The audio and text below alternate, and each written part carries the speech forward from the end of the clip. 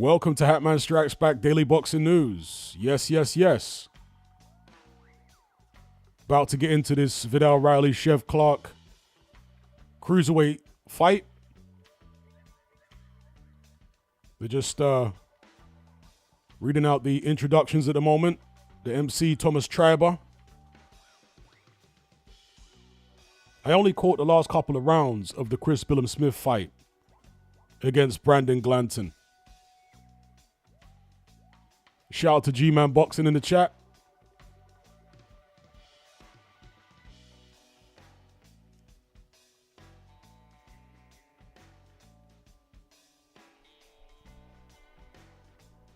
Let's see how this fight turns out. I'm hoping it's exciting. I'm hoping it's entertaining. Hoping to see big shots land and somebody score a knockout. Interesting development here. So, Chev Clark has hired Virgil Hunter as his new coach ahead of this fight. It's an interesting choice.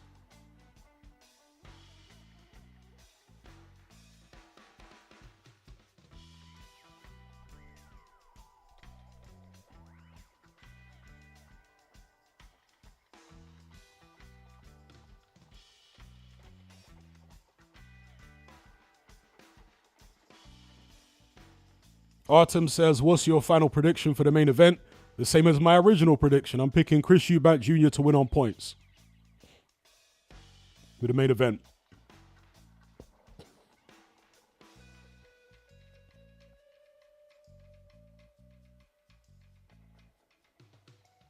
So here we go, introducing Vidal Riley.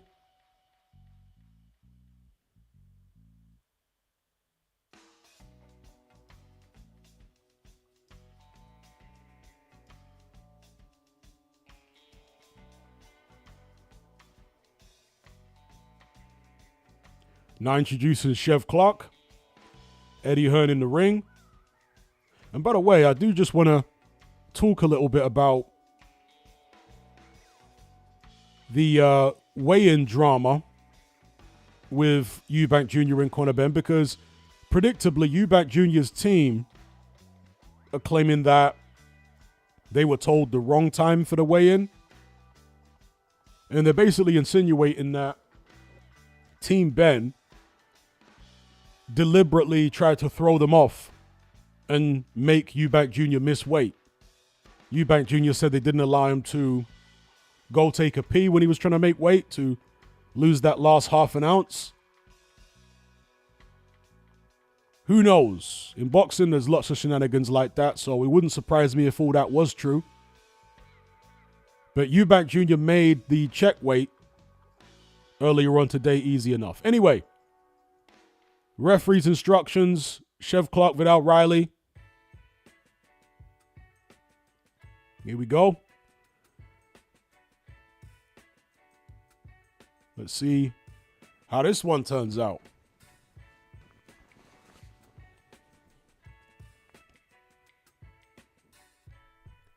Chev Clark in the fly gloves. Vidal Riley in, I think, winning.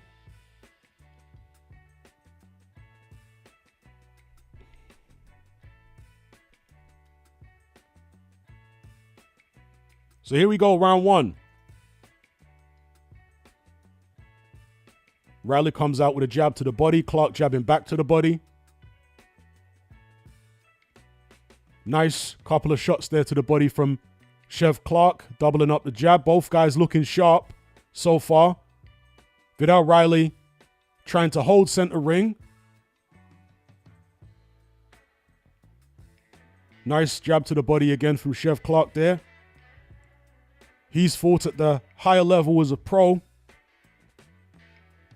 And he was a good amateur as well. Tries to get his right hand off there. Vidal Riley definitely trying to establish himself in center ring and hold his ground there. Misses the right hand there. This is a more circumspect opening from Chev Clark in this fight. Is that the influence of Virgil Hunter? Good body shot. Right hand to the body from Chev Clark there. Another one. momentarily pushes Riley back. Because as I was saying about Virgil Hunter, he is more of a technical coach, tries to get you to fight in a strategic fashion. Obviously, his most famous charge is Andre Ward, who was a defensive whiz and very good on the inside. So are these things that Chev Clark has been working on? We'll see. But it's a battle of the jabs in the opening round. Chev Clark landing nice to the body with his jab.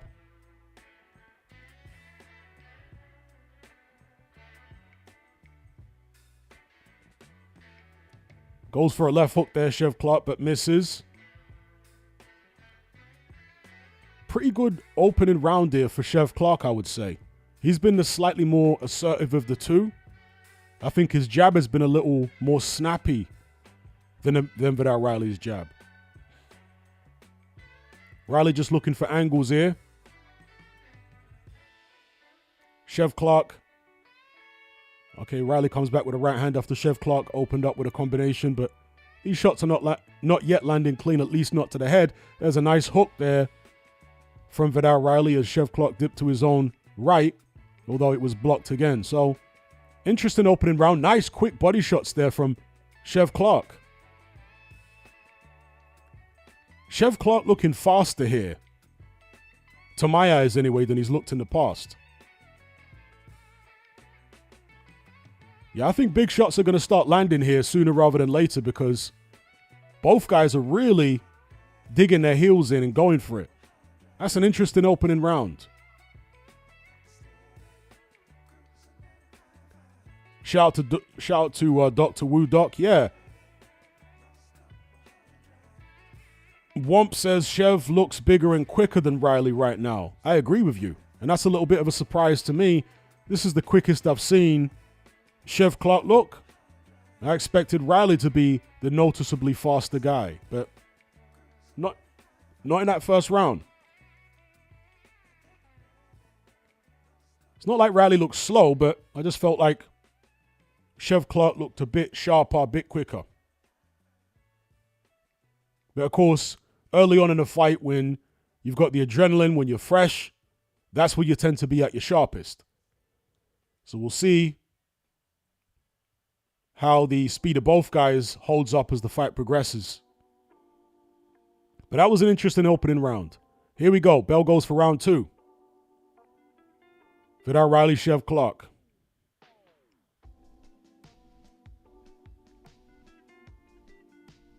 Riley feinting with his left hand. Jabs to the body. Clark jabs to the body as well. Yeah, I do feel as though Clark is the more relaxed of the two here. And of course, he is more experienced as a pro. And did fight at a very high level in the amateurs. So he seems to have settled into the fight marginally quicker than Vidal Riley, but long way to go. Nice right hand to the body from Chev Clark again there. Chev Clark using his legs plenty, not just coming forward in straight lines as he typically does, although Chev Clark has shown a back foot in several of his fights. But he likes to come forward normally, but in this fight here, he's fighting very strategically and intelligently, Chev Clark, from the opening going. In the opening going, should I say. Attempted right uppercut trying to catch Clark on the way in from Vidal Riley, but again, misses. But both guys throwing real nice shots. Both guys looking to land with serious power.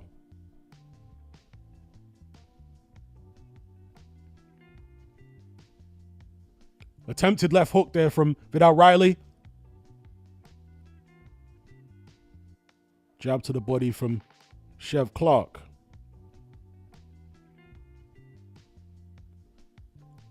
A slightly quieter round here. That's a nice left hook again there from Vidal Riley. He's found a home for that shot.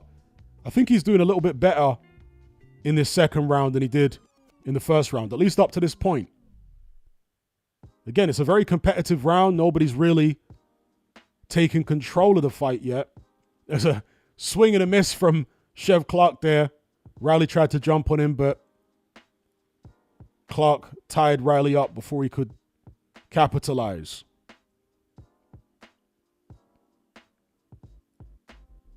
Riley fighting with his left hand low.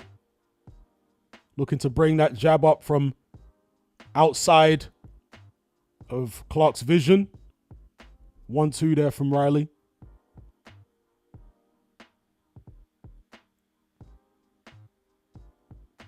Right to the body from Chev Clark. Nice jab from Chev Clark. I edged that first round to Clark, but the second round, I want to say Riley, for me, has just edged it. So I'm going one apiece. First to Clark, second to Vidal Riley. Shout out to everybody in the chat. Shout out to JR. Yeah, Turkey Al Sheikh likes to do things differently. And they've got this novelty thing of having lookalikes being the ring card men, in this case. I'm not sure if they've had any females. There was an Ed Sheeran lookalike, Hannibal Lecter lookalike, Anthony Hopkins.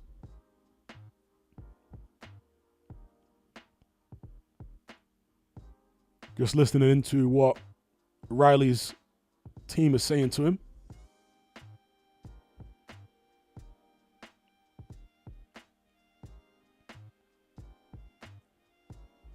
Round 3.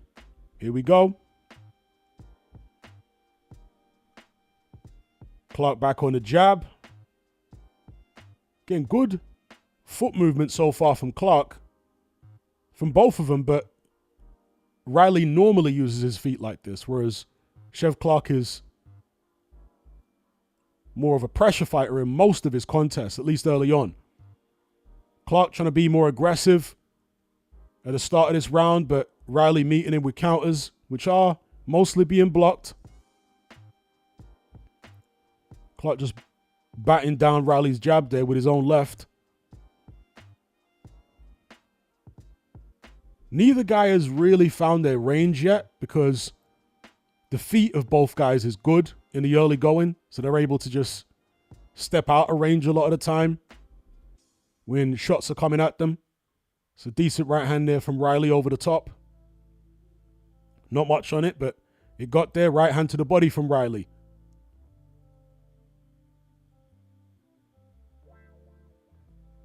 So right hand over the top there from Chev Clark. Don't think it landed flush.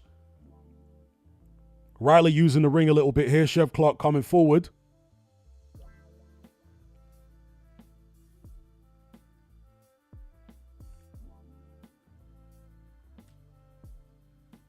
It seems inevitable. The way these guys are throwing shots, that eventually something big is going to land. Nothing big has landed so far, but plenty of big shots have been thrown with good form and good snap. Going to be interesting to see who lands the first big shot. But both guys looking pretty good so far. Their shape is good. The speed is good. The balance, the footwork of both guys is good. That was a good attempted right uppercut from Vidal Riley. Again, don't think it landed flush.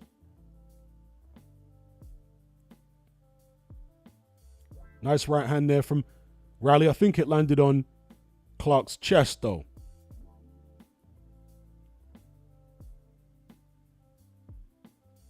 I just get the sense in this third round that Clark's feet are starting to slow down a little bit. That's a nice right hand there from Riley. Again, not a massive amount of power on it, but it did get over Clark's left hand. See, I just feel as though Clark's legs might be starting to slow down a little bit because he was bouncing around a lot faster than he's normally used to. Or perhaps this is that's a nice right hand there from Vidal Riley over the top.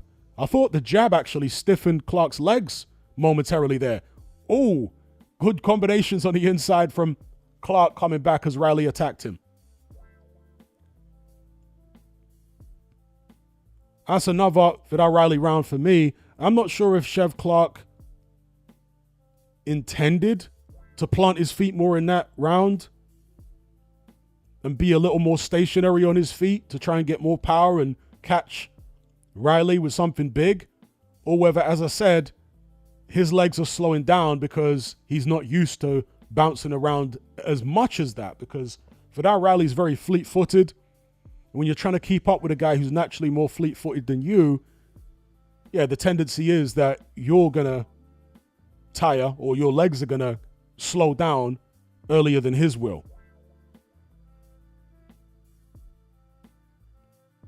So for those who are not aware, I did a prediction video for this fight, and my prediction was Vidal Riley to win. I think I said on points, possibly late stoppage, but I think I was veering towards Vidal Riley on points. Here we go, round 4. Bell's just gone.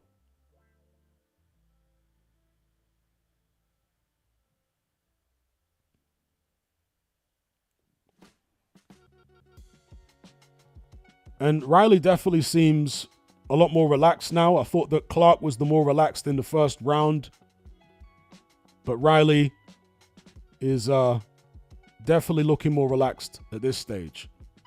I mean, both guys are relaxed, but I'm saying Riley's more relaxed than he was in the early rounds. Decent combination there from Riley in response to what Chef Clark threw at him. But again, as people are saying in the chat, a lot of shots are hitting gloves here. Most of the shots are hitting gloves. Both guys keeping their defenses pretty tight.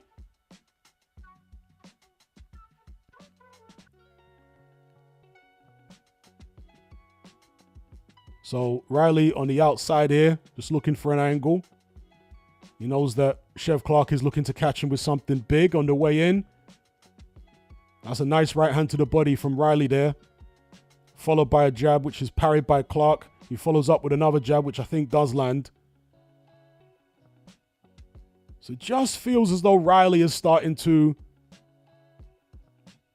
get the better of things here boxing. And this is Riley's kind of fight. You know, he prefers to keep things on the outside. He's the faster guy. Didn't appear it in the first round, but now he does. So now they're mixing it up on the inside. Riley's got Clark pushed back to the ropes.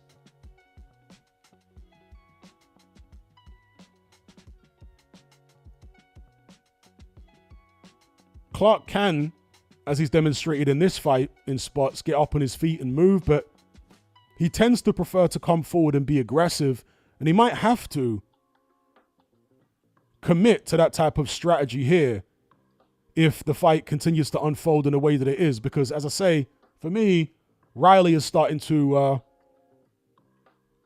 get on top here. That's a nice left hook to the body from Vidal Riley. Oh, head's coming dangerously close there. But Vidal Riley just starting to outbox Chef Clark.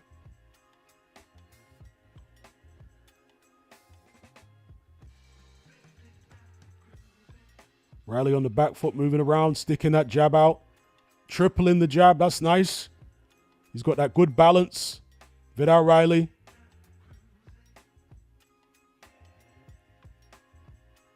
And yeah, Chef Clark has not been able to keep up with Riley's foot speed after the first couple of rounds.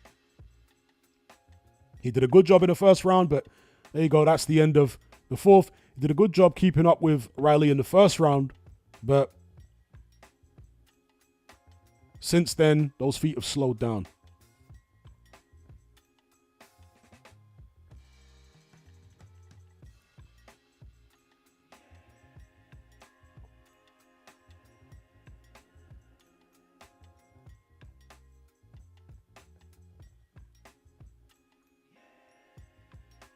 Black Dynamite says Riley comfortable in there. Yeah, he's certainly getting comfortable. I've given him every round so far apart from the first. Gave Clark the first, but Riley the second, third, and fourth.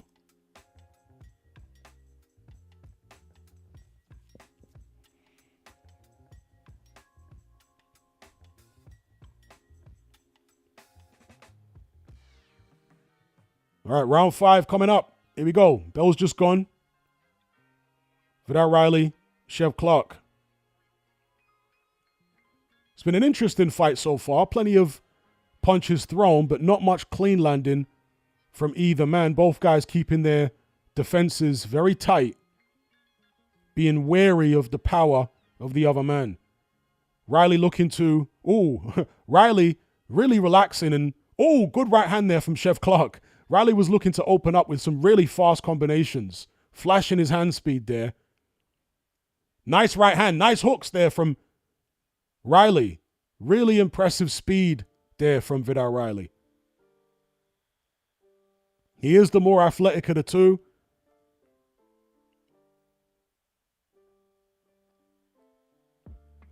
Riley looking to have fun in there. I mean, he doesn't need to get too complacent because Chef Clark can punch and he's a very proud man. Very tough man. But yeah, this is the footwork of Vidal Riley that I've been so impressed with in his last few contests. He does move and bounce on his feet very, very nicely and is able to punch off that bounce.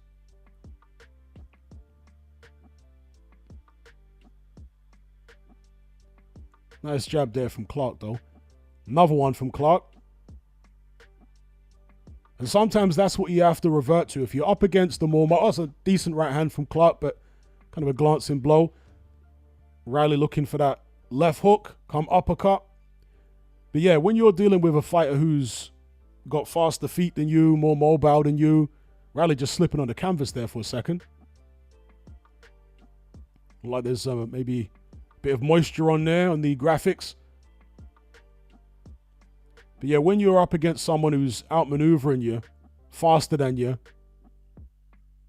then sometimes it's just best to stick to the basics, stick to the jab. That's a good body shot from Clark. Was Riley troubled by that shot?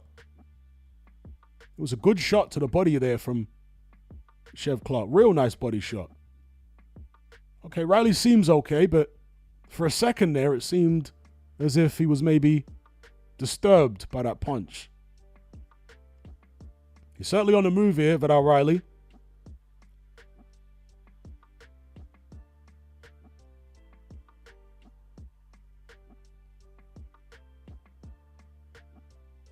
So 1-2 from Vidal Riley and a jab. Yep, just outmaneuvering Chef Clark here. Nice left hand to the body as well from Riley.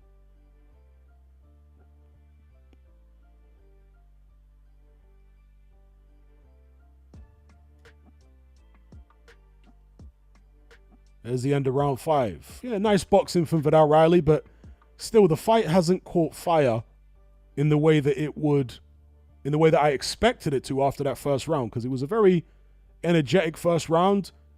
But since then, it's just been Riley outboxing Clark, using that foot movement, the jab, the combinations, and just being too light on his feet for him and a bit too quick of hand.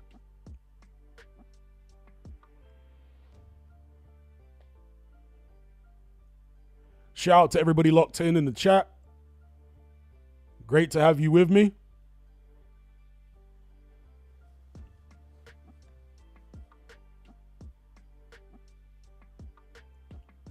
Black Dynamite says Virgil Hunter killing the aggression out of his fighters. Well, yeah, many people have said that. Although with Amir Khan, it worked quite well because Amir Khan was too aggressive. And Virgil Hunter gave him some structure, which he needed. Here we go anyway, round 6. Let's see if Chef Clark can change the pattern of the fight, because other than the first round, it's been all Vidal Riley for me, outboxing his man. Clark definitely looking to fight in his more typical fashion, which is to come forward, apply pressure, jab to the body. Riley really likes that left hook come uppercut. It's almost like the Razor Ruddock, what they call the smash. A hybrid uppercut hook with a left hand.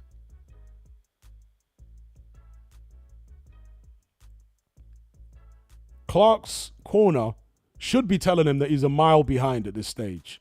So he's really going to need to force the issue. Oh, that's a good right hand from Clark. Riley took it all right, though, but that did land well. Probably the best headshot that Clark has landed so far in the fight. But Riley up on his toes, popping that jab, fleet of foot. Yeah, Clark's team really need to be telling him to step on the gas. He's going to have to start taking chances. Okay, both guys have now slipped on the advertising in the middle of the ring. Appears to be slippy. That can happen, especially if they get moisture on it. Infamously, Anthony Joshua, after buzzing Daniel Dubois in the 5th round of their fight, slipped on the canvas. He didn't slip over, but he slipped as he tried to follow up. In fact, I think both guys slipped. I think Dubois slipped on the canvas after he got hit with a right hand, and AJ slipped on the canvas as he was trying to follow up. That's a nice right hand to the body from Clark. Slightly better round from Clark here. Riley hasn't done as much work, I don't think.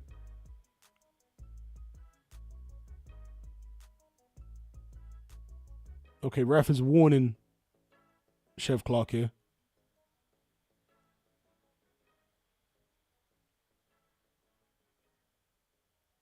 All right, warning both fighters for punching on the break.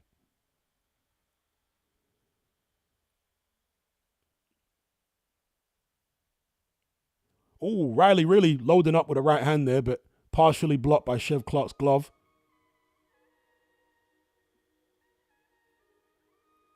Nice double jab from Riley. Yeah, Chef Clark definitely trying hard here.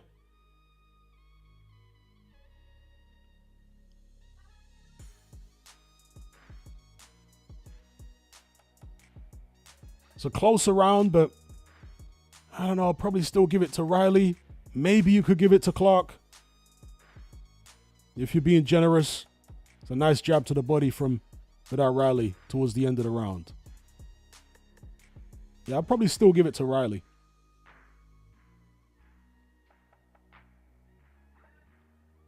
Shout out to Mr. Luca in the chat. George Evans. He says Riley is really good. Yeah, Riley is a talented fighter. Crip Talk says, glad you're online for this one. Hatman Adam Smith is being unbearable.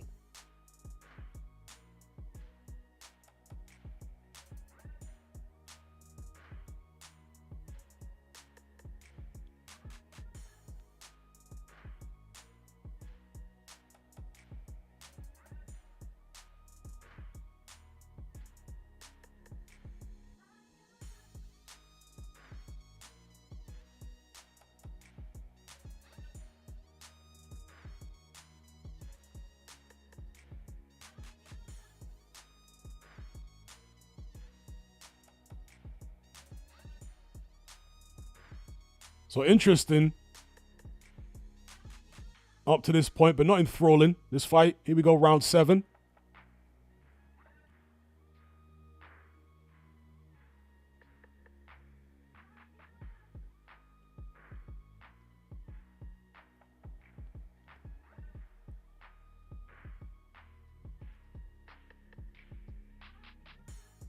So attempted left hook there from Clark. Eddie Hearn must be very disappointed with his man Clark up to this point. Because for me, he's only won one round, which was the first. He's not applying enough pressure. I think he wasted a lot of energy early trying to keep up with Riley's footwork. He really shouldn't have been trying to do that. Riley is the naturally lighter on his feet, the naturally more athletic guy.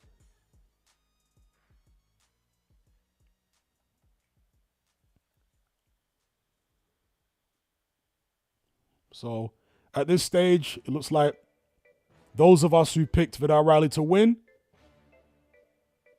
are on course to be correct. We shall see.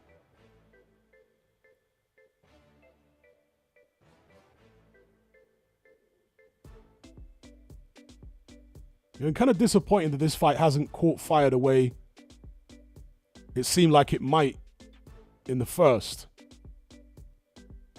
And that's a matter of Clark not being able to stay with Vidal Riley. He's just falling behind. Going for a big right hand there, Chev Clark, though. He's just falling behind and he can't keep pace. And he seems to be locked into a particular rhythm that he's struggling to get out of as well, Chev Clark. And that can happen to you in a fight or in sparring. Sometimes it's hard for a fighter when he's locked into that rhythm to switch it up. But he needs to switch it up here. He needs to... Oh, that's a good right hand there from Vidal Riley. Nice jab.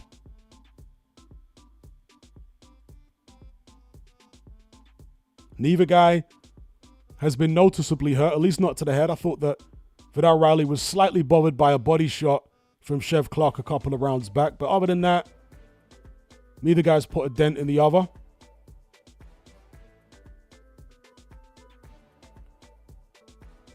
But this is another Riley round for me. He's putting rounds in the bank. Outboxing Chev Clark comfortably. Clark looking to be more aggressive towards the end of the round and nick it, but no, he hasn't done enough for me. That's another Vidal Riley round. Looking like a whitewash for Vidal Riley here.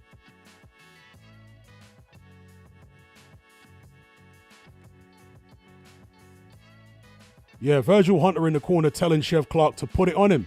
He asked him, have you got the energy? Clark says yes. So that's definitely the advice to be giving him. Needs to try and put it on him. Needs to change the rhythm of the fight. Disrupt the rhythm of the fight.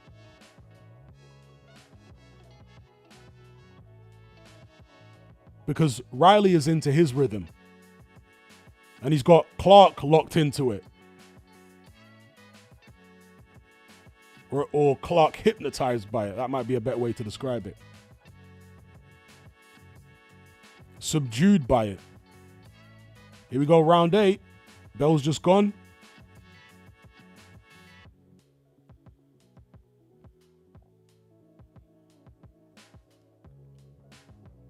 Yeah, Derek Riley, Vidal's dad, happy in the corner, as he should be, because things have gone very much according to plan for them up to this stage.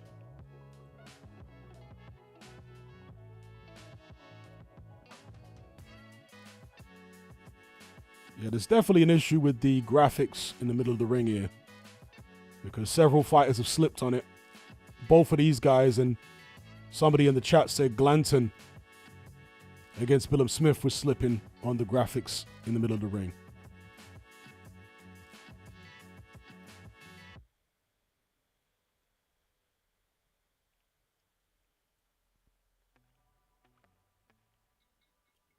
Yeah, both. Clark actually shaking his head there as if to say, I don't even want to be in the middle of the ring because of that graphic, which I keep slipping on. So it's like he's actually moving around the ring trying to avoid stepping on the graphic.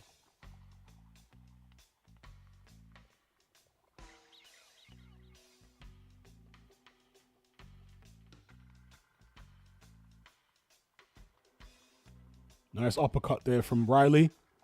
Again, that movement. Very nice balance. Throwing combinations off the movement. It's nice boxing from Riley.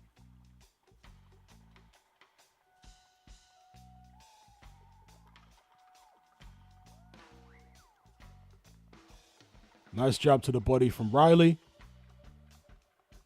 It's almost like a sparring session at this stage, to be honest. That's a nice right hand from Vidal Riley. Best punch he's landed to the head in a couple of rounds. Didn't have much of an effect, though, on Chev Clark.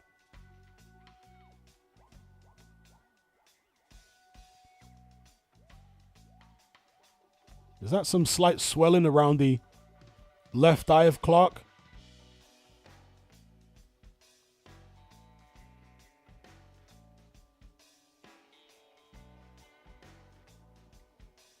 Yeah, Clark really has run out of ideas here. Riley's just too good for him. Movement is too good. The rhythm, the coordination. That's a nice right hand from Vidal Riley there. Nice right hand back, though, from Chev Clark. Oh! Chev Clark! Okay, he slipped on the canvas. It appeared as though he might have been hurt for a second, but apparently that was a slip on the canvas. But he did get caught with a right hand in that exchange. And Riley got excited there. Uppercut on the inside from Vidal Riley. Jab from Riley. That's another round in the bank for Vidal Riley.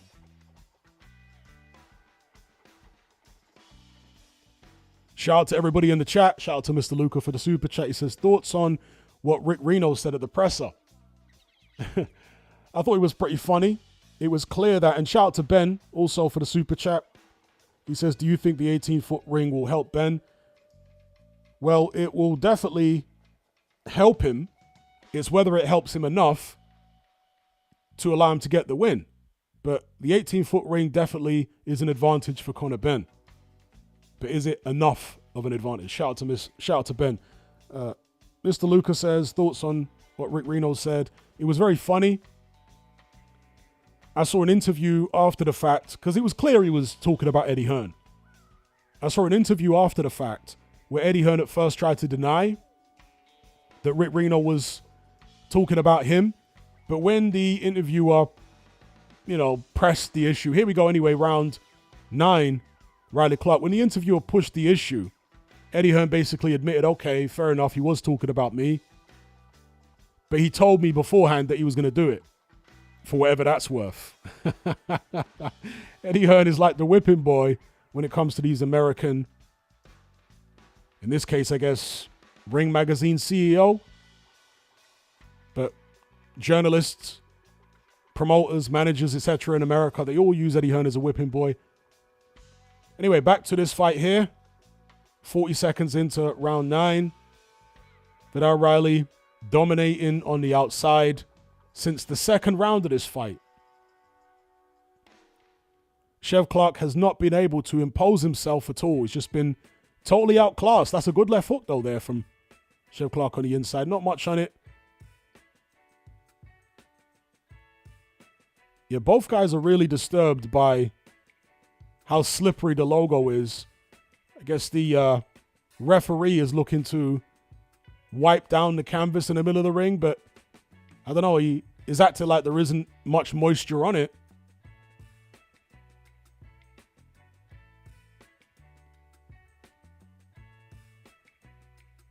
And this happens so often in fights with these slippery graphics on the canvas that you would have thought they would have come up with a textured graphic, because you can't have fighters slipping on that and then getting caught, getting knocked down, losing a fight potentially because of the slippery graphics on the canvas. Anyway, action resumes. Clark looking to unload some shots, but ineffective. It's a nice right hand there, though, from Clark. Right, as I said, that's another decent right hand there from Clark.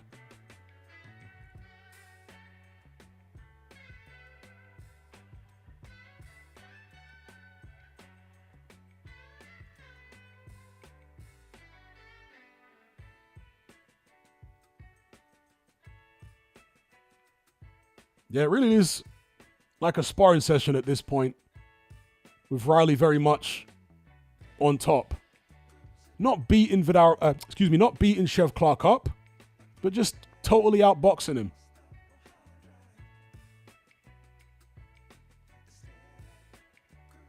As Callum said there in the chat, that slippy canvas is only going to get worse after every fight. Left hook there from Riley. Clark frustrated, again slipping in the middle of the canvas on the graphic.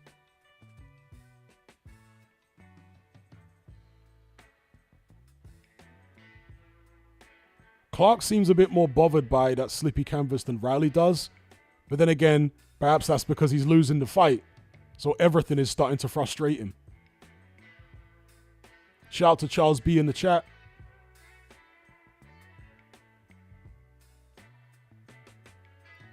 Riley turns southpaw here at the end of round 9. So there we have it. Round 9 gone. Yeah, that's a good idea, Harvey. He says that they should get some sandpaper on that logo in the ring. It's definitely a good idea. Make sure it's coarse enough. Get some sandpaper on it. That was a nice right hand there from Clark, which caught Riley, I think, on the eye. Or just on the forehead, actually. Just on the side of the forehead. That was a decent shot. Sean Fowler says Vidal has been impressive. Yeah, nice boxing. Charles B says, how you scoring the fight? Missed half of it. I've given Vidal Riley every single round other than the first. So he's really cruising through the fight. Totally outboxing Chev Clark.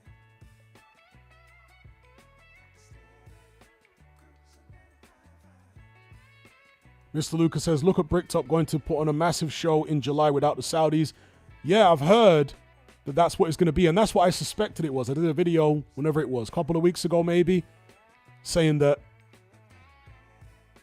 is it possible that the Saudis won't be involved? But anyway, here we go, round 10. We're 15 seconds or so in, 20 seconds in.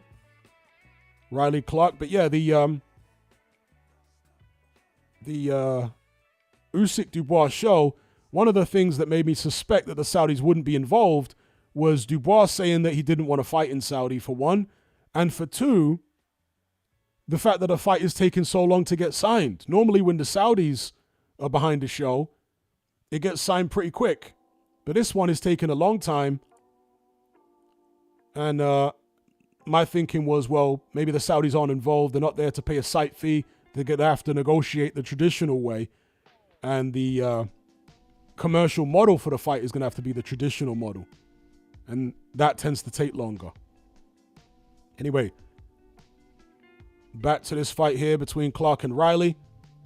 Riley again, totally dominating on the outside, combinations, hand speed, foot speed, balance, punch variety, everything, just outclassing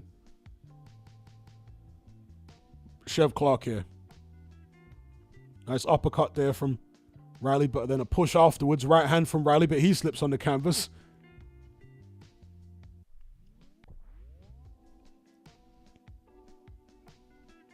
Yeah, let's hope somebody does do something about the logo on the canvas, because that has really affected both fighters here.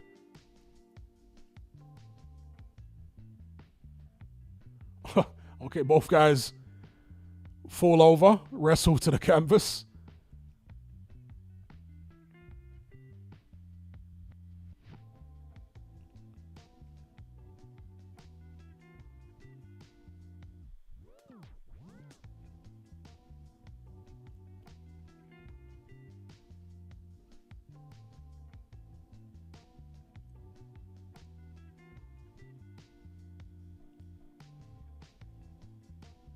Both guys slipping even more as the fight has progressed.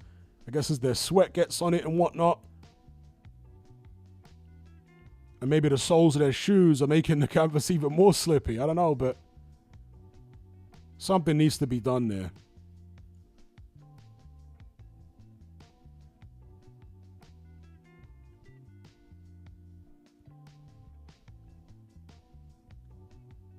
How long does it take to put a new canvas on?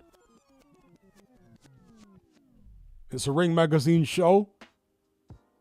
Money shouldn't be an object, so might have to put another canvas on there. But then again, you have to take into account the sponsors, because they won't be happy to not have their advertisement on the canvas if you change it out.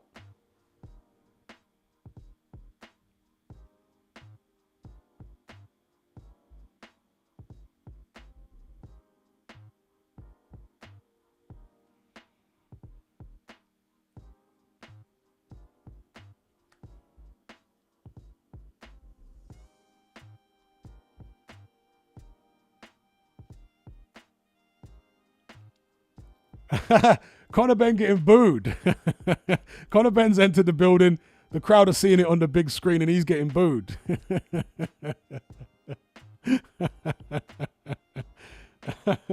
Say hello to the bad guy.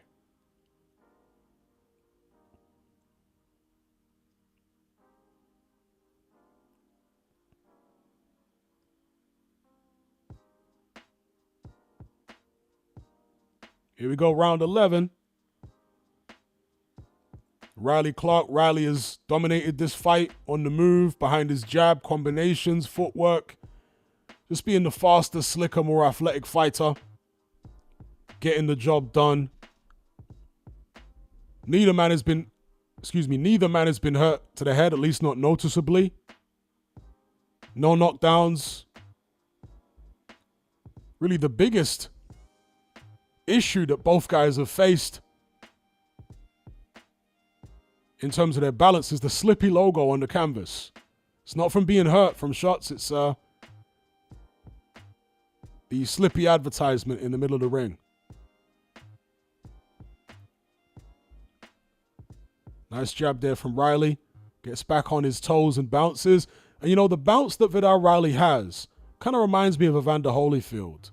Holyfield had that kind of bounce. Very, very similar rhythm and similar bounce, the way he gets up on his toes and punches off that bounce. Very Holyfield-esque. I'm not saying Vidal Riley's as good as Evander Holyfield, folks, before anyone gets outraged in the comments or in the live chat. I'm just saying his bounce is somewhat reminiscent. The rhythm he has is somewhat reminiscent of Holyfield.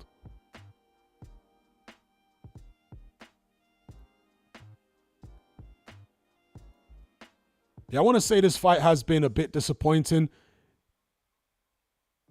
The first round was very promising, but since Riley took over from the second round on, it's been a bit flat. And that is owing to the inability of both men to hurt each other.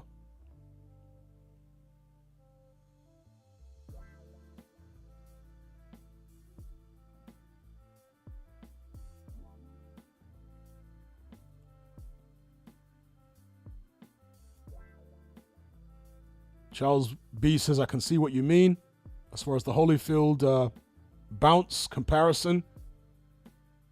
Jay Silver says, Vidal too slick for him. Yep, way too slick. But, I mean, Vidal Riley literally slipped across that logo like it was ice. That was crazy. Did you guys see that? His foot properly, both feet proper slipped backwards like he was skating on ice. Crazy. That might be certainly one of the most slippery logos I've ever seen in the ring. Definitely need to get something done about that before the main event, as others are saying. Right hand there from Riley.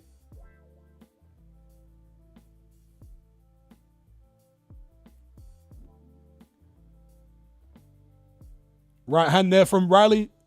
Seemed like he hurt Chev Clark towards the end of the round, but because it's so slippy in the middle of the ring, it's sometimes a little deceptive, but did seem as though Clark was momentarily buzzed there at the end.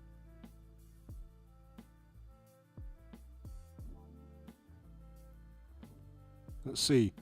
Yeah, right hand as Clark was coming in. Clark was totally off balance, though, at the same time, but it was a good right hand.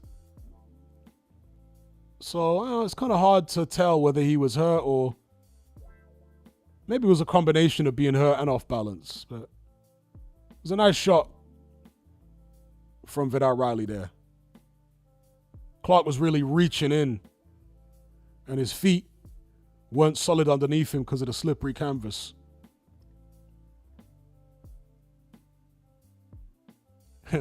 Duke says, canvas is ripe for a big drama show. That's correct. But whoever is on the bad end of the big drama show because of that canvas is going to be very upset. Here we go, round 12. Vidal Riley, Chev Clark. For those of you just tuning into this stream, it's been all Vidal Riley, totally outboxing Chev Clark, outclassing him, outspeeding him, outjabbing him, outmaneuvering him since round 2. I haven't given Clark a single round other than the first. So pretty much a whitewash here for Vidal Riley. He's fought this fight in cruise control. It's been very comfortable for him. Shout out to Mymar in the chat. He says the other guy has had a couple of moments. I think Riley, very frenetic, but is a world beater. not from what I can see.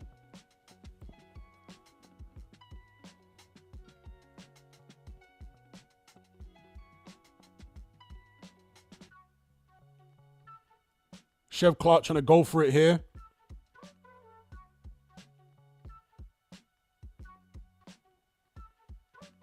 He obviously knows he needs a knockout to win, but apparently he just doesn't have the energy, the creativity, the ideas.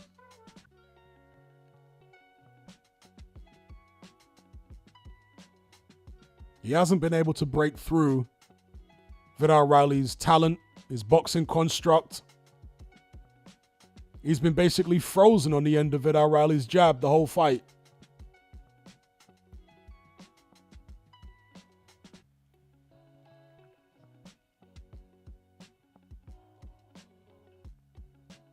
A minute to go in the 12th.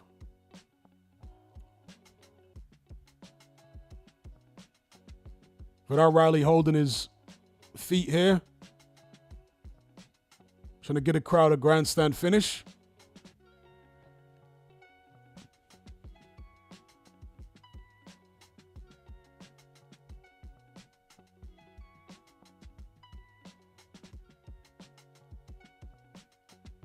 Black Dynamite says, once Jai Opetaia leaves the division, I can see Riley taking over. Yeah, somebody asked me the other day if... Oh, that's a good right hand there from Chev Clark. Yeah, somebody asked me the other day if I can see Riley winning a world title, and my answer was yes. At least when Opetaia moves up, as Black Dynamite said there. I don't see him beating Opetaia, at least not at this stage. But if and when Opetaia moves up, I think the division's wide open. Both guys swinging away. In the last 10 seconds, that's the end of the fight. Comprehensive victory for Vidal Riley. Pretty much a shutout. But yeah, as I said the other day, I can see Vidal Riley winning a world title if and when Jai Opetaia moves up. Because the cruiserweight division these days isn't exactly that strong. When you take Opetaia and even Ramirez out of the equation, although I don't think Ramirez is unbeatable at all.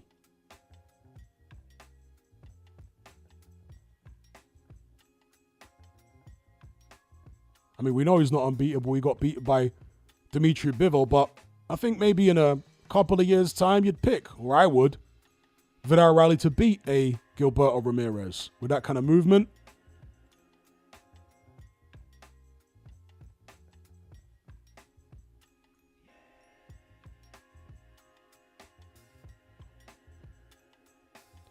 Ocean Blue says, never thought I'd be listening to boxing commentary at an Italian restaurant, but glad you're doing this. Big up Ocean Blue. Iron Mike says, someone get Chev to the barbers ASAP.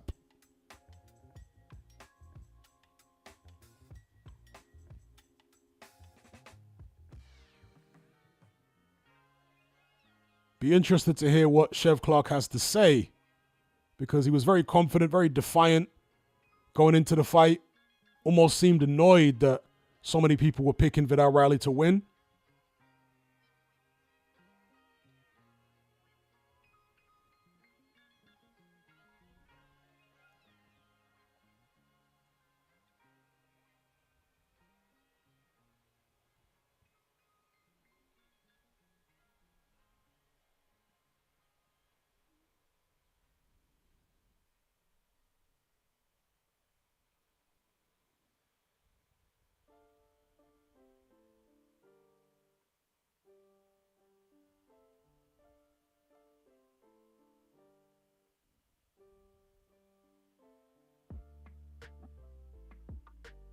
Wow, 116, 112, that's way too close.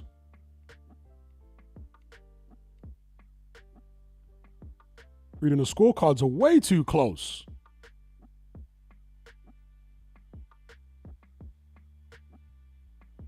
So Vidal Riley knew, British Cruiserweight Champion, the scorecards were way too close. Is that the Eddie Hearn influence? Honestly, A couple of the judges there only had it for Riley by, what was it, 2 rounds? That's crazy. I'm telling you, those are crazy scorecards.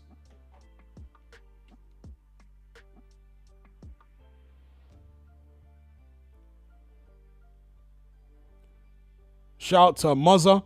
Callum says, shocking indeed. Very shocking.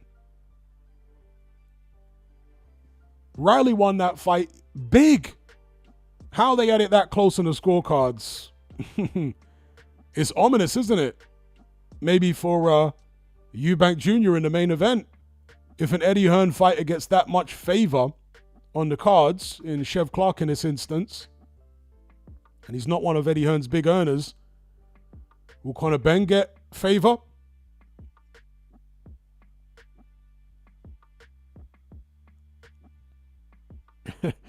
Black Dynamite says Hearn sent a nice little care package to the judges.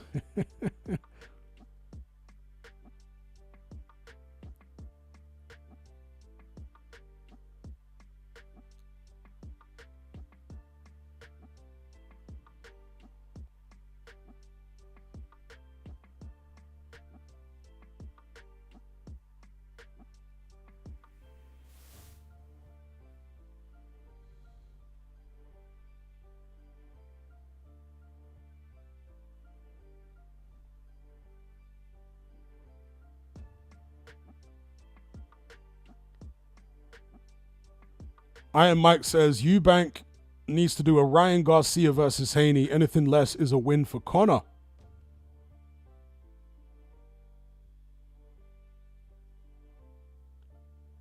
Black Dynamite says, who's next for Riley though? I want to see him fight Apache. Yeah, you could put him in there against an Apache. You could put him in there even against the Glanton, who fought earlier on this card. Liam in Chain says Riley seems to have very little power. Certainly didn't display much power in this fight. But we do have to take into account that slippery canvas, because Chev Clark is normally a pretty good puncher, and he did land on Riley a few times, but he didn't make a dent in Riley. So either Riley's got a pretty good chin, or that canvas took away power from both guys to some extent.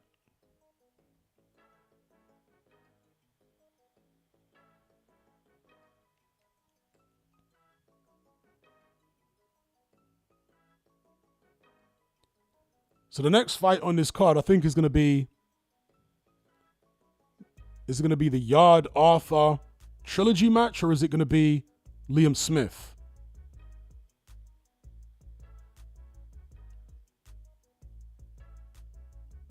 Anyone know the running order? Is it going to be Yarde Arthur 3 or Liam Smith? Okay, people are saying Smith next. I was hoping it wouldn't be that. I was hoping to see Yarde Arthur next, because I'm not expecting the Smith fight to be that good. We'll see.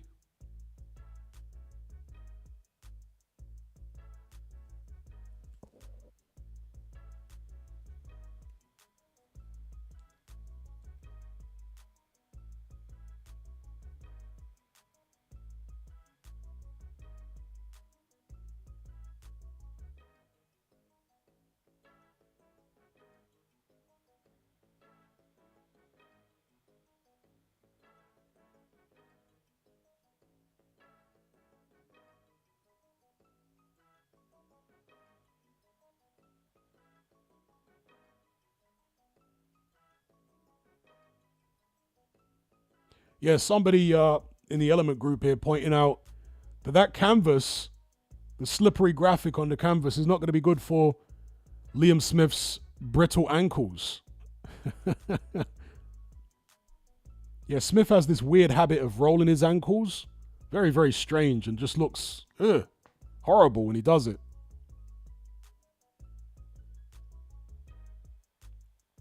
It's one of the weirdest idiosyncrasies I've seen, because in the Eubank Jr. rematch, people were assuming that Liam Smith hurt his ankles, but apparently that's something he often does even in sparring, is rolling his ankles. It's like an idiosyncrasy. Very, very strange thing to do. Very dangerous and strange.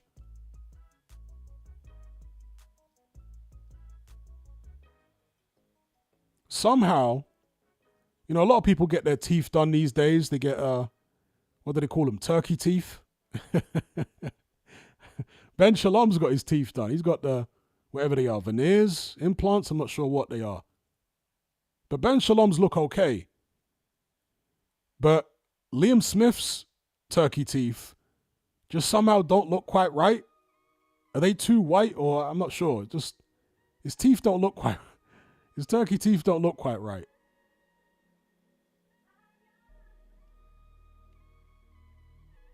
Shout out to Jake in the chat. He says, I'm tuning into your commentary. I had Sky on and Adam Booth is on the mic. Do you rate him as a commentator? Yeah, I like Adam Booth as a commentator. He's a very analytical individual.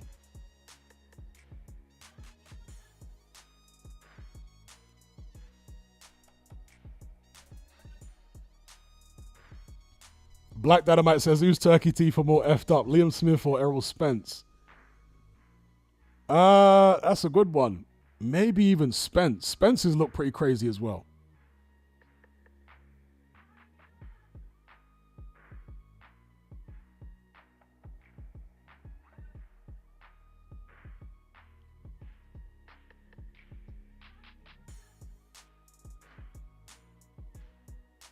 Have you noticed how Liam Smith has always got tanned forearms? Only his forearms. Man never takes his shirt off on holiday. Only lets his forearms get a tan. Jake says, can't be as bad as Mark Castro's teeth, aka Elon Musk.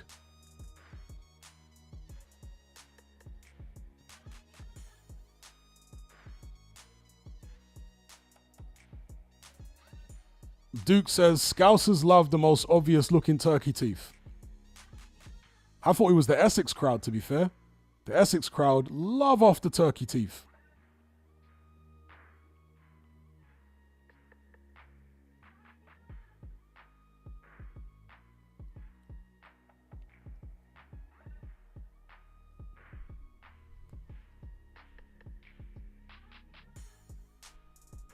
Sikte, is that his name? Says German teeth are the way to go. If you got yours knocked out, it's expensive, but they recreate the original.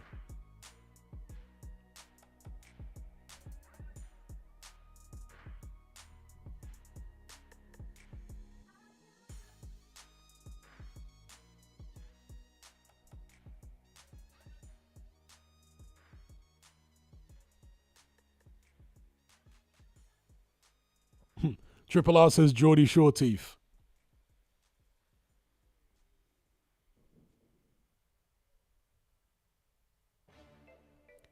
Alex Shelley says, why did they replace Ade with the Love Islander? I've got no idea. I think Ade might have addressed it on his channel, because in one video, he said he was going to address it in a Q&A and give the reason for why he's not working this show. He's made no secret of the fact that he's upset about it.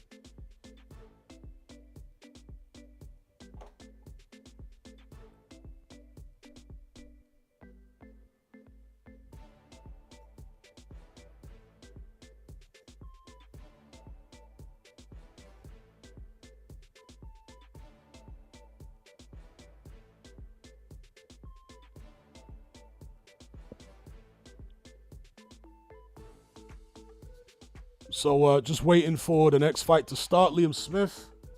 Okay, here we go. Thomas Triber about to call the fighters to the ring.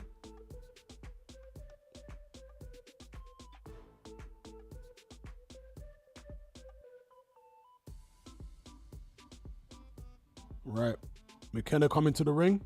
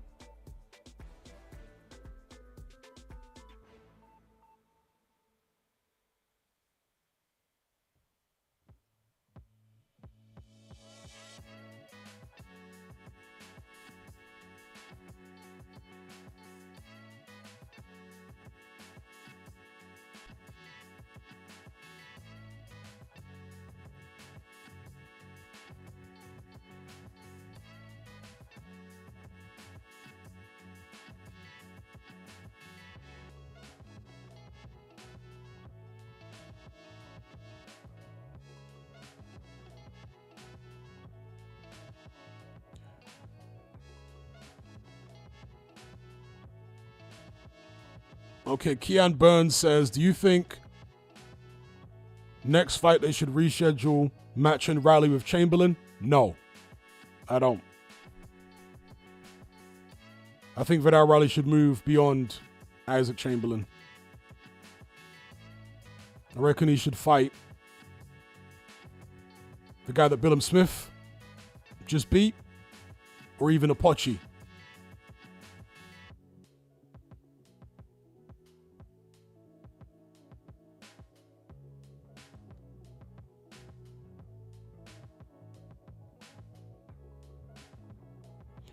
So let us see where this goes.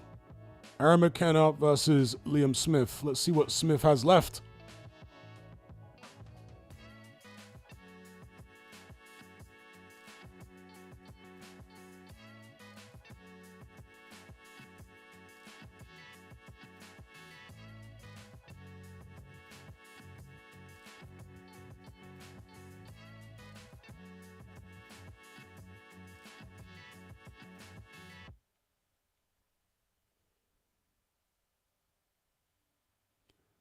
CO9 says this fight isn't going the distance. Hopefully not, because of all the fights on the card, this is the one I have the least interest in. Even less interest in this fight than the trilogy match between Yarde and Lyndon Arthur. The one I actually had the most interest in was the Riley-Clark fight, which turned out to be disappointing, let's be real. Neither guy managed to put a dent in the other. No knockdowns. I thought maybe Clark was slightly buzzed in the 11th, but other than that, it was a whitewash for Vidal Riley. Totally dominated behind the jab, totally outboxed Chev Clark, but would have liked to see some drama, you know?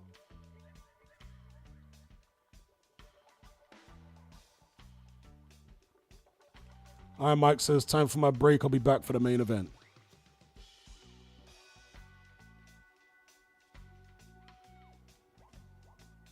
So, we got Liam Smith walking to the ring. Eddie Hearn in tow.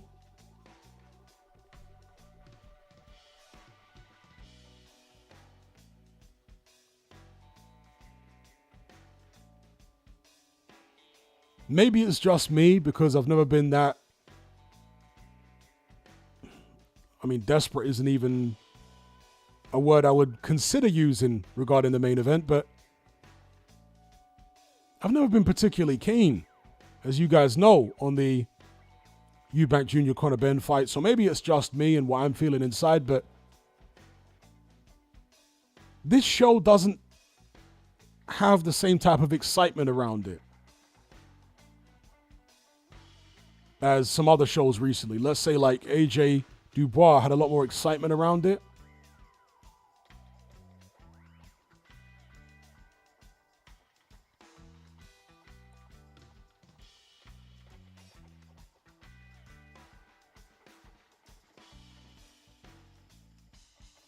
Even the Joe Parker,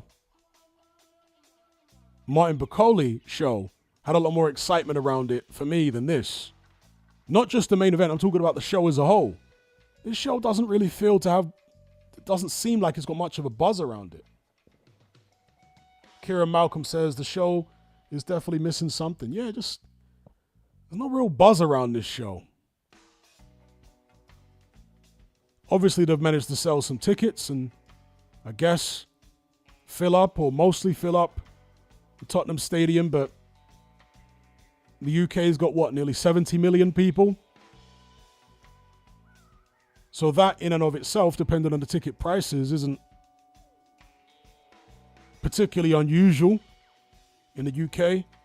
And I'd have to imagine the ticket prices for this event, maybe I'm wrong here, I'm completely guessing, but I want to guess that the ticket prices for this event are cheaper than, let's say, AJ Dubois ticket prices.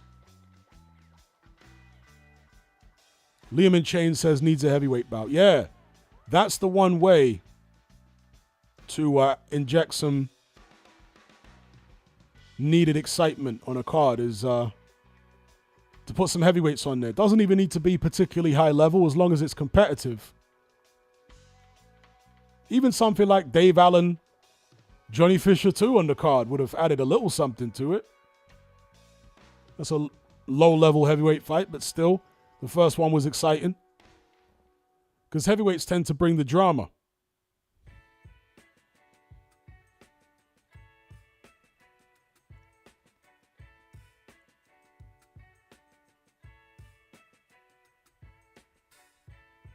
Marmot says, I agree, this show is lacking sizzle. Yeah. Even the crowd don't seem that into these fights. There's a lack of atmosphere here.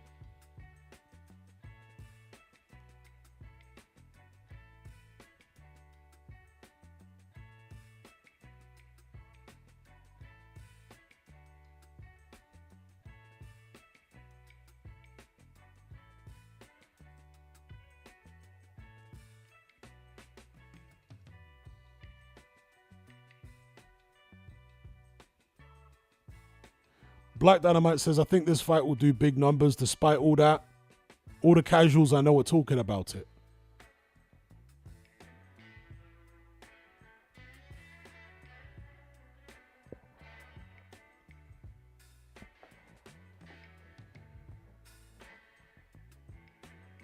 All right, fighters coming to the center of the ring. Liam Smith, Aaron McKenna. Let's see how this one goes.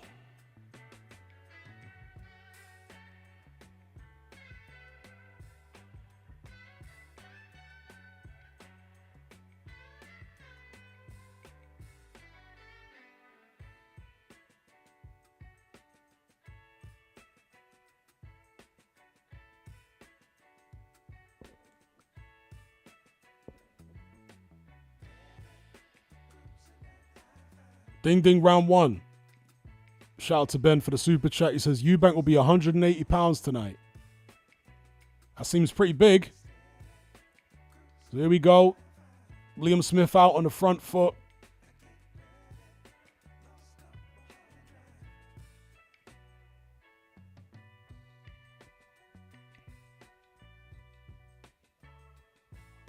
Smith is one of these fighters who fights behind a very tight high guard.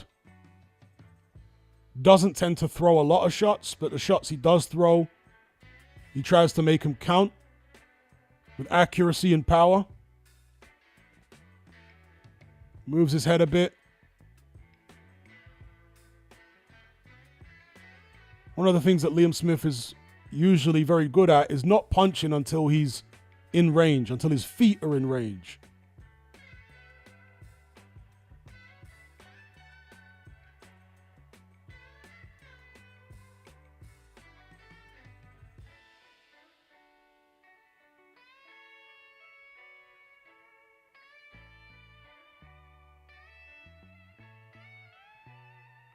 So Liam Smith pressuring McKenna here. A typical Liam Smith first round. Not throwing much, but looking to land cleanly when he does.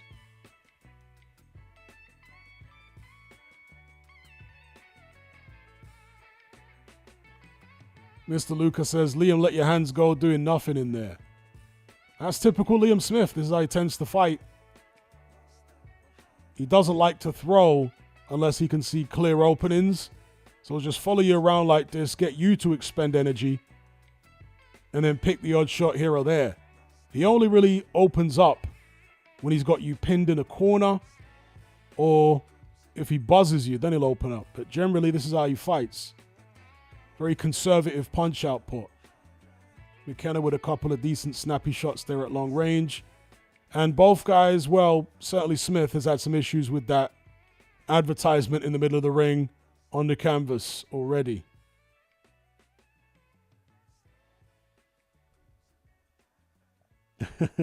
JR says Smith is dull in every area. I wouldn't disagree.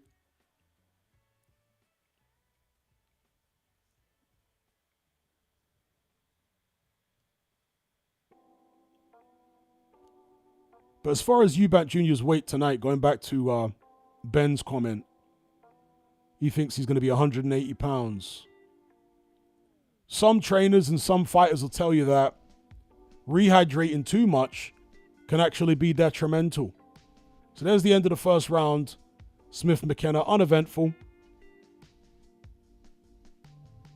I'll probably give it to McKenna. A few more shots. Sean Fowler says, who are you picking to win this, Hatman? Same as my prediction in my prediction video the other day. I'm picking Eubank Jr. on points.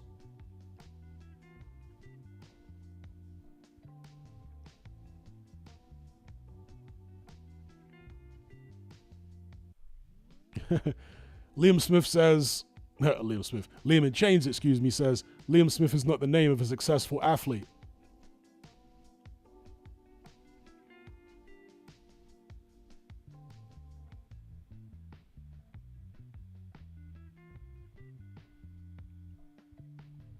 KSI in the crowd there. With the fake Ed Sheeran, the lookalike. It's a damn good lookalike, though, for someone that's not actually Ed Sheeran. Here we go, round two. Smith McKenna, uneventful first round. McKenna moving about, using his height and reach. Liam Smith doing the usual Liam Smith thing, which is pressure tactics behind a high guard, looking for quality over quantity. Smith has never been a volume puncher. Moving his head here, trying to get close. Plodding forward. Trying to maneuver himself into a position, or maneuver his opponent into a position where he can trap him.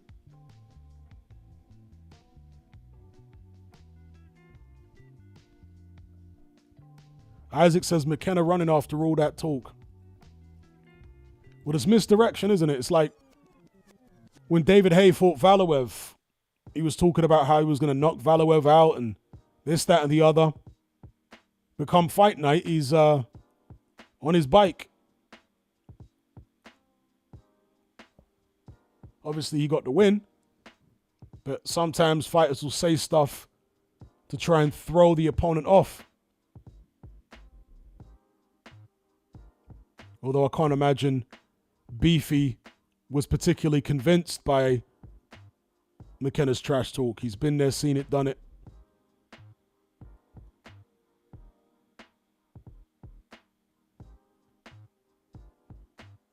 Some left hands to the body landing from McKenna.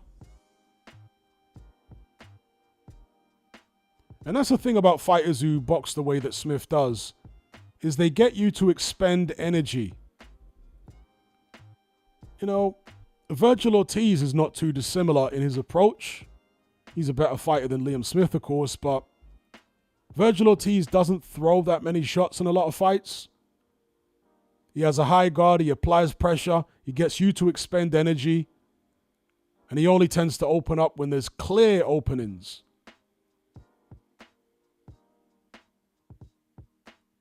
And with fighters like this, pressure fighters like this, it can be frustrating at times with how low volume they are. Mikey Garcia was a bit like this in a lot of his fights. Wouldn't throw much, but what he did throw, he'd try and make it count.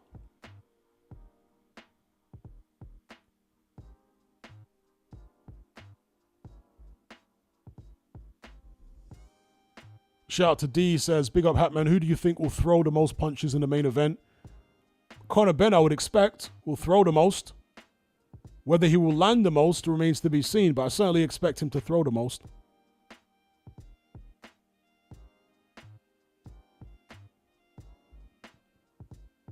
Jake says, who looked worse on the scales, Boots or Eubank? I gotta say Boots.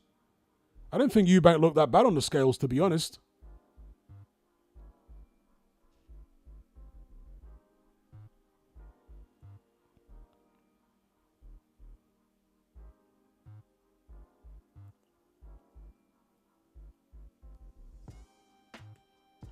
Okay, listening to Vidal Riley and his dad talk about winning the British title here.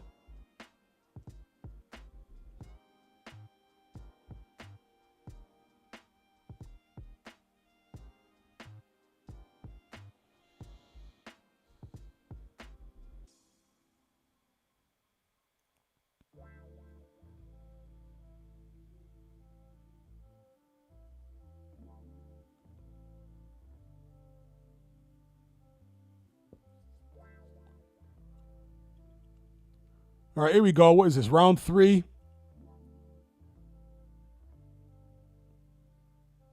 Liam Smith, Aaron McKenna. Uneventful fight so far. No big punches landed. And again, you know, with these shows, some shows have got a certain energy around them before the show's even started where you know there's going to be drama. There's drama in the air. Do you know what I mean? In the atmosphere before certain shows. And those shows tend to have loads of dramatic fights. You can sense it. You can feel it in the air. You know, you can, like Phil Collins, feel it coming in the air tonight. But with this show, it just feels totally flat to me.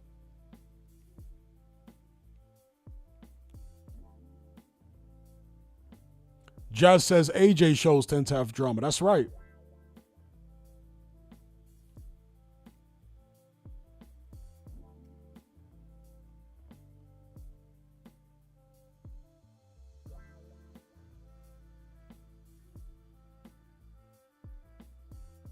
McKenna using the height and reach quite effectively so far, but he is being forced to work a lot more than Liam Smith. Turning southpaw here. Smith, as always, is banking on his opponent starting to get tired and ragged before he does. But McKenna looks relatively comfortable through the first 3, so Smith might need to try and take the bull by the horns sooner rather than later. He doesn't want to allow this fight to get away from him. Combinations there out of a southpaw stance from McKenna.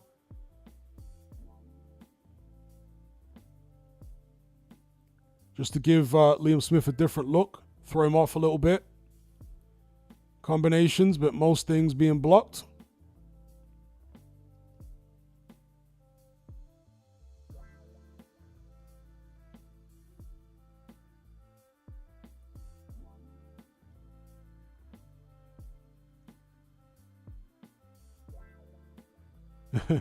D says that's what happens when you fake a main event.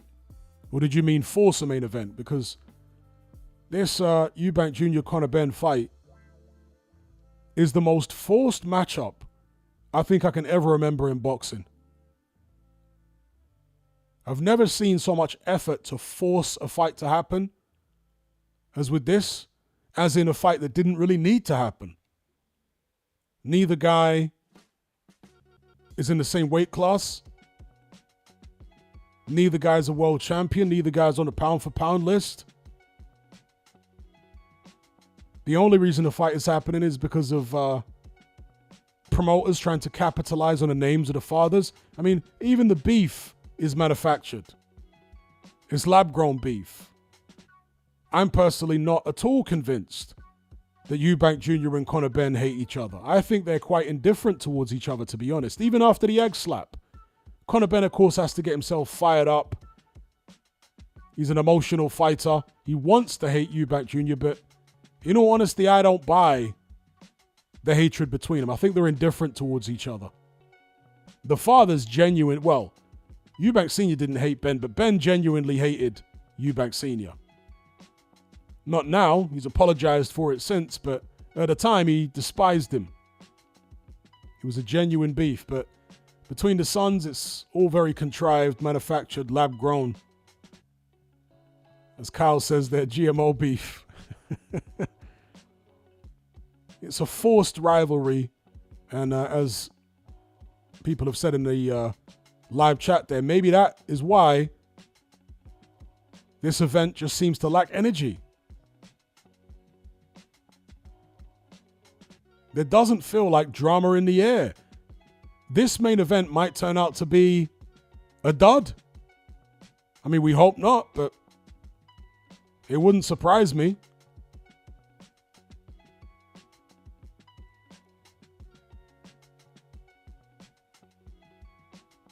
Ocean Blue says, hey, pick McKenna, apparently. Maybe Hayes turned a corner with his predictions, because I swear he picked Usyk in at least one of the Fury fights. Might have been the rematch.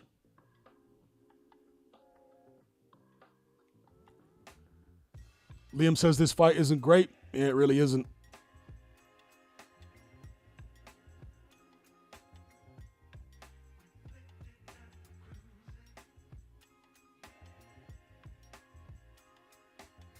Yeah, McKenna seems pretty comfortable so far.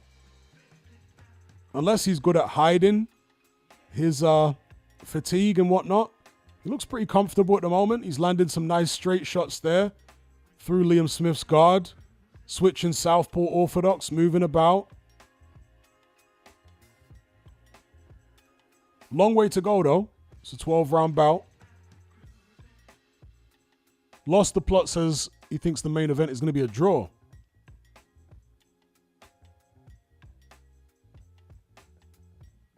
Metaversal Threat says, I do want to see a KO tonight. Well, we haven't had one yet. And again, with a lot of these shows, when there's excitement in the air, when there's electricity in the atmosphere, you know there's going to be KOs. You can sense it. You can feel it in your bones. There's going to be KOs on the card. And on this card so far, we haven't even come close to getting a KO yet. McKenna landed some nice shots on Liam Smith here, though. Bit of an octopus on the inside against Smith, shutting down his inside work. But McKenna really starting to get on top, at least in terms of punches landed. I'm not sure where his energy bar is compared to Smith's. As far as landing shots, he's in control right now. That's the end of round 4. Isaac says, damn, 4-0 McKenna. I agree.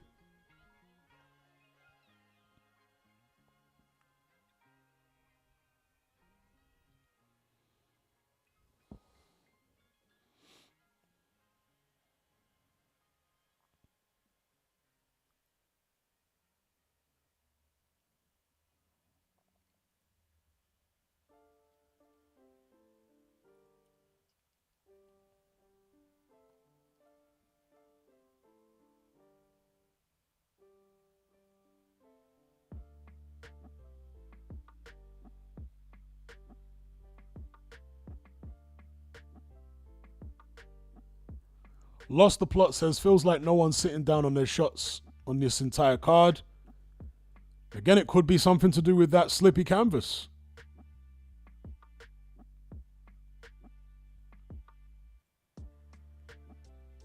Anyway, here we go, round 5.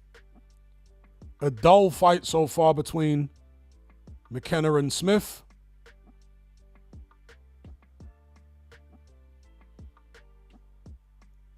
McKenna switch hitting. Southpaw orthodox landing straight shots through the middle. Nothing with any incredible power on it, but scoring shots nonetheless. Smith stalking, but ineffective pressure.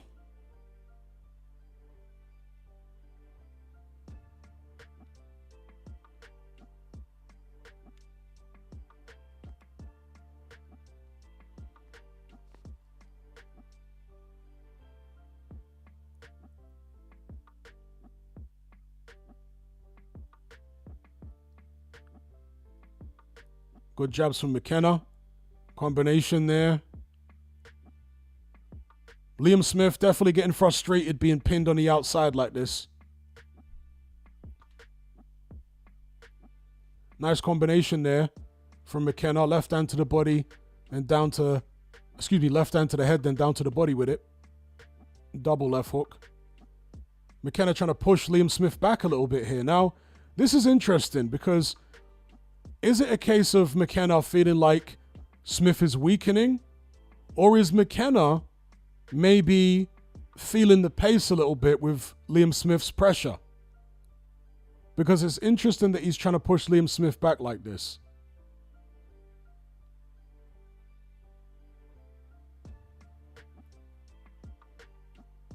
Okay, he's back on the back foot now. Southpaw. Upstairs, downstairs. But Smith is close now.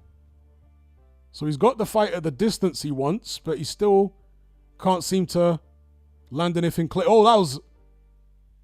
Naughty use of the head there from Liam Smith. But I think his eye got cut from a clash of heads just prior to that, but then he butted his head underneath McKenna's chin. Seemed like deliberately.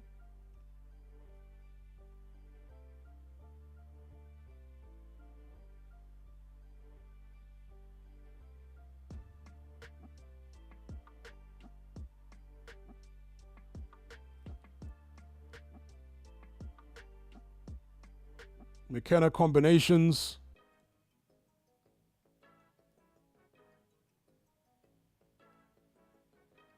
That's a right hand there from Smith. Finally landed one. He's trying to up the pressure here because he knows with that cut, the fight could get stopped.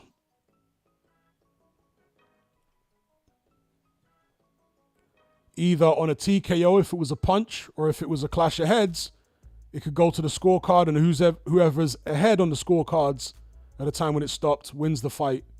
I guess on a technical. Nice left hand there from McKenna. McKenna standing his ground there with some impressive shots against Liam Smith. There's the end of the round.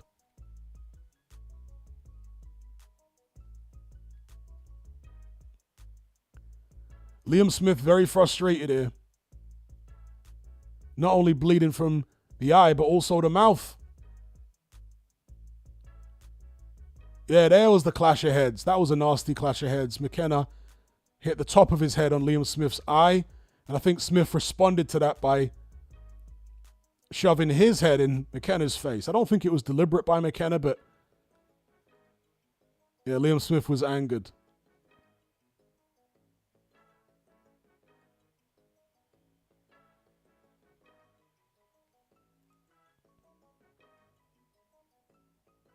Wonder what Warren and Turkey Yellow Sheik are talking about. Changing the canvas? Here we go, round 6. Aaron McKenna, Liam Smith. McKenna in full control at the minute. Smith trying to turn up the pressure, but so far ineffectively.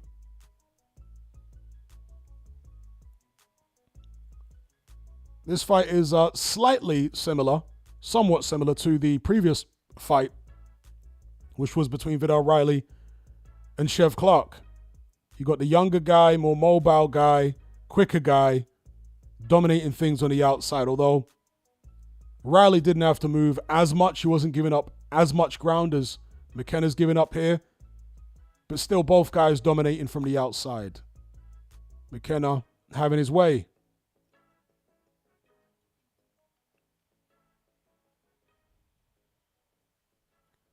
Artak says, calm before the storm, folks. Maybe there will be no storm. I can't remember who it was, but it was somebody either on YouTube or in my Element group who put forward the possibility that the main event could be a complete dud. A boring fight. It wouldn't shock me, to be honest. As Kyle said there, this is so dead. This fight is dead. And the energy of the show, the atmosphere of the show is dead. Jim Carrey says, I'm here late, sorry, who won? Riley or Clark? Riley won. Comfortably on the cards. In fact, the judges' scorecards were far too close, actually. But on my card, Chev Clark only won the first round, and everything else went to Riley. But bear in mind, Chev Clark is a matchroom fighter, an Eddie Hearn fighter, so it seemed like the judges were trying to do him some favors because a couple of them only had Riley winning by 2 points or 2 rounds, which is absurd because he won the fight by a huge margin in all reality. He totally outboxed Chev Clark comfortably. It wasn't a particularly competitive fight after, let's say, the first 2 rounds. Anyway, back to this fight between Smith and McKenna.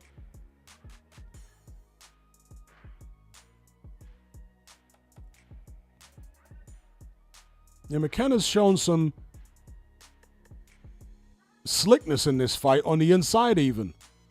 It's not just on the outside that he's managing to avoid the full brunt of Liam Smith's punches, but even on the inside, which is kind of surprising because he's the much taller guy, longer arms, but he's landing the better shots on the inside against Liam Smith.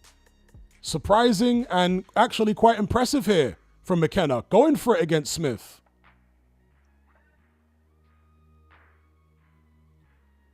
Impressive skill set from Aaron McKenna there.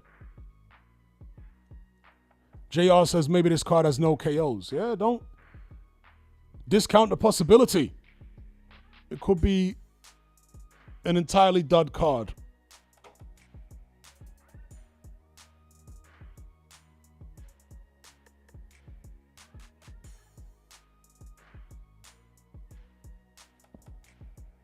Kyle says,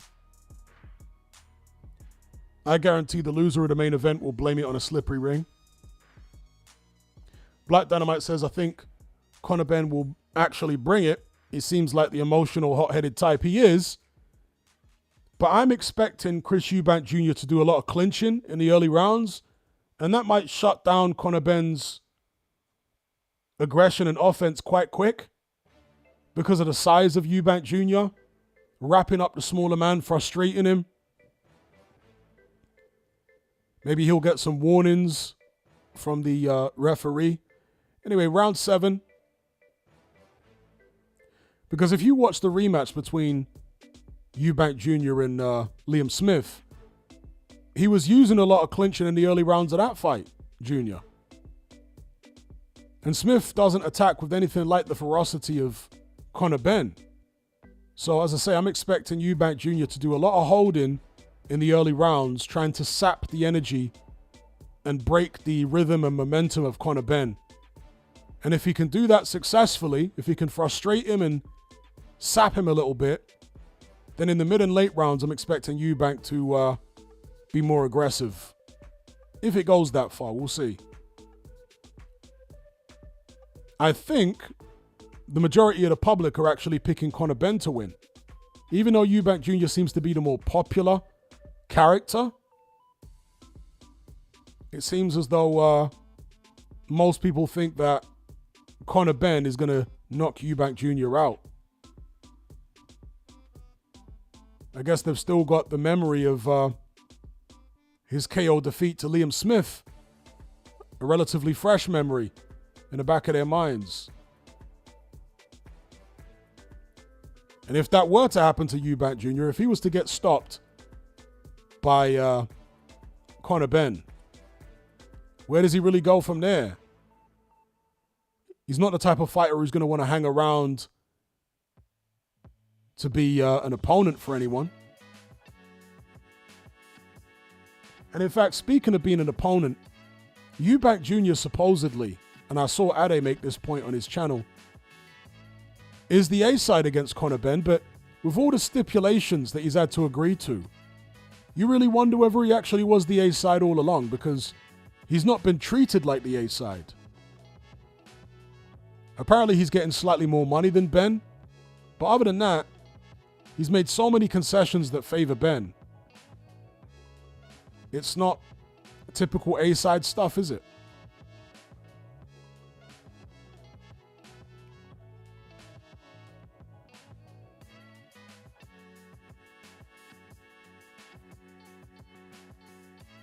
Jay Wood says Benn inside 6 for me.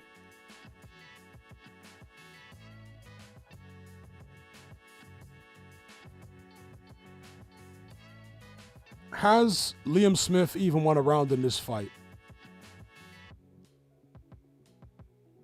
He's landed a couple of decent shots in this round, but still it's been mainly McKenna.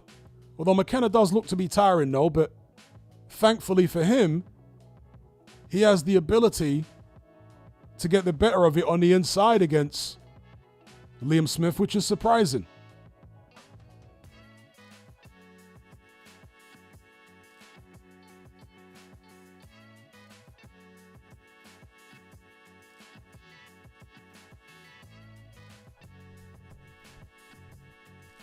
So is anyone watching this fight with a group of casuals? If you are, let me know if there's excitement among them, because Don't know, man. This show seems flat to me. There might be a lot of casuals watching, but are they excited?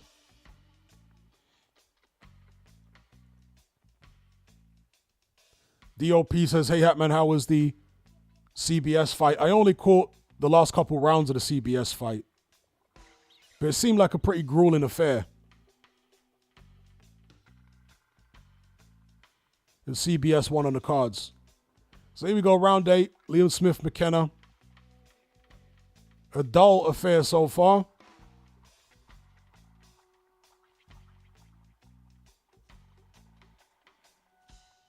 Kyle says, no, my boys don't care.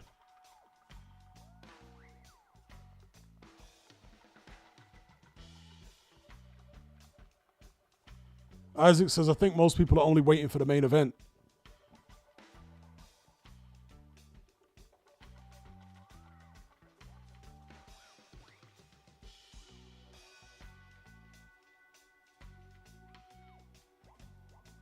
Yeah, McKenna, I think, is feeling the pace because he's choosing to exchange on the inside rather than keep the movement going at long range where he's got the advantage in height and reach. But as I keep saying, he's equipping himself very well on the inside and actually getting the better of it, which I wouldn't have expected going into this fight.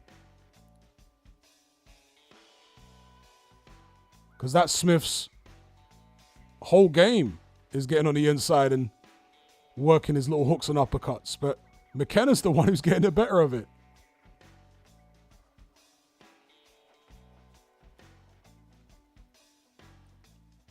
So McKenna's liking it here, up close against Liam Smith. Surprising inside skills from the Irishman. I say surprising because he's the taller guy. Longer arms going up against a dedicated inside pressure fighter in Liam Smith, who's very experienced.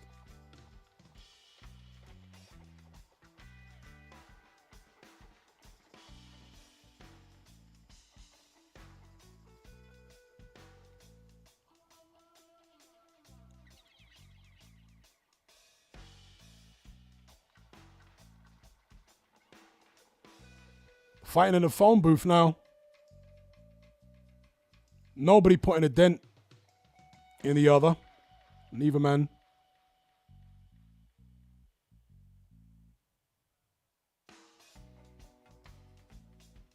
Nice right hook to the body there from Liam Smith. He's got McKenna pinned on the ropes, looking for the hooks. Nice left hook to the head there from Liam Smith. So he's under the couple here and there, but McKenna not affected by Liam Smith's power up to this point.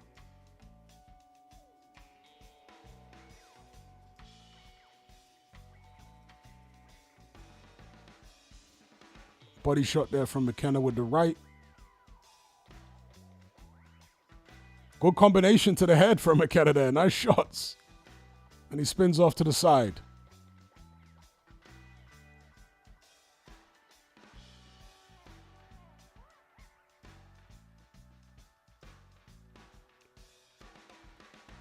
Oh! Oh, wow! So it was a ploy all along. So the beef between father and son was a ploy.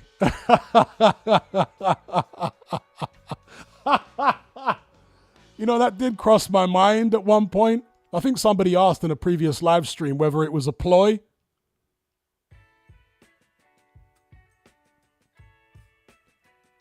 So it was all a big ploy.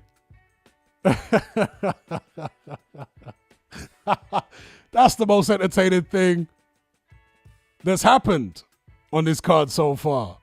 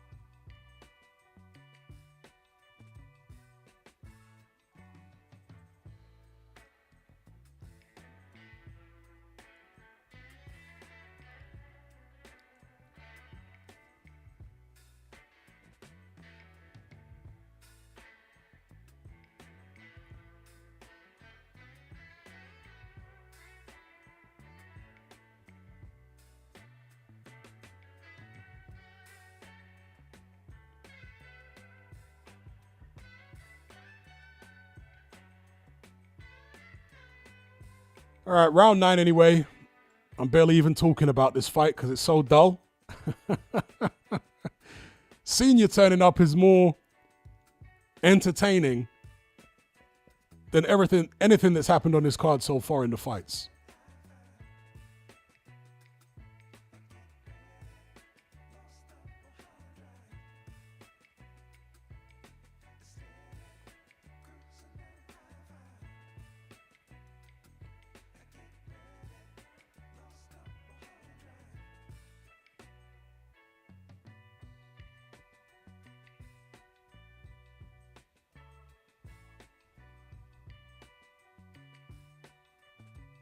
Well, let's hope Senior turning up gives an injection of excitement, atmosphere to this card, because so far it's been dull.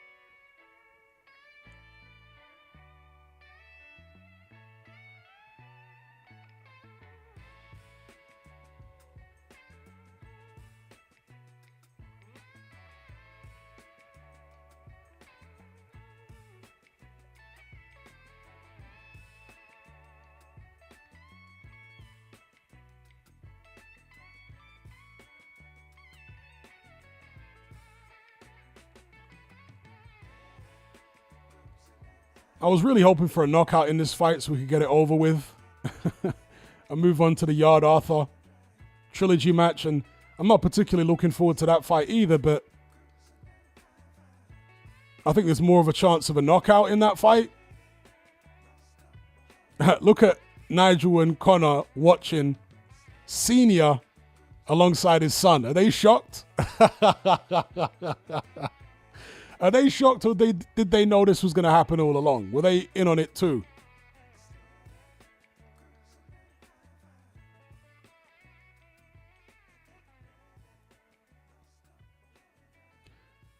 Kyle says Junior is still getting chinned or a draw.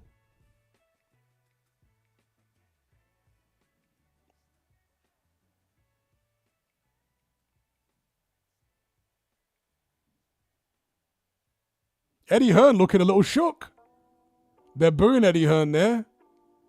Did he know that Senior was going to turn up? I think he did actually mention that he wouldn't be surprised if Senior turned up. Anyway, round 10, Smith McKenna.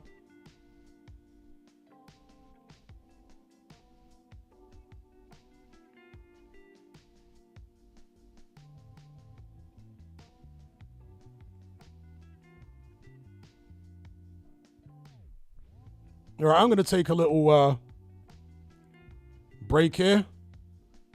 So I will be right back. I don't expect anything dramatic is going to happen in this Smith McKenna fight. Some nice body shots there from McKenna as I say that.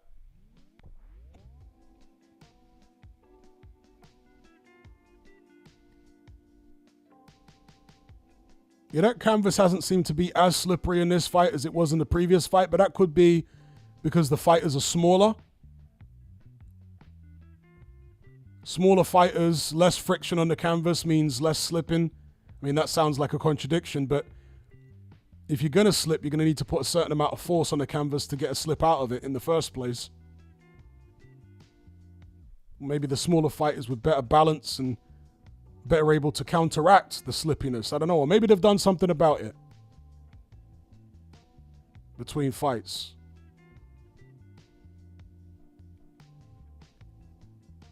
Anyway, I'm going to take a little break here. So be right back.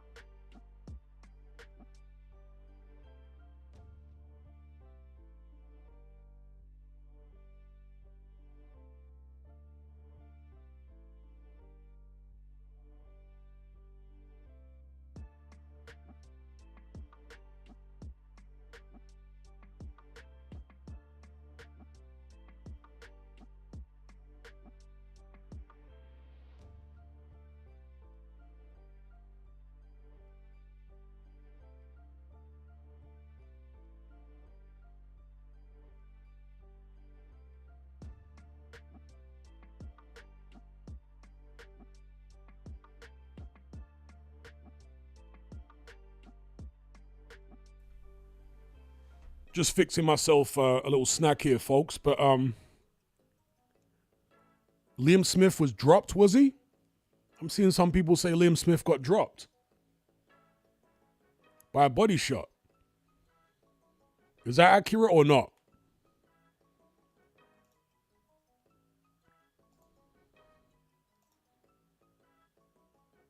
Okay, he did get dropped by a body shot. Wow. Took a knee.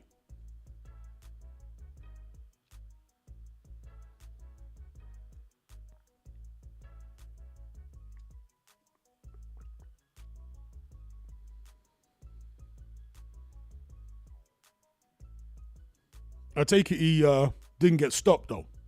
He managed to see out the final bell.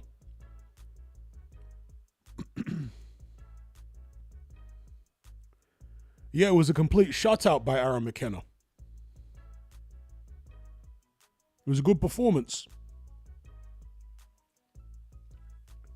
Not the most exciting performance or the most exciting fight, but for a guy at the stage of the career that McKenna is at, that was a good performance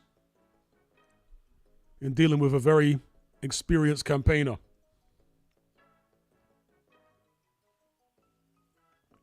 I was particularly impressed by the fact that he was able to not just outbox Liam Smith on the outside. We kind of expected that he would be able to get the better of it at long range. He's the taller, rangier guy.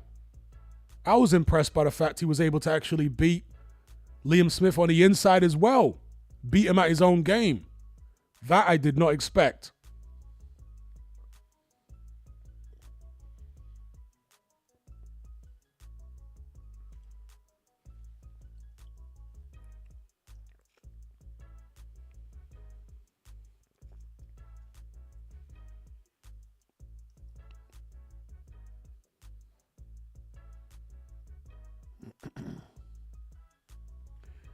And it might be retirement for Liam Smith after that.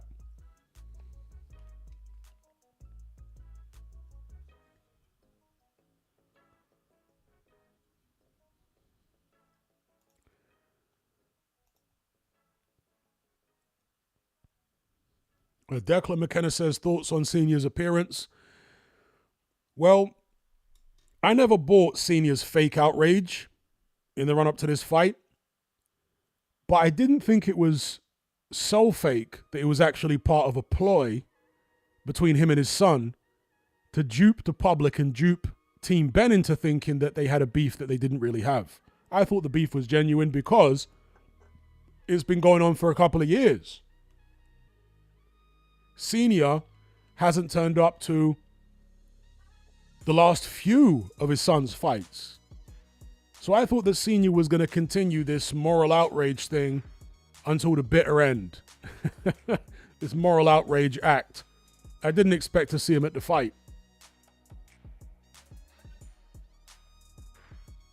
But either it was a ploy between him and his son the whole time, or, as somebody in my Element group suggested a few days ago, Senior was going to turn up because he's just too much of a narcissist to miss the opportunity to get all that attention.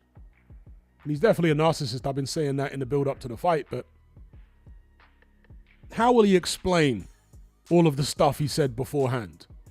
I would never turn up to such an event. I would never be part of this. This is disgraceful, etc., etc. How will he explain that now after the fight? The only way he can, in fact, there are only two ways he's really going to be able to explain that, because you know, the public are going to be looking at him sideways now. One way would be to say that he was so worried about his son, particularly after missing weight, that he had to turn up. So, as much as he's morally outraged by the fight... Oh, hang on. Billy Joe Saunders not being allowed into Eubank Jr.'s dressing room. Billy Joe Saunders looks as heavy as Napa.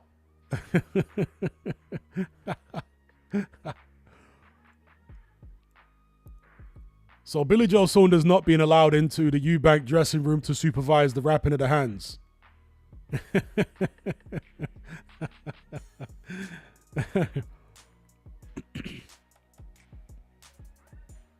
Being moved away by the security.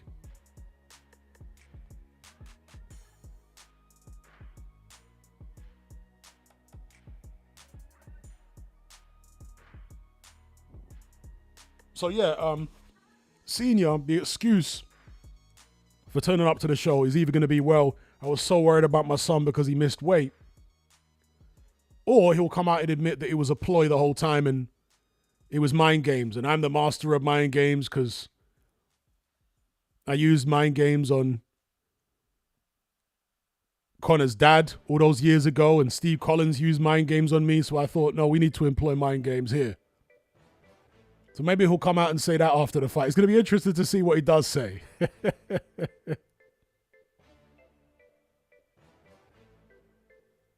Fat Tony says, Queen Elizabeth II will be proud of Eubank Sr.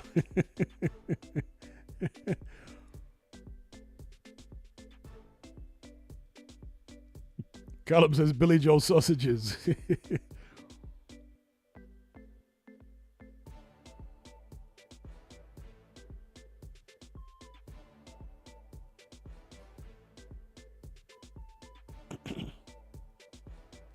If anyone just tuning in, I did do a prediction video for the main event. For those who haven't seen it, I'll just tell you what I said in it. I said that I'm picking Eubank Jr. to win this fight on points. If not points, then maybe a late stoppage, but I'm leaning more towards points.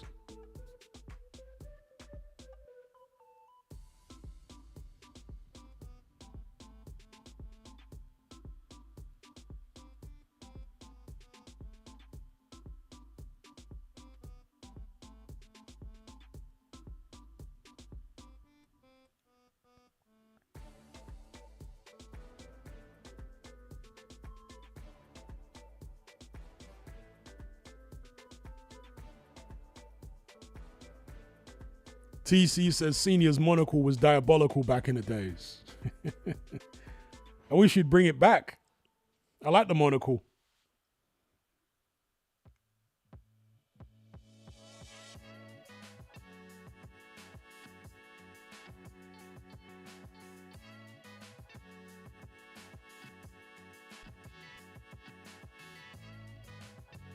So who you guys got for the next fight? In fact, let me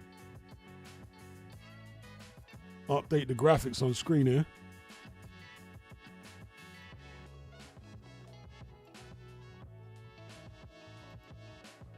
Who you guys got for this fight? Anthony Yarde versus Lyndon Arthur 3.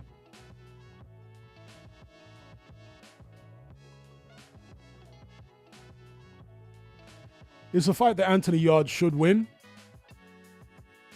But was it his last fight where he fought the some guy from Eastern Europe? I forget his name. And Yarde looked really bad in that fight. I mean, really bad. He dropped him, I think it was in the first round. But when the guy got off the floor, he went on to give Anthony Yarde all he could handle. I think the referee was the one who scored the fight in that instance, and he had it way wider than it actually was. That was a genuinely very close fight. I can't remember if Anthony Yarde has fought since then. Vilkans, thank you. That's the guy's name. Yeah, Vilkans. That fight was way closer than the referee had it. If Yarde fights like that, if he fights at that kind of level against Arthur in this contest, then Arthur's got a chance.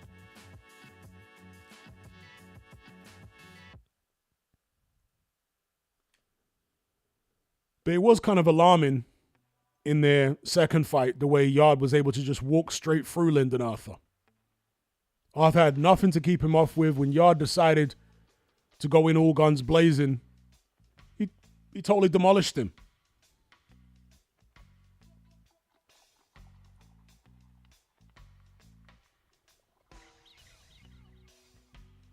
See, the thing about Lyndon Arthur is he does have a good jab and he's a pretty good boxer. But he doesn't have the strongest will. I mean, I've never seen him quit in a fight, but at least not that I can recall. But he doesn't really take the bull by the horns, when he needs to. He doesn't have a fiery character in the ring. And I think that's, you don't need necessarily to show fire outside the ring, but in the ring, you need to have some fire in there. And Lyndon Arthur seems to lack that.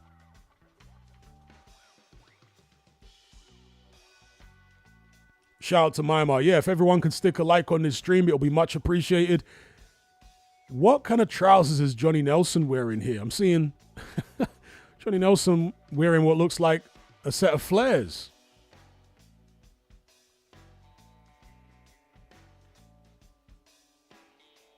And in fact, what was Harlem Eubank wearing at the weigh-in? Did you guys see us get up at the weigh-in? That was off key as well.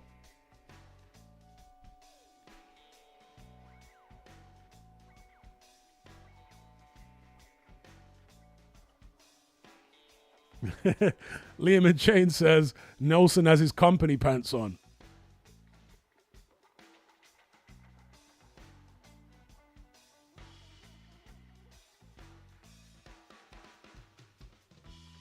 All right, one sec, peeps.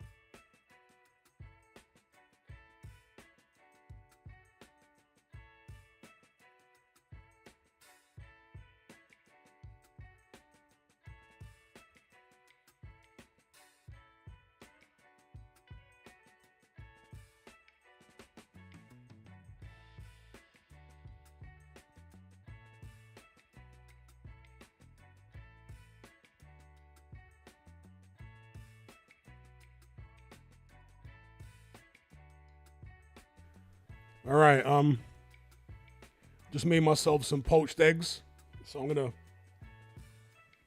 keep it on mute while I eat these poached eggs, but I will return to start the commentary for this fight. I can see Lyndon Arthur's in the ring, so yeah, let me just mute it while I eat my poached eggs.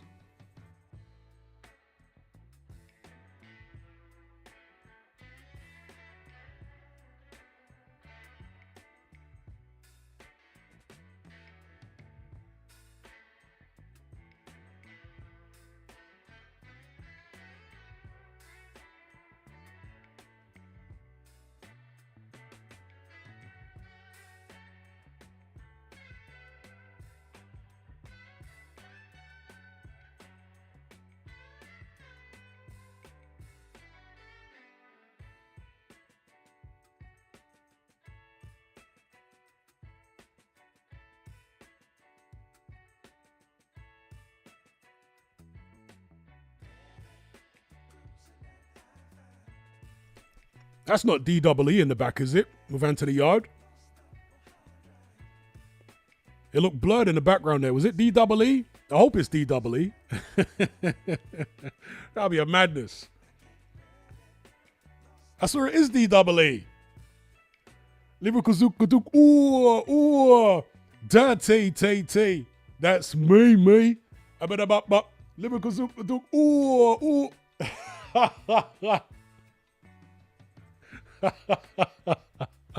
Yo, it's DEE. It's street fighting time. That's right. It's street fighting time. If it's me you're mad at, you'll get a scar on your chest like Sagat. Street fighting, that's what I'm bad at. My thing's working perfect.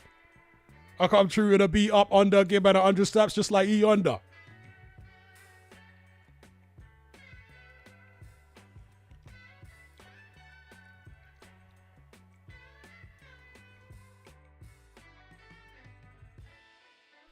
They're playing a tune as well. They're playing a Street Fighter tune. Bro, yes, I rate that from Anthony Yarde. I rate that. He's got DEE Street Fighter. That's right.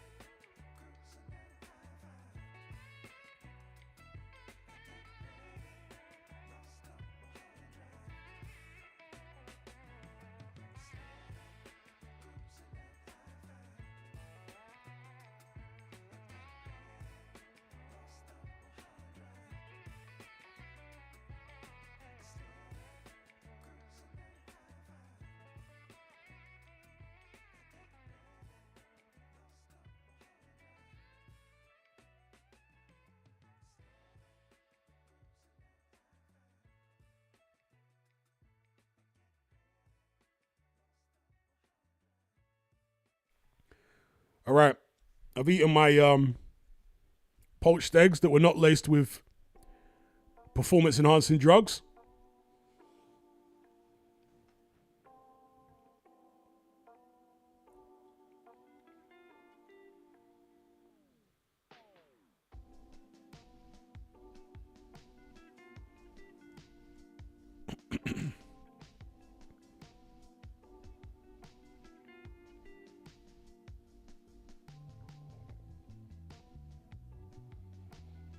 All right, let's hope we get the first knockout of the card with this fight.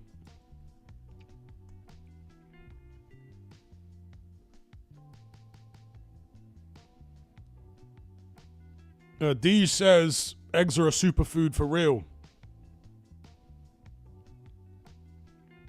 I eat eggs damn near every day.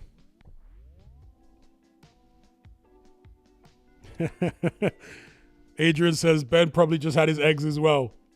Yeah, he might need them.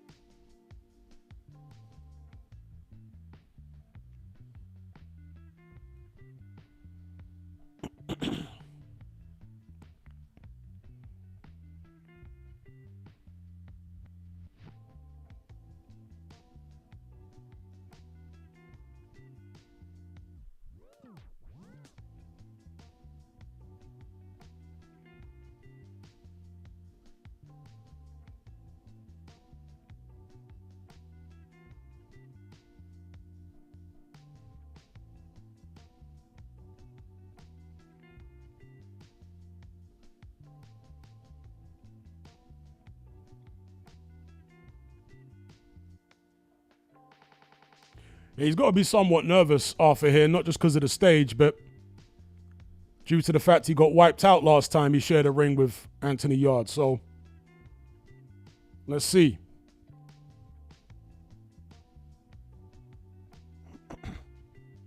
Callum says Yarde has to stop Arthur early or he's done. I'm not so sure about that.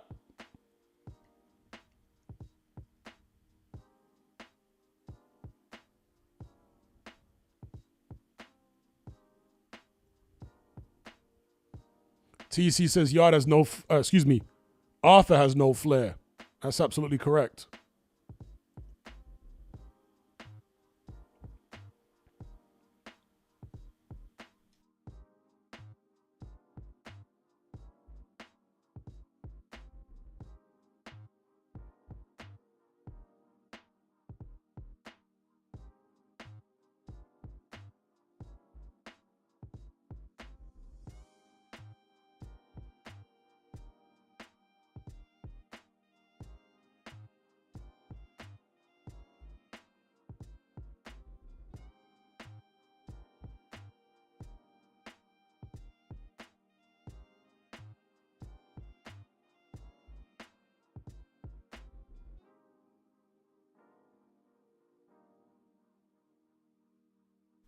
All right, here we go.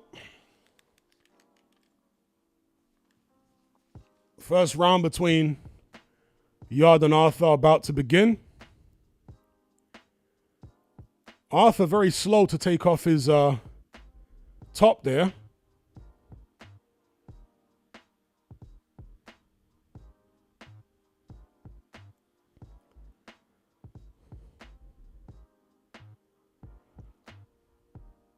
Ding, ding, round one. Here we go. Yarde out on the front foot.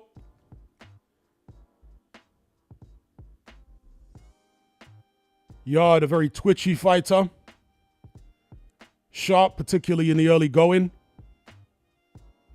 Arthur getting his jab off there. Big right hand from Anthony Yarde, partially blocked by Lyndon Arthur. Both guys in black trunks, but Lyndon Arthur with pink trim. Yarde with white trim or silver trim.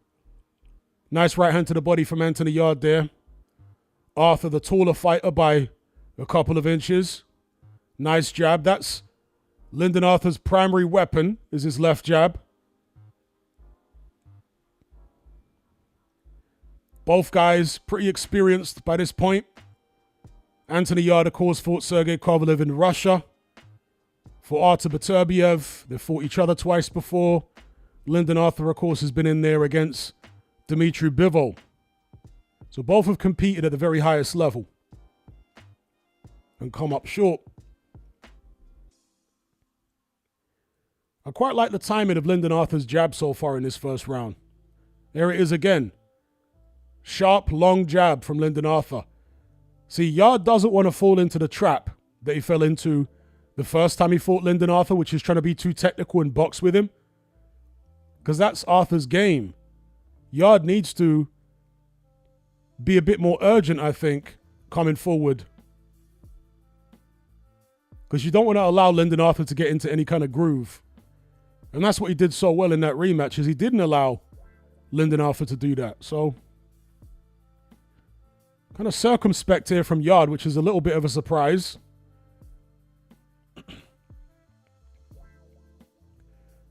That's a left hook lead there from Yarde, which was blocked by Lyndon Arthur's right hand. That's another nice jab from Arthur, but big right hand to the body from Yarde. That's nice.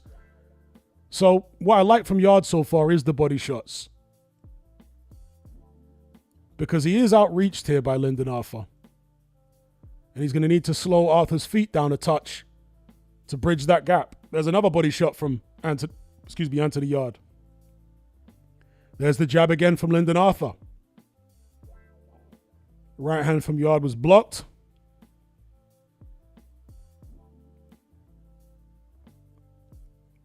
Nice body shot again from Anthony Yarde. Follows up with a hook to the head that's blocked. But the story of this first round so far has been the jab of Lyndon Arthur versus the body shots of Anthony Yarde. It's a close one. Big jab again from Arthur.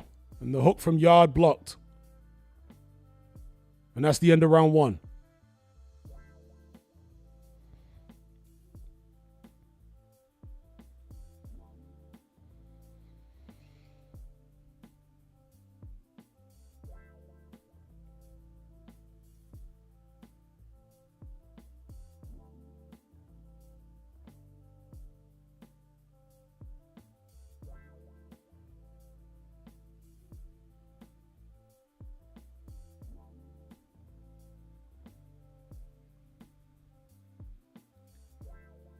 Mr. Bean says, don't remember Yarde being this much smaller. Yeah, he does. In this fight, look smaller, doesn't he, than he did in the previous fights with Lyndon Arthur.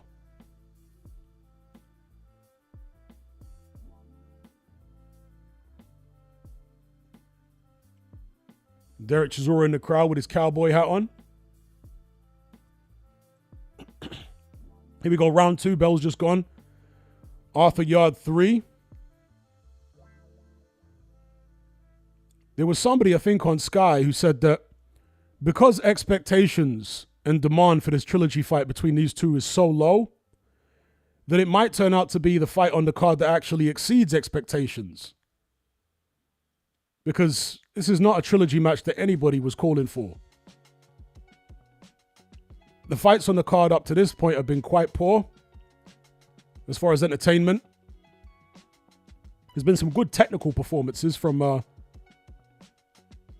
Vidal Riley and Aaron McKenna, but in terms of entertainment, we haven't had that yet. Will we get it from this fight?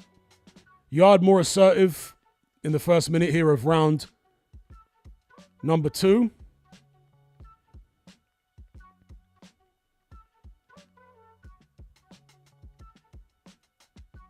Using a double jab there. Still being relatively circumspect here, Yarde, which, again, kind of surprises me.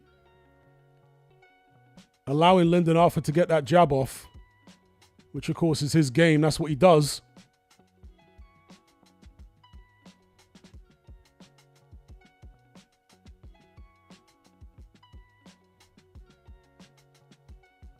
There's a right hand there from Arthur, which is a rare shot from him. He's one of these guys who uses his left jab almost exclusively. And only on rare occasions will he drop the right behind it. At least when he's fighting somebody on his level or better. Against lower tier opposition, he will let the right hand go more.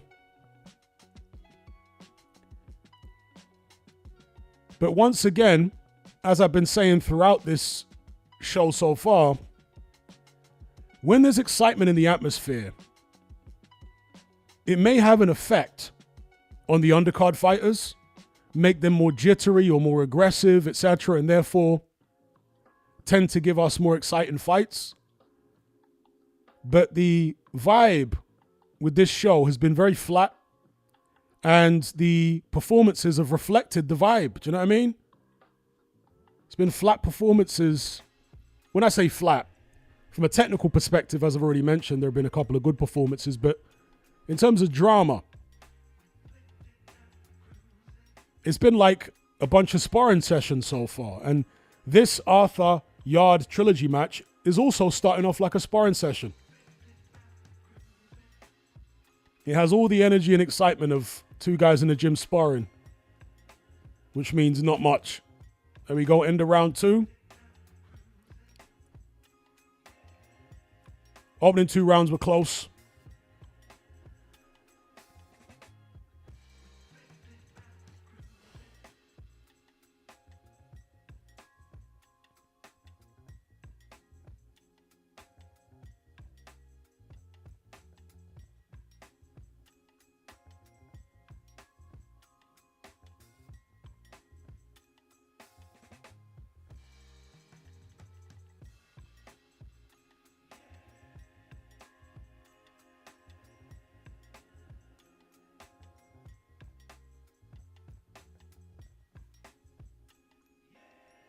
One says, not being hyperbolic, but who has a better jab than Arthur?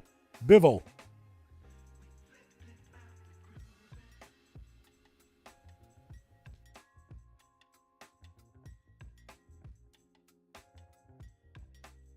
So here we go, round 3 between Arthur and Yarde, and inexplicably, Anthony Yarde is choosing to box with Lyndon Arthur, just like he did in the first fight. He needs to step on it. There's the big jab again from Lyndon Arthur. I don't know why Anthony Yarde is allowing Arthur all this time and space to box.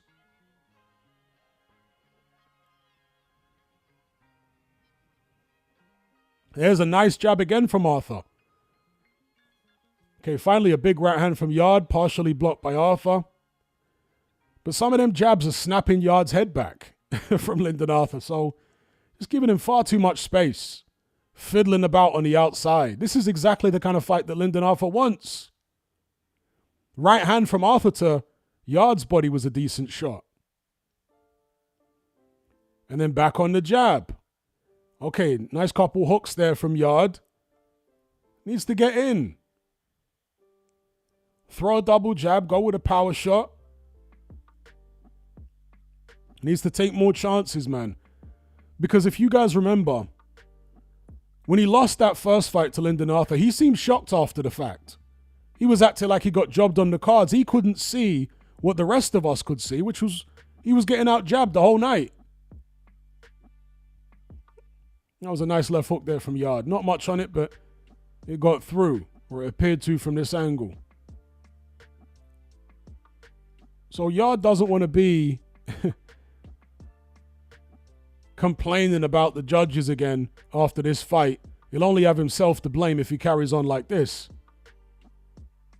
Okay, that's better from Yarde, throwing a few power shots. Needs to close the distance more quickly, take a few more chances, and make it a more physical fight. Don't make this a technical fight. A technical fight suits Lyndon Arthur. And for Arthur, of course, he's happy fighting at this pace and at this range.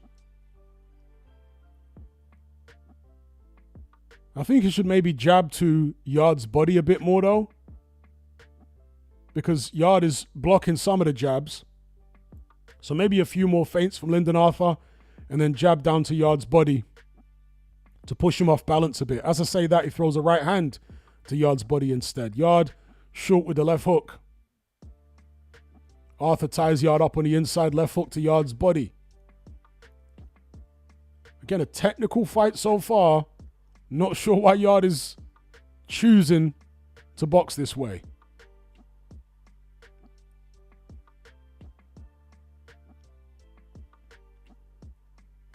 Okay, right hand to...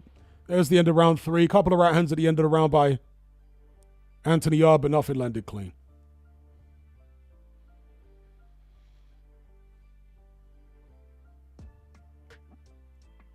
Issa says this card has been so trash so far. I can't argue.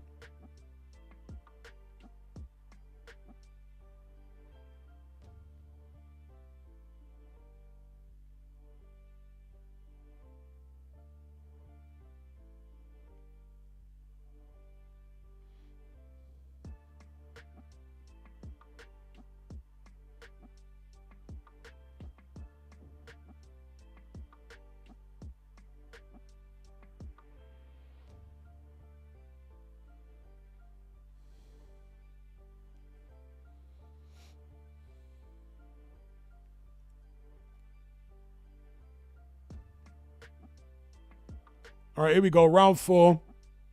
Yarde Arthur trilogy match.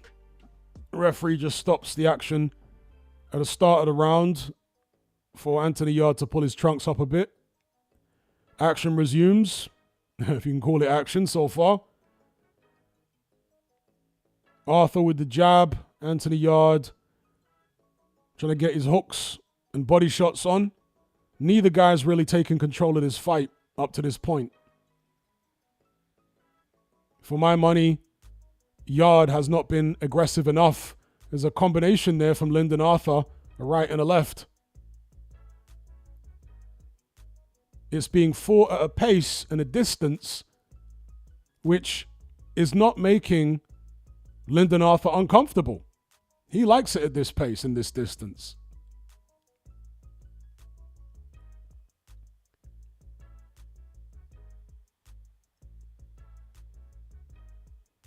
Is Arthur better than he was the second time they fought here?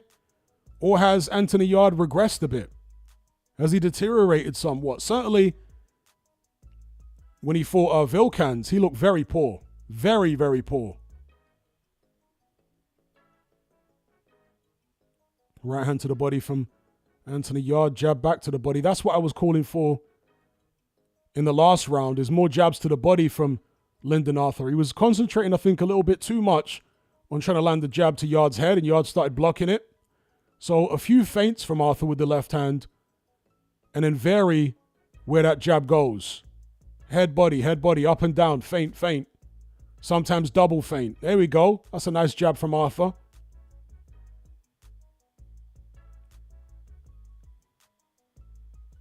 Oh, big left hand from Anthony Yarde. I don't think it landed completely clean. Maybe it was partially blocked, but there was a lot of intent on that shot. He tries it again, but this time completely blocked. Needs more of that. There's the left hook again from Yarde. He's found a shot that he's having a little bit of success with. And that's what he needs to bring into play. Them power shots, that explosive speed that he has. Needs to show more of it.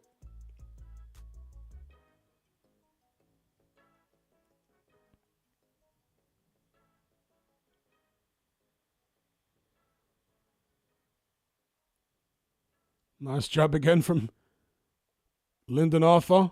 Big jab again. Another big jab.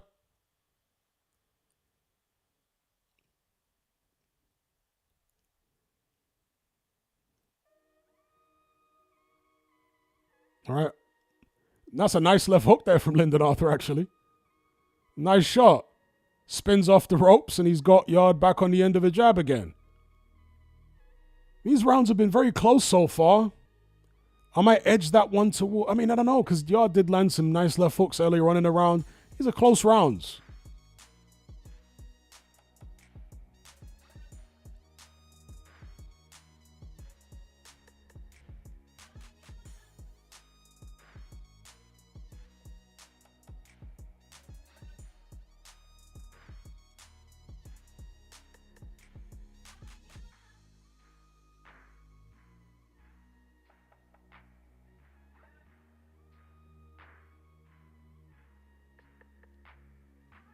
Some slow-mo here. Yarde landed a couple. But a nice left hook at the end of the round from Lyndon Arthur. That shot landed clean. Nice punch as he spun off the ropes.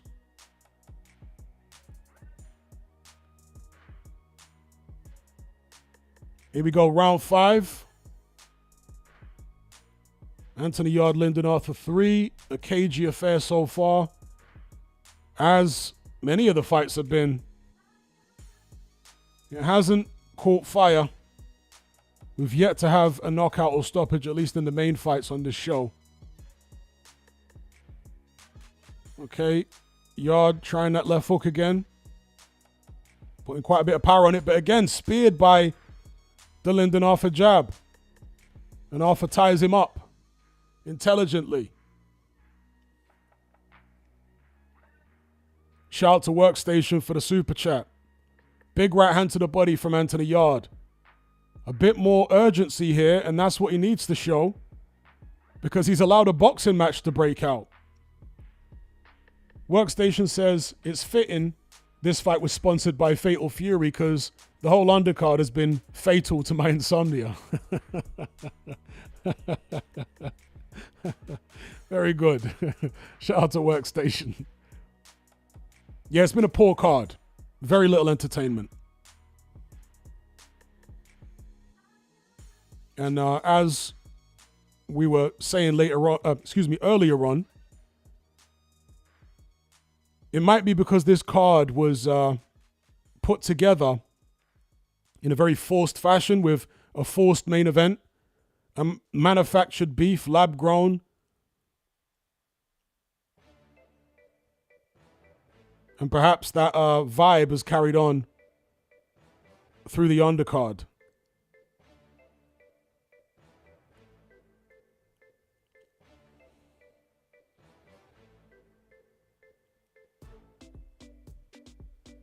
You can see that Yarde is looking for a way in and he wants to get more action going, but he's just unwilling to take chances. He wants to do everything a little bit too perfectly.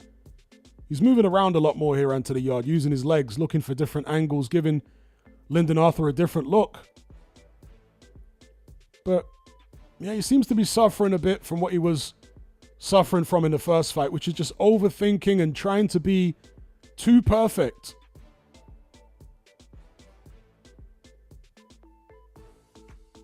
Going to need to take some chances if you don't want this fight to slip away.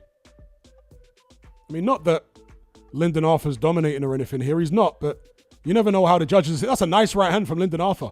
You never know how the judges are seeing. That's a nice jab from Lyndon Arthur. What is Anthony Yarde doing? Honestly, I'm baffled by this performance, given what he did to Arthur the second time round. It's like the first fight all over again, almost. Nice jab again from Arthur, although actually, I think that one might have been a bit short. That's a Lyndon Arthur round.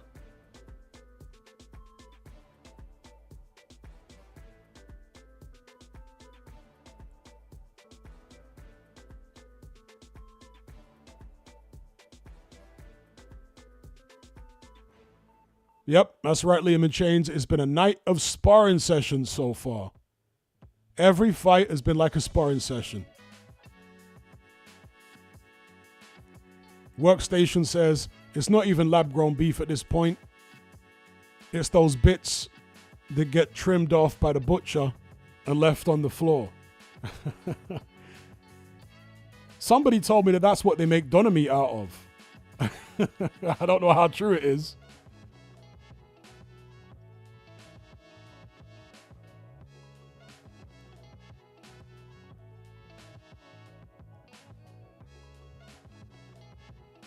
Here we go, round 6. Anthony Yarde, Lyndon Arthur.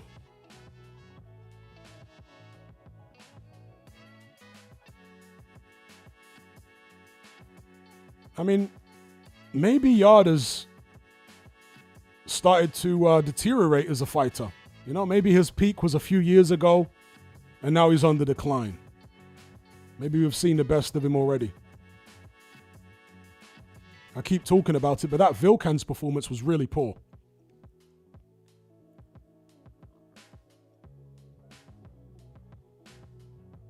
That's a nice jab from Yarde for a change.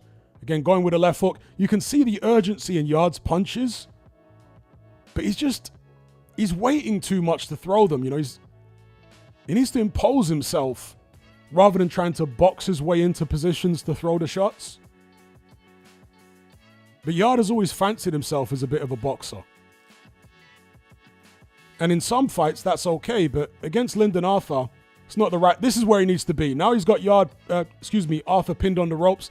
This is where he needs to keep him so he can open up like he did in the second fight and get him out of there. Good body shots by Anthony Yarde.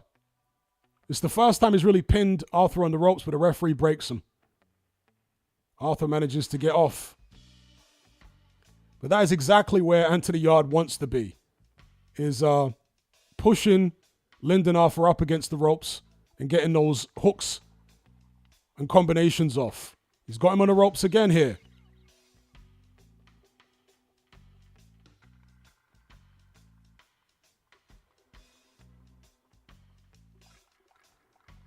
You know, we talk about how big Anthony Yarde is for a light heavyweight, and he is very big.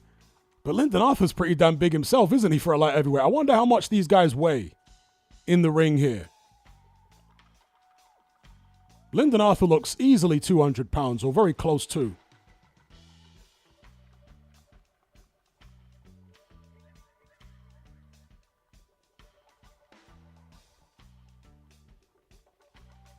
Oh, good right hand on the inside by Lyndon Arthur. He's actually willing to swap shots with Yarde a little bit up close, which is interesting.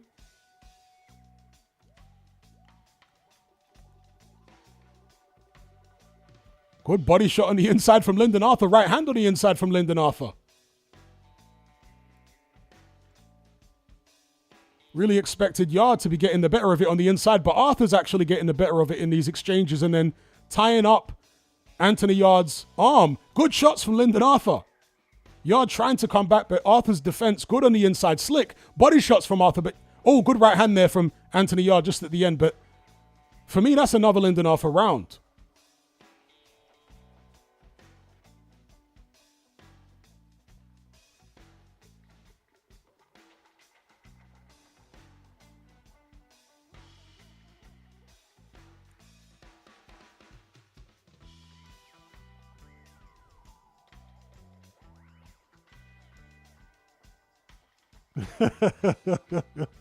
Peter Marshall says he needs to rub them cornrows up in Lyndon's nostrils when he's on the ropes. No other use for them, clearly not aesthetics.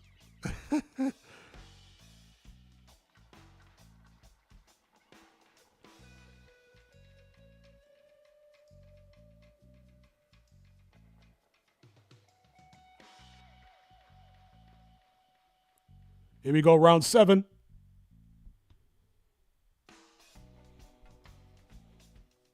So Lyndon Arthur starting to take control of the fight for me in the last couple rounds. It's been close through the first, let's say, 4. But 5-6 I had for Lyndon Arthur. Anthony Yarde needs to do something to shift the momentum in his favor here.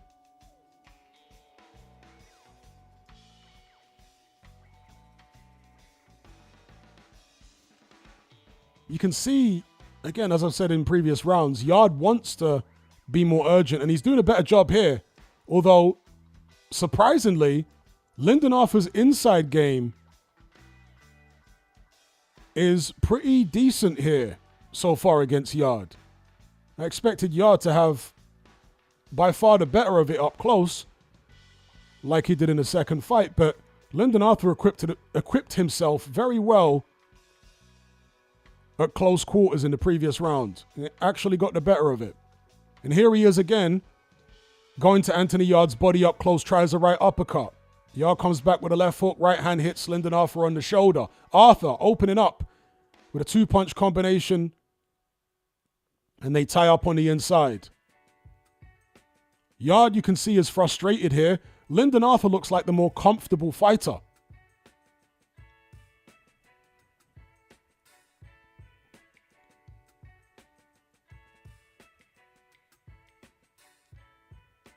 The fight's starting to get a bit messy now, tying up a lot.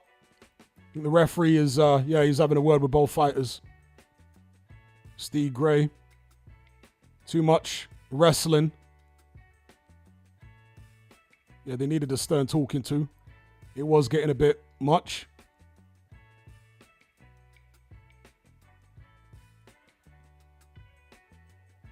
There's the Arthur jab again. Left hook from Yarde. Right hand from Yarde, left hook. Arthur looking to catch him with a right hand on the way in. Don't think it landed on the head. Yarde got Lyndon Arthur pinned on the ropes here. Needs to do damage in this position. That's a right hand from Anthony Yarde. Lyndon Arthur comes back with a left hook to the body. Ties Anthony Yarde's left arm up. Referee Steve Gray breaks them. Nice jab from Lyndon Arthur. Knocks Anthony Yarde's head back. They tie up again.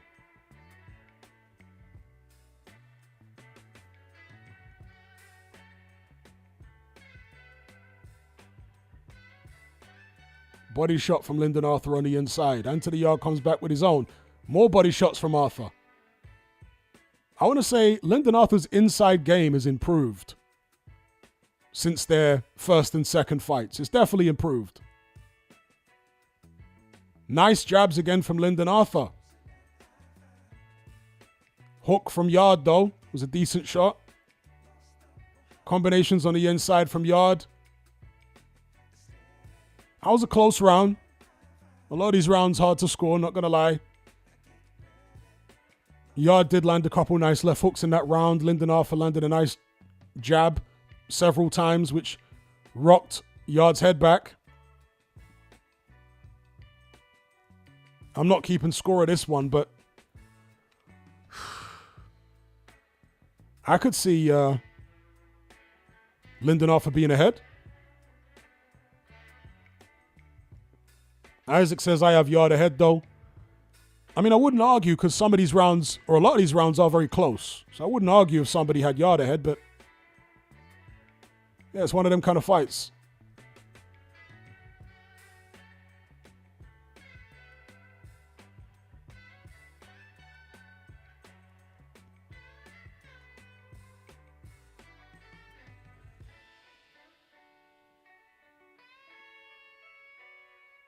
Here we go, round 8.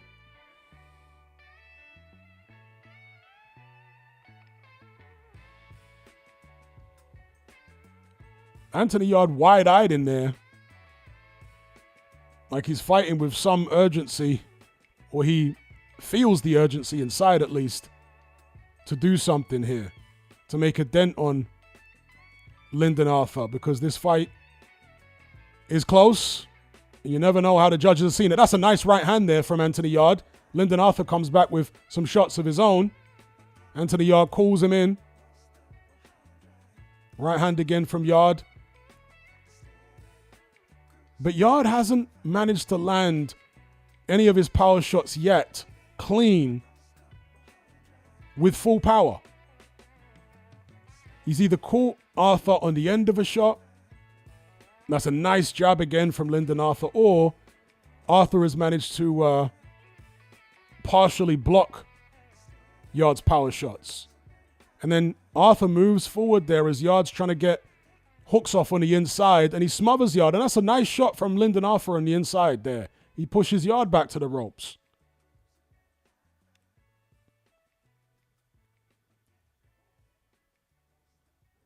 Yarde attempting the right hand. They tie up on the inside.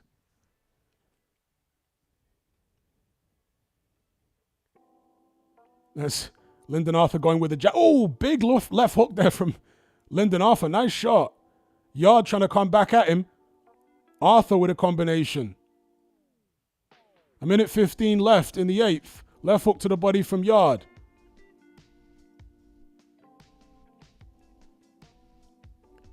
Fight is warming up a little bit. Combinations there. Nice left hook from Yarde. Nice right hand from Yarde. Best shot he's landed in a while. Lyndon Arthur took it well, but he doesn't want to be pinned on the ropes like this with Anthony Yarde trying to use him as a heavy bag. Close shots up close. Lyndon Arthur really might want to look to hold here because Yarde getting some shots off. Lyndon Arthur still relatively slick on the inside. That's an improvement over their first couple of fights. Again, rolling his head, not keeping it in the same position for Anthony Yarde. Yeah, slick stuff on the inside from Lyndon Arthur. I think that surprised Anthony Yarde a little bit in this fight. Certainly surprised me. The improvement of Lyndon Arthur's inside defense and overall inside game. Nice couple right hands from... Oh, big left hook from Lyndon Arthur there. Nice exchange towards the end of the round here between the two fighters. Both guys landing decent shots. Both guys had success there. That was a nice exchange.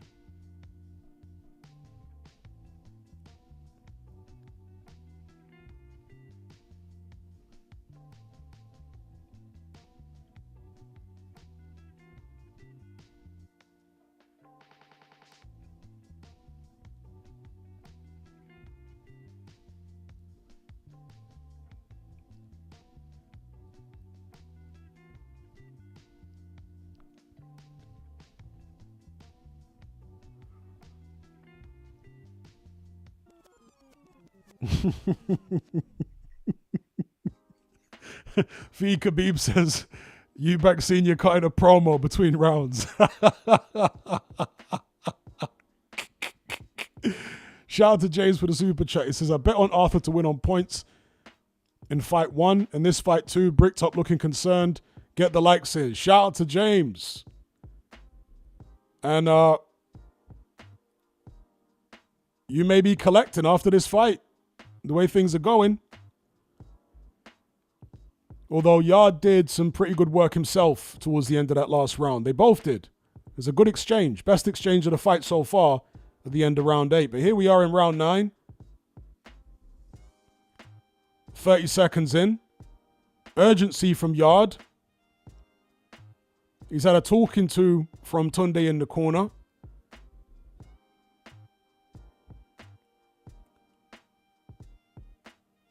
This is better from Anthony Yarde. That's it. Get the gloves up, march forward, take it to the guy.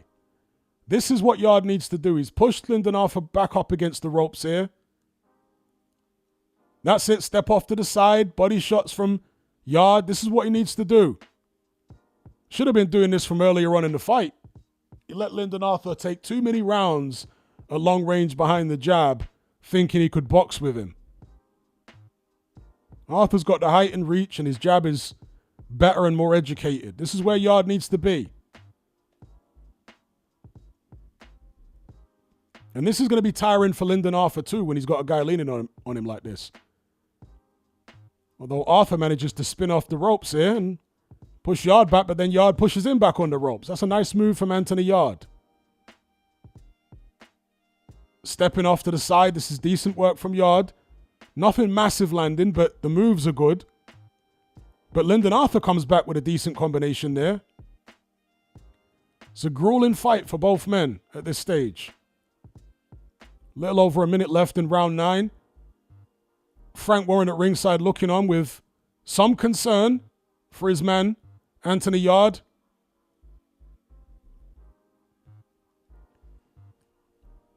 Yeah, but Yarde definitely approaching this fight the correct way, finally. Keeping his man pinned on the ropes for most of this round.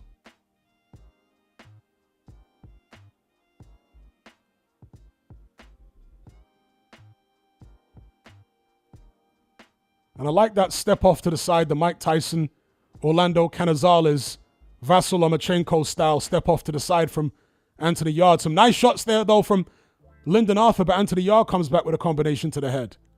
Fighting in the phone booth.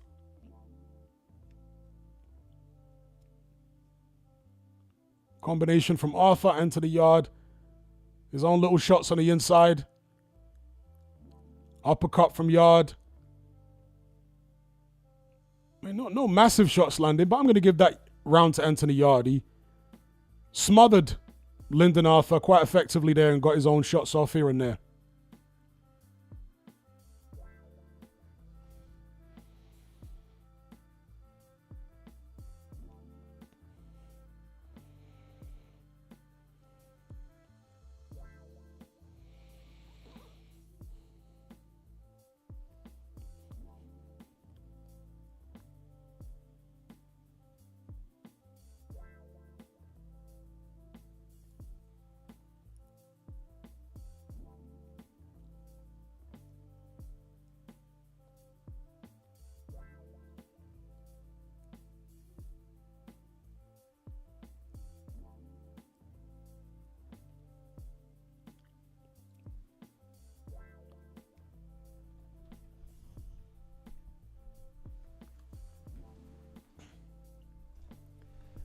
Here we go. Yarde Arthur 3, round number 10. So, Lyndon Arthur got pinned on the ropes in the last round. He's going to need to stay off the ropes here if he doesn't want to allow Anthony Yarde to start picking up these late rounds. Anthony Yarde, good combinations here. Arthur going to need to try get off those ropes, get back to the middle of the ring and get that jab going again. Yarde really swinging for the fences with those hooks. He's trying to take Lyndon Arthur out of there. There's no question about it.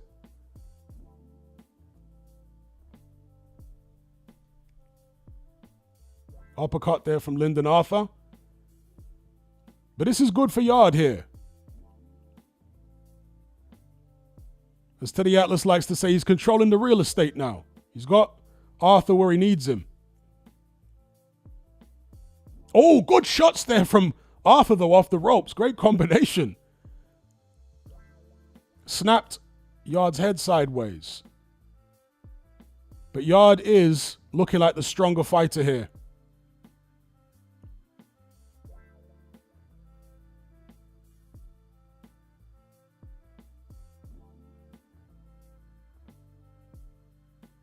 Good body shot from Yarde with the left hand. Arthur misses a left hook. It seems like Yarde is starting to get to Lyndon Arthur here. Wearing him down a little bit. Arthur's legs might not quite be there. They might be fatigued at this stage because, again, he's been pinned on these ropes for 2 straight rounds now.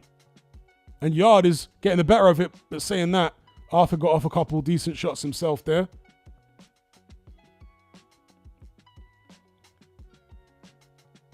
Good left hook from Yarde. Neither man has been hurt. That was a nice right hand from Lyndon Arthur. Nice left hook from Lyndon Arthur.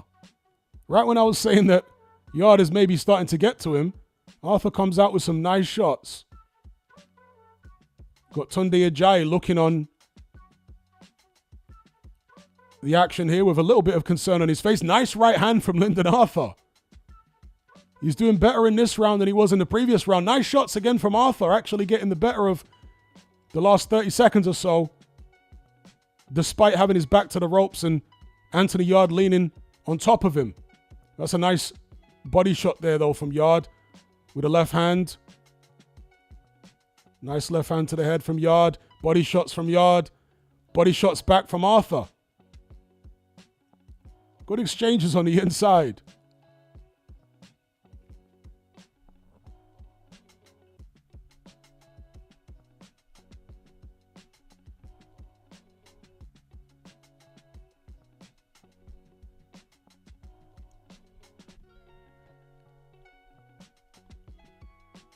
This has got to be a close fight.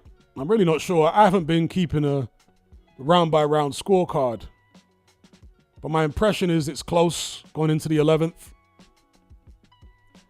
But Anthony Yarde has been coming back in the last couple. Although that last round, that was close as well because Lyndon Arthur, despite being backed up, was landing shots off the ropes.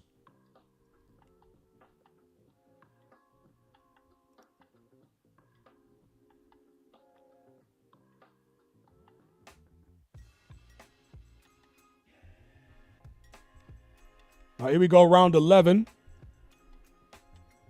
If Yarde can keep Lyndon Arthur pinned on the ropes for the next 2 rounds, he may have done enough to win the fight.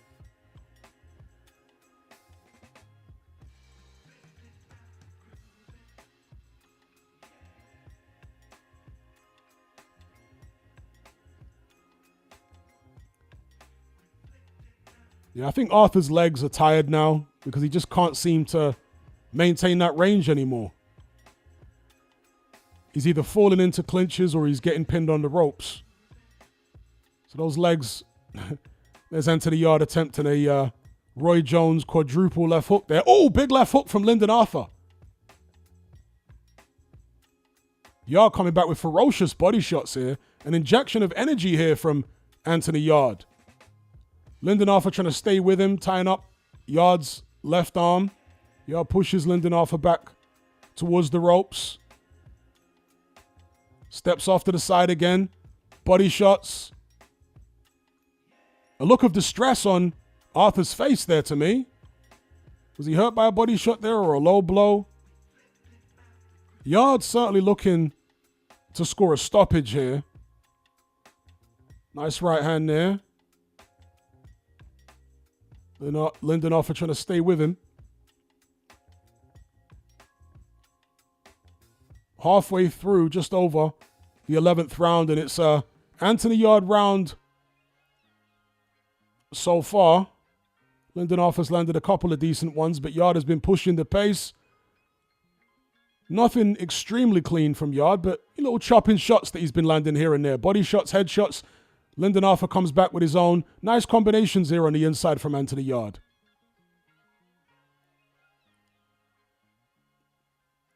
Yarde's hand speed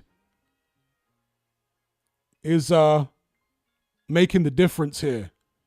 His shots are quicker than Lyndon Arthur's on the inside at this point. His fitness appears to be better than Arthur's. Arthur's shots looking a little labored.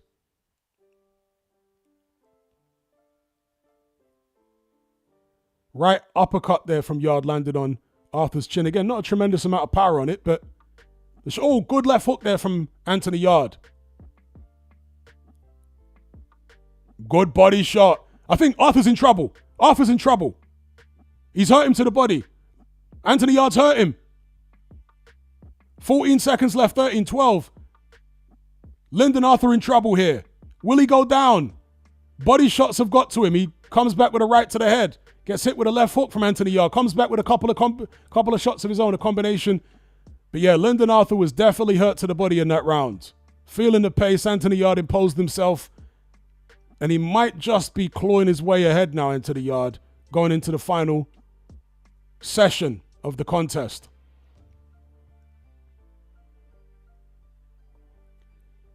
Lyndon Arthur getting a shellacking from his trainer in the corner.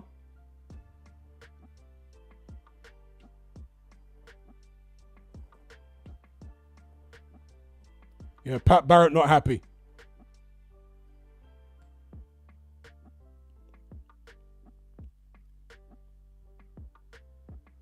Yeah, he's asking Lyndon Arthur why he's staying on the ropes. Well, it's obvious. His legs are tired. The legs are tired, that's why. I'm sure he doesn't want to be on the ropes, but your legs are tired, you get stationary, and that's where you end up, because that's where Anthony Yarde maneuvers you to. You touch gloves for the start of the final session, round 12. Here we go. It's been a competitive fight. Better fight than the first fight. And obviously not as dramatic as the second fight. I want to say this has actually been the best fight on the card so far. Not like it's been the thriller in Manila. But it has been better than all the other fights on the card up to this point. Arthur trying to stay in the center of the ring, but Anthony Yarde just has more speed on his shots at this stage and more energy, it looks like. He's stepping to the side, gets caught with an uppercut coming in. 2 left hooks from Anthony Yarde. Lyndon Arthur needs to block that shot. Yarde got plenty of gas in the tank here. Bulling his way forward, pushing Lyndon Arthur back to those ropes where he doesn't want to be. The man from Manchester.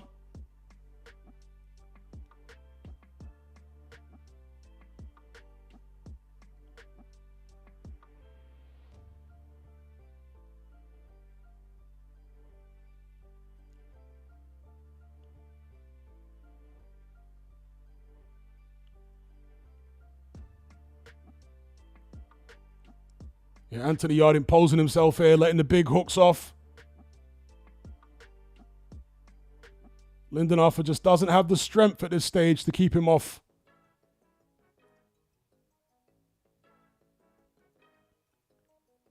That's a good combination though from Arthur. Yarde comes back with several left hooks. The last one missing. Another left hook from Yarde. He's been looking for that shot all night. But it's only now in the last few rounds that he's been close enough to land it consistently. Earlier on in the fight, it was missing or being blocked. But up close, it's landing here.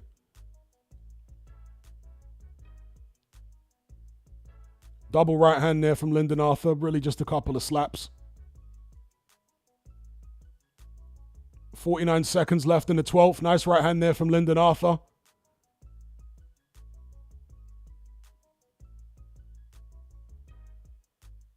Yarde turning Arthur there. It's been a closer round than the previous one. The visuals from the outside are going to look like maybe Yarde is dominating it, but with the camera angle here, you can see Arthur is landing his fair share of shots too. The right uppercut is nice from Arthur, although Anthony Yarde turned his head in the same direction. He rolled those shots. Tries the same combination. Final 10 seconds. Nice left hook there from Lyndon Arthur. Been a better round for him than the previous one for sure. And there you go. That's the end of the fight. Goes the distance.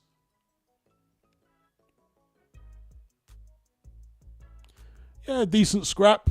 Nothing to write home about, but compared to the other fights on the card that we've seen, it's been the best one by far. And as somebody said earlier on in the chat, I think it was Andy Clark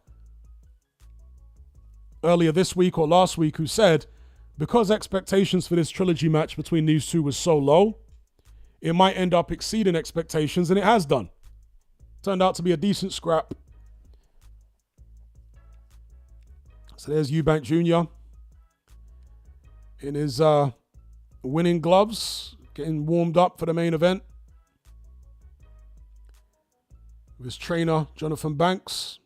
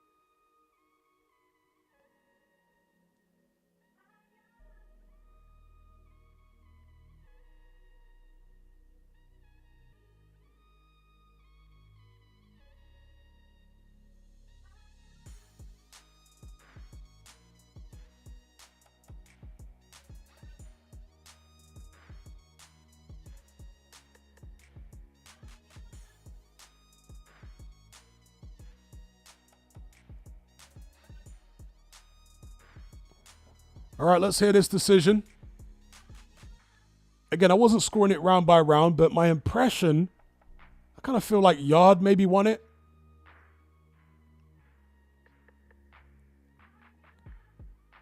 Like, let's have a listen. 150, 113.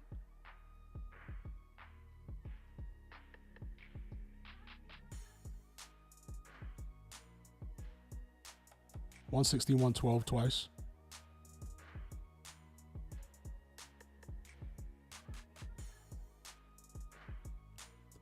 It's going to be Yarde. Yep, Anthony Yarde. Yeah, I don't have an issue with that. I reckon he did just about enough. I don't have an issue with that. Lyndon Arthur faded quite badly down the stretch.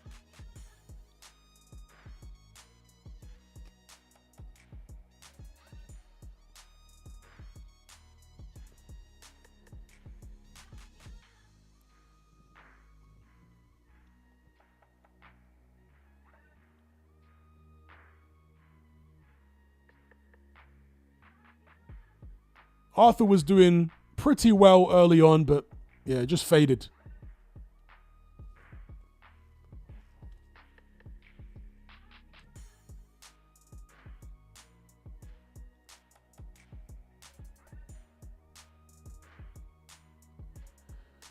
Linkage says Yarde versus Boatsy this year, please. Yeah, might as well.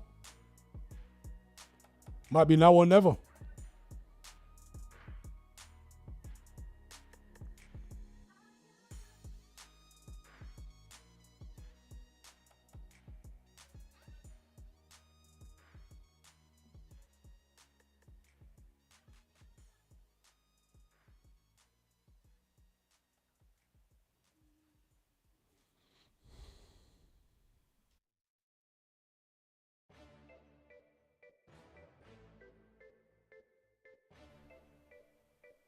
Artak says Yarde looked messy. I forgot about that slang word. I presume you're not using it in the slang sense. But who remembers back in the days, messy used to be a superlative in London? Remember when people, I forgot all about that word. Oh, that's messy. Who remembers that?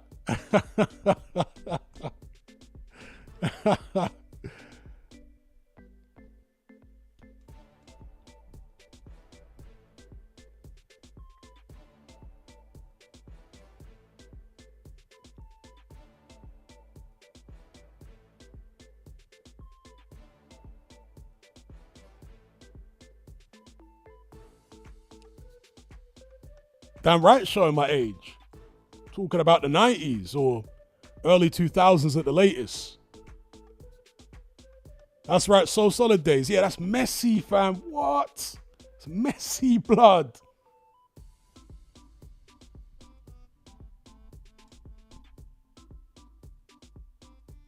What other words did we used to use? Dark, cold, heavy. Oh, them Crips are heavy blood. Wicked, yeah, Wicked is real old. Wicked is like the 1980s, bro. 80s, early 90s was Wicked. But heavy was like mid-90s, mid-late 90s, heavy. Yeah, heavy was serious.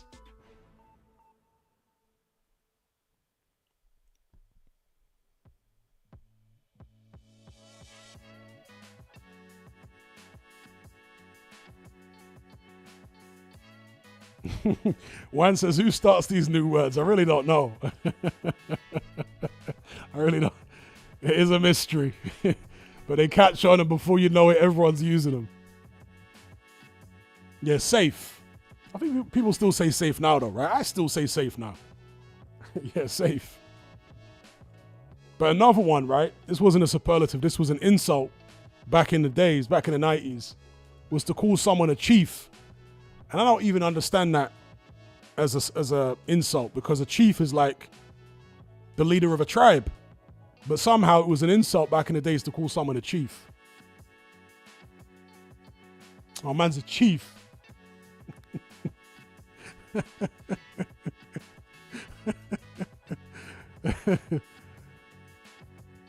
How did the word chief even come about as an insult? Someone needs to explain that to me.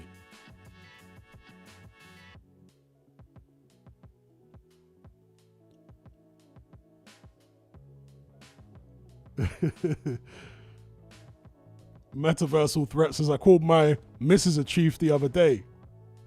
Yeah, chiefing him up. That's right. There you go. I'll chief you up, blood. Yeah. Man got chiefed.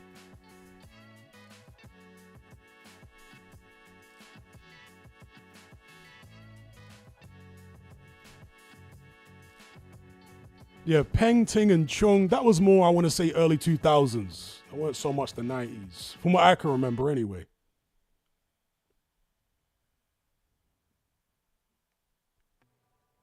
Shout out to Adrian Remedy.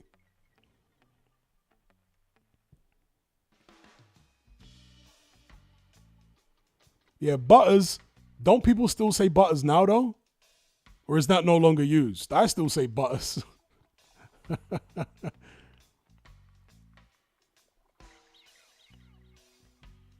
Butters.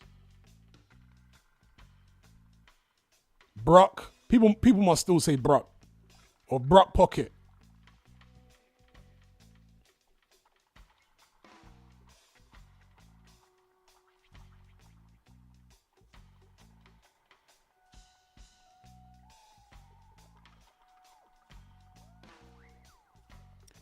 But yeah, Messi is one of the ones I completely forgot about. I totally forgot that whole era in slang, you know.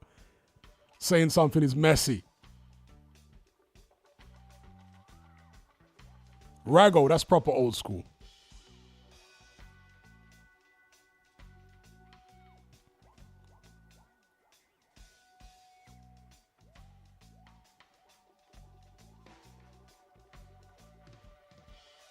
Yeah, buff, I remember that. Even tick. Yeah, not thick, but tick. Or Chris. That's another one I used to use. That girl looking Chris. What? Buff, Chris, tick.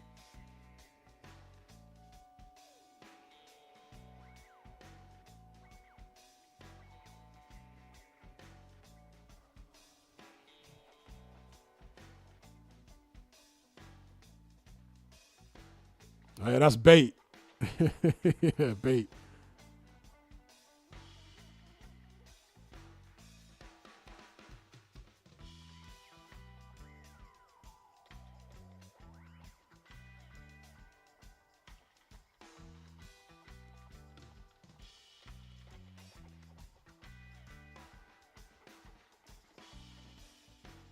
Crip Talk says my Jamaican mechanic used to say that to me. Everything Chris, that's right.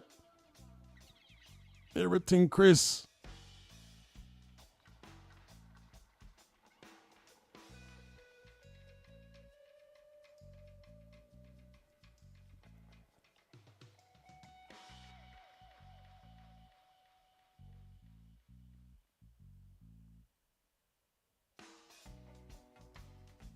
Is this footage here that they're showing on screen of Eubank from a few minutes ago, or is this live? Because he hasn't even got his gloves on yet.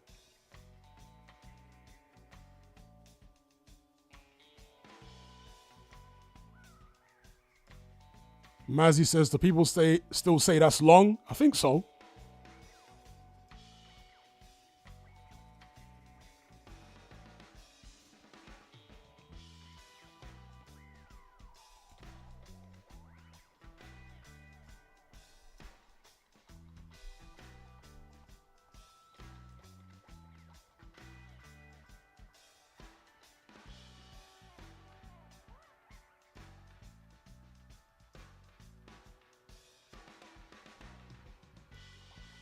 Yeah, safe definitely died a death.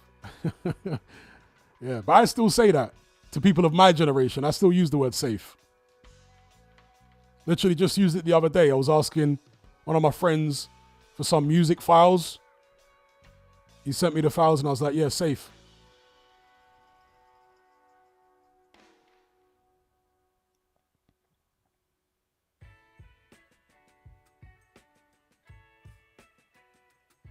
Show Speed is the worst. Is that the YouTuber? Because that reminded me of some slang as well. Said speed is another very old school term. Said speed. Said speed, set pace.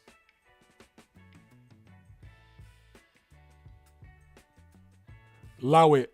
I think people still say allow it now though.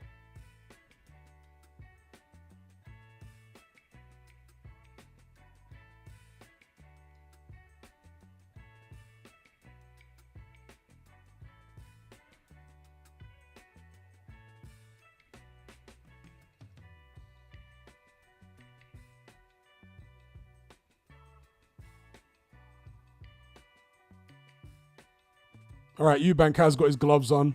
All right, cool.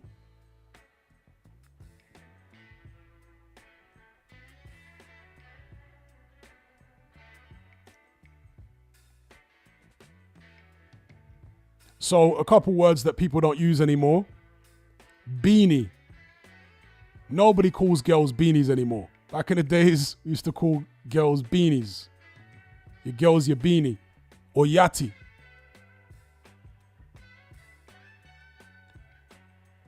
Your yati or your beanie.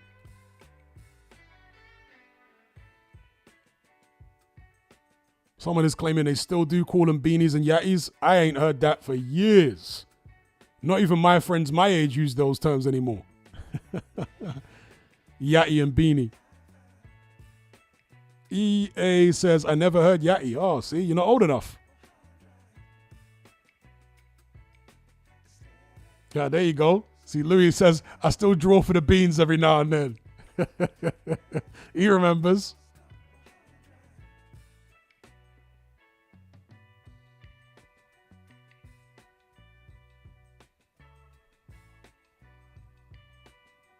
Crip Talk says, haven't heard yati since school.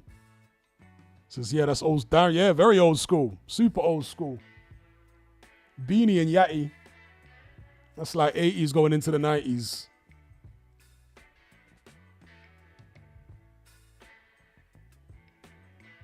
All right, Conor Benn coming to the ring to what sounds like some kind of dubstep.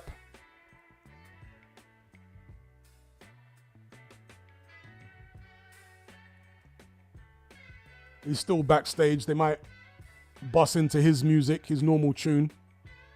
Dangerous.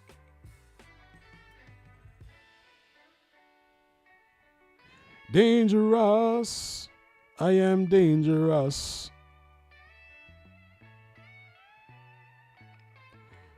Like his dad using the chimes of Big Ben.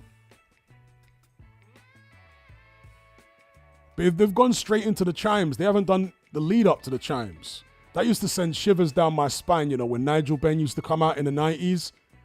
Like when he fought Gerald McClellan. Ding, ding, ding, ding. Ding, ding, ding, ding. Ding. That sent shivers up my spine when Nigel Benn used to come out to that. Crazy.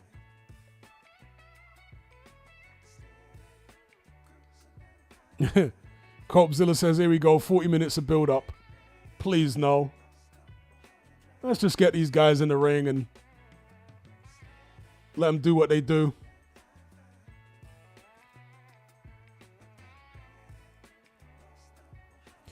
See, normally for a big fight, I've got some type of excitement.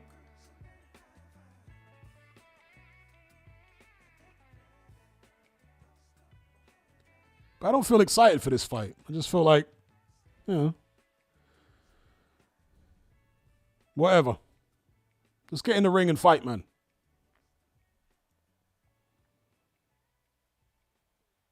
Like for the Usyk Fury fights, I was excited, you know? The adrenaline was pumping for the Usyk Fury fights. For this one, there's no adrenaline.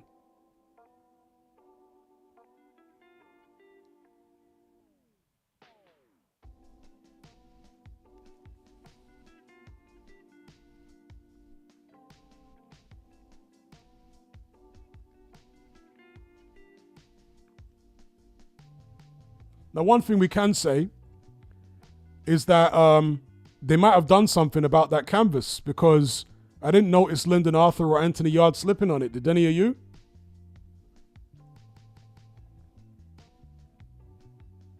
That's right, Chrissy P. Conroy Smith.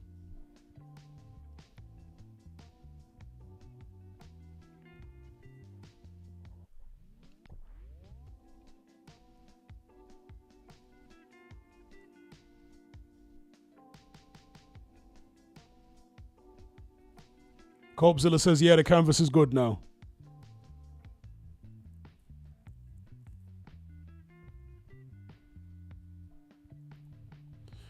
Oh, damn. Thank you for reminding me. Somebody said you need to change the graphic on screen. That's right. Thank you. There we go.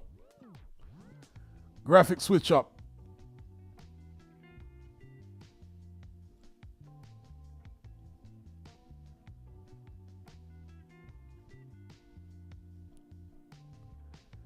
Carlton Palmer says he's excited. Okay.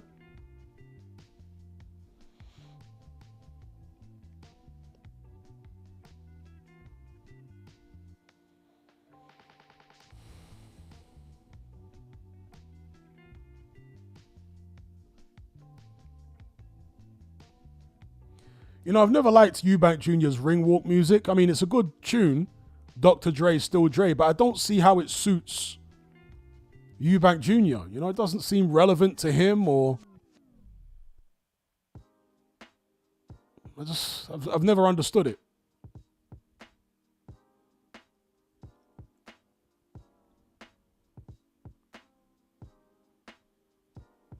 People are saying it's a small ring. Well, yeah, but everyone else has fought in it so far. It is a small ring that will favor Conor Benn.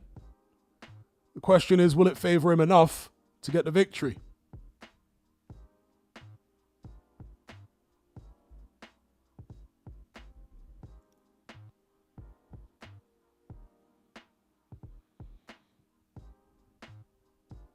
You know, if Eubank Jr.'s name was Andre or something, then you might say, oh, okay, well, Dr. Dre, Andre Eubank, you know. But no, his name's Chris, and he comes out to Still Dre. It just never worked for me.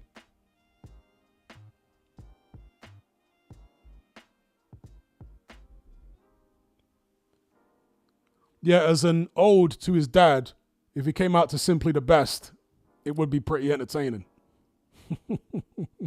There's Senior in his weird looking jacket. Oh, they are playing Simply the Best. Okay, there you go. Shout out to D-Dubs.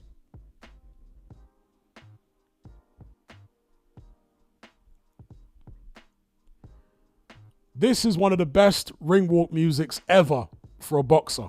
It's Simply the Best.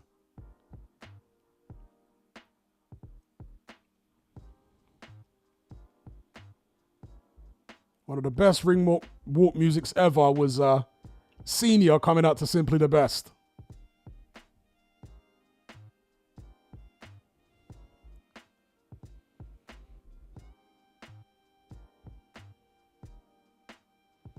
Yeah, this all must have been premeditated, innit? The beef between them. It must have all been contrived and fake from the beginning. Because they've got Simply the Best music. He's coming out, walking him to the ring. They can't have patched this up in the last 24 hours. It must have been a ploy the whole time. You know, mind games and all that.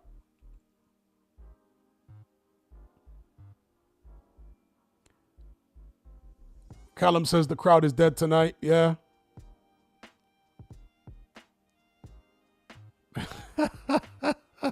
Senior loving it more than the son. Look.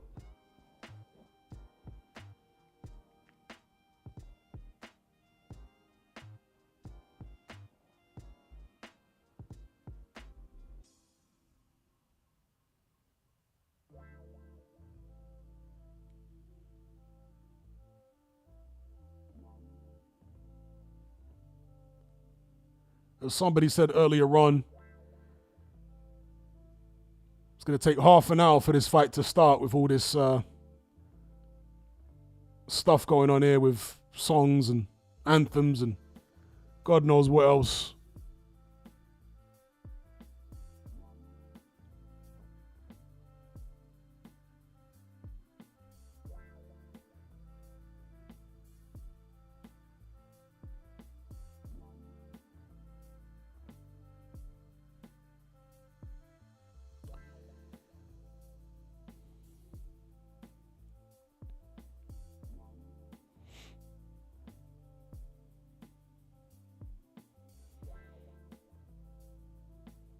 Okay, so they're playing the beat live with a band and whatnot.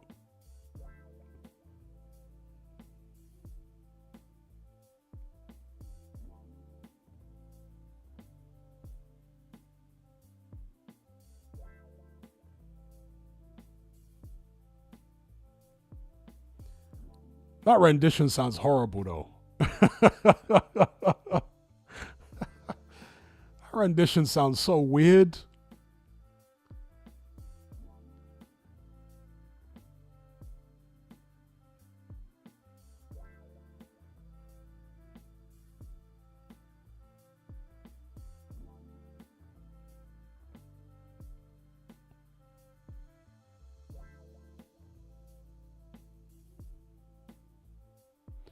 So Eubank walking to the ring now with almost a scowl on his face.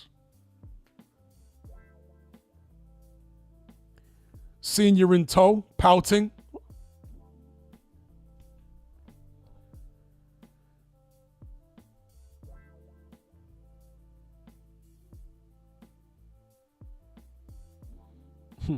Sean Baker says Senior just recharging his ego bar.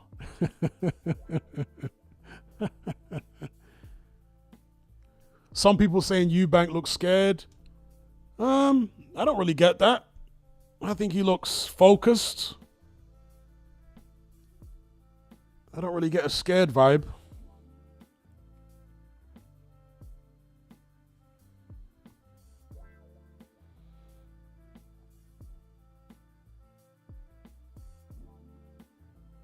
Scared would have been AJ walking to the ring against Dubois. He looks scared.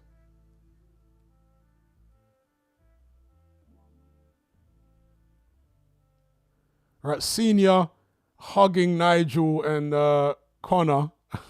Conor didn't seem to want to know there. Shout out to James Clifford for the super chat. He says, after the fight finishes, they're going to announce a boxing exhibition in 14-ounce gloves. 8 2-minute rounds between Chris Senior and Nigel. Gotta hope not. Because they've been talking about doing that fight for years.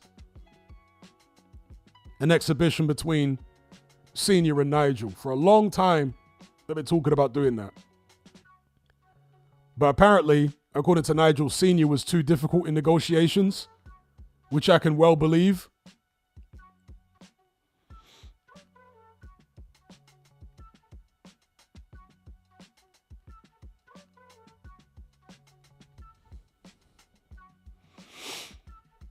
You know, there's a saying, familiarity breeds contempt. And because of the familiarity between these two families, and even the sons, I don't think either of them are scared, to be honest. I don't think Conor Benn's scared. I don't think Eubank's scared.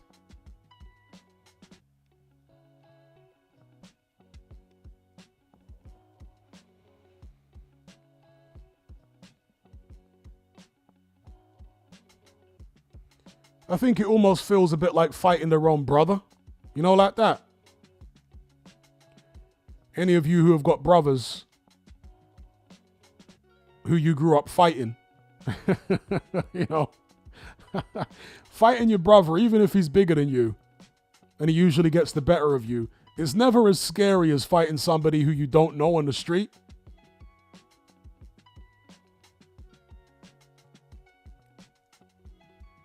Because you've done it so many times. You've sucker punched him. He sucker punched you. You scrapped it out over the years. Obviously, these two haven't fought, but I don't know, just the familiarity between the two families. I just get the feeling that neither of them are particularly scared of the other.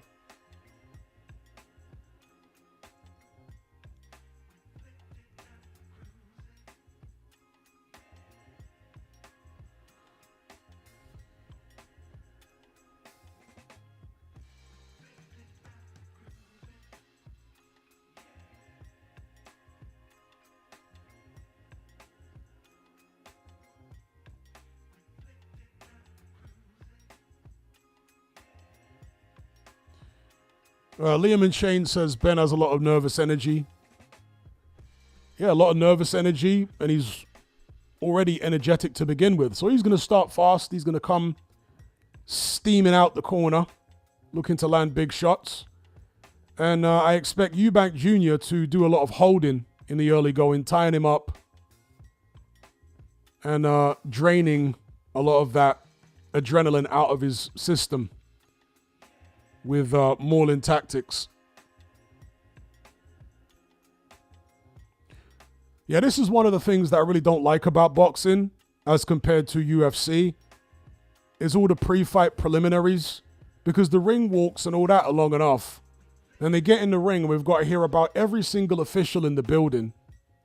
All the judges and the referee and the commission people, and then we've got to hear the anthems, and then we got...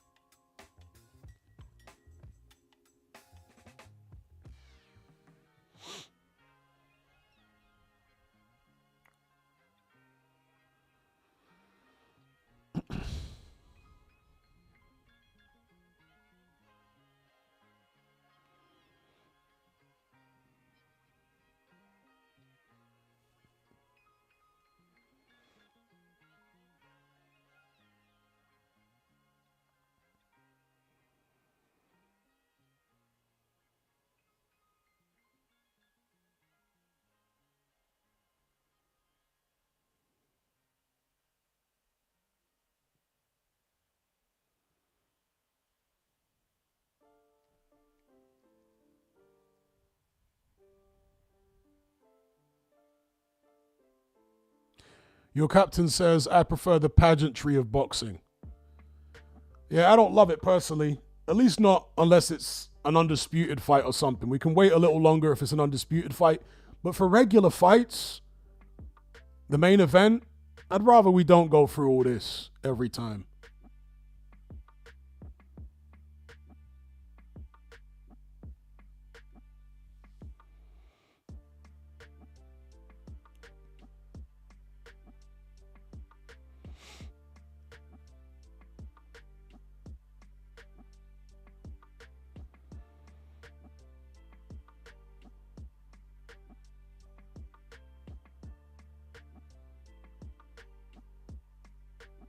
There's some booze for Eubank as well. As Eubank said, two bad guys.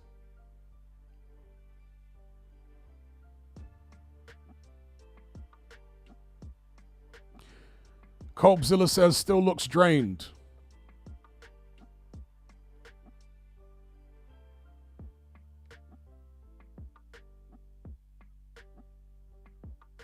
To me, he doesn't really look drained, but it all depends on how he feels, right?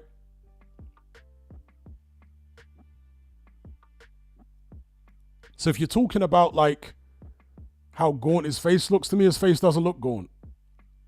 But if you mean like there's maybe a lack of energy in his face and body language,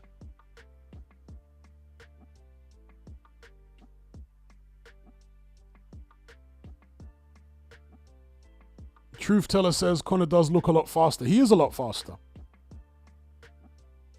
And so, as I said in my keys to victory, it's a matter of Eubank slowing him down with tactical clinching in the early rounds.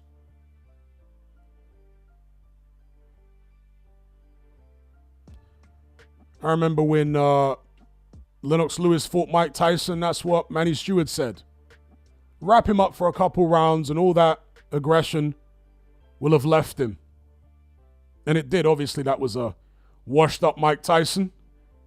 Conor Benn is in his prime, so but then again, Conor Benn was no Mike Tyson to begin with. Anyway, here we go. Chris Eubank Sr. taking his seat next to Nigel Benn ringside. Conor Benn raring to go. Chris Eubank Jr. in the white shorts, red trim. Conor Benn in black. For those of you who maybe don't remember or didn't see, these are the same color shorts that their dads wore when they fought the first time. Round one about to start. There we go. Opening bell. Eubank Jr., Conor Benn. Conor Benn getting very low. Looking to close, big left hook there. Swing from Conor Benn. Eubank Jr. wraps him up on the inside. Center ring. Conor Benn looking to fly in with fast shots. Eubank tried the uppercut there from a bit far out. Conor Benn with that typically very wide stance. Looking tiny in there next to Eubank Jr., as you would expect. This is a welterweight coming up. I mean, everything about him looks small compared to you. That's a nice jab from Eubank there. His head looks small, his body's small. Very wide, wild shots from Conor Benn, missing wildly here. Eubank looks the calmer of the two. And through the first minute of the round, it's worked a bit better for him being calmer. Conor Benn just needs to settle down slightly and not swing so wildly. Needs to also jab his way in. There's a jab from Conor Benn. Needs to use that jab coming in.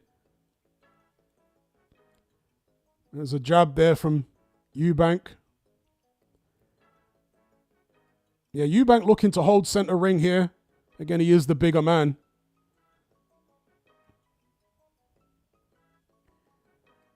Yeah, Conor Benn needs to settle down here because he's just, he's rushing things a bit too much. Telegraphing shots. There's a left hook attempt there from Conor Benn. Right hand lands from Conor Benn. That was a good shot. Eubank Jr. ties him up. Conor Benn actually leaning on Eubank Jr. on the inside there.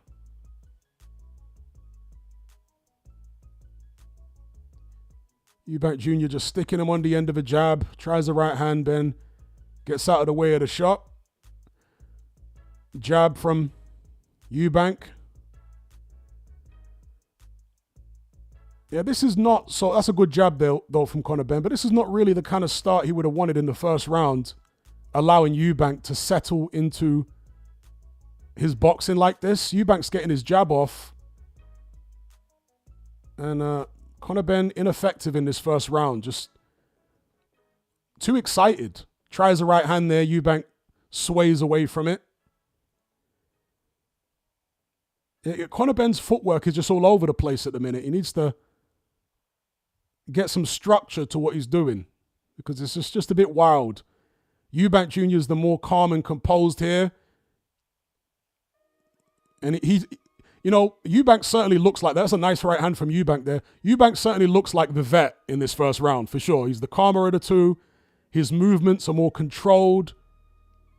And he's not burning unnecessary energy. That's the first round for Eubank. See, the thing about Conor Benn is that he's a naturally aggressive guy.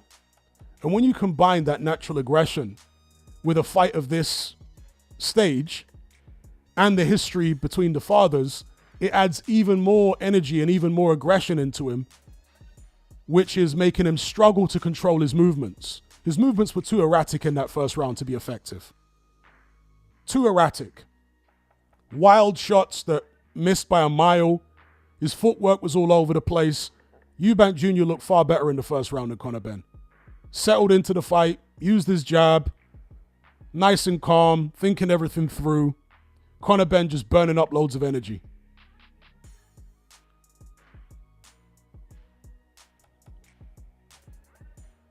Let's see if he can do any better in this second round, because that was a Eubank round in the first, behind his jab, just being the tidier boxer. Here we go, round two. Eubank starts with a couple jabs to the body. Conor Benn, quick feet, ducks underneath. Decent jab from Conor Benn. Another jab there. And he needs to use that jab more, Conor Benn. That's a nice jab from him there. It did land with good snap. See if he can settle down a bit here. And that's a good jab from Eubank. Real solid jab. Tries the right hand. But a very, very solid jab in that exchange from Eubank. Victor Loughlin just trying to get hold of the fighter's ear. All right, giving him a talking to.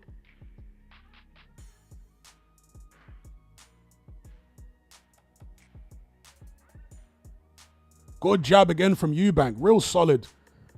Benn tries a right hand, which Eubank leans away from. Again, Eubank, the experience of Eubank is showing already. Oh, big right hand from Conor Benn there. Does crack Eubank on the side of the head.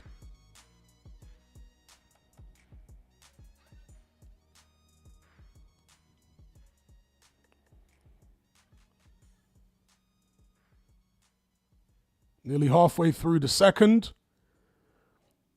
Benn settling in slightly here, but Eubank still kind of controlling things on the outside behind the jab.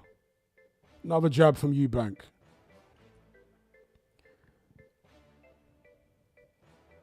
There's the jab again from Eubank. Just a bit busier than Benn with the jab. Left hook from Benn, I think, was partially blocked. The right hand was way off. Eubank again, just sticking to the jab. Benn jabbing back. And as I said earlier on, Benn needs to use the jab more.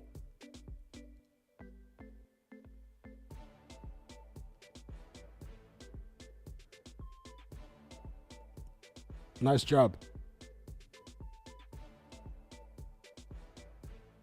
Good jab there from Conor, but a jab back from Eubank. Nice right hand from Conor Benn there. That was a sharp one over Eubank's jab.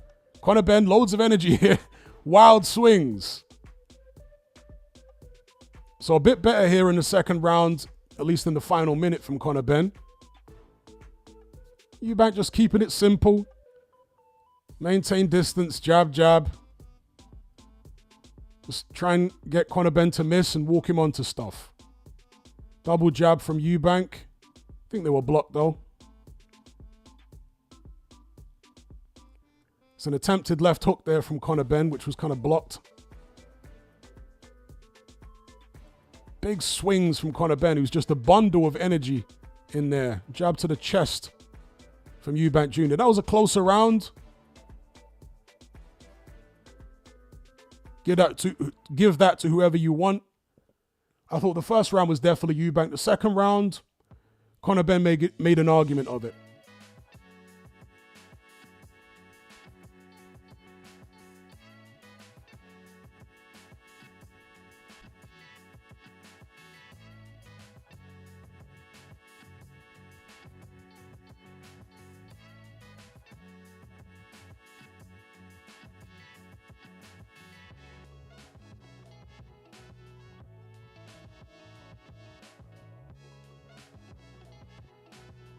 Slow-mo there, showing a good jab from Conor Benn.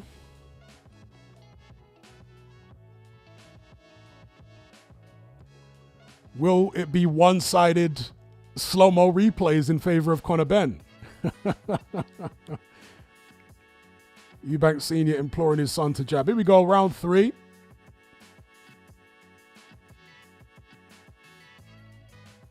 Eubank Jr. working the jab. Double jab.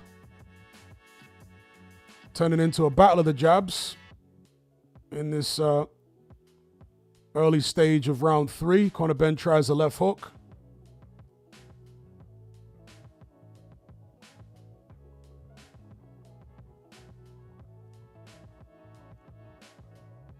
Jab again from Eubank. He's throwing that punch almost exclusively, and this is kind of what I expected from him. Actually, Eubank is not clinching as much as I expected in the early going. Big attack there from Conor Benn. He staggered Eubank, I think. He did. He staggered him with a left hook. He holds Conor Benn on the inside.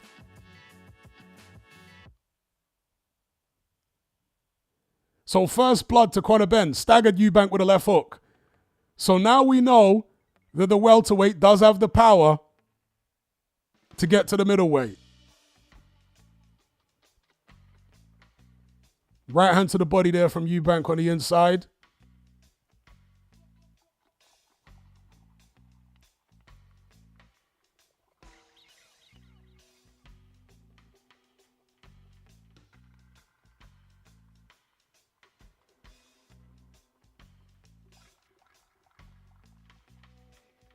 Eubank back on the jab. Conor Benn is actually settled a bit more after hurting Eubank with a left hook. He's not so anxious now.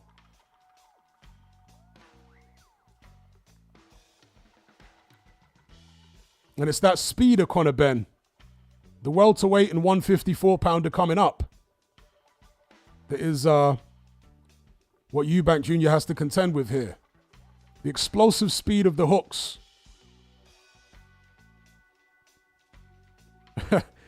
Both guys wrestle each other to the canvas.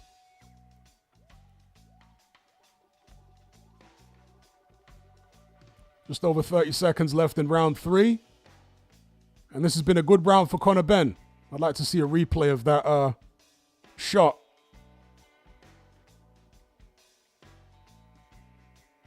Conor Benn with fast shots, which didn't land clean there, but they weren't too far off.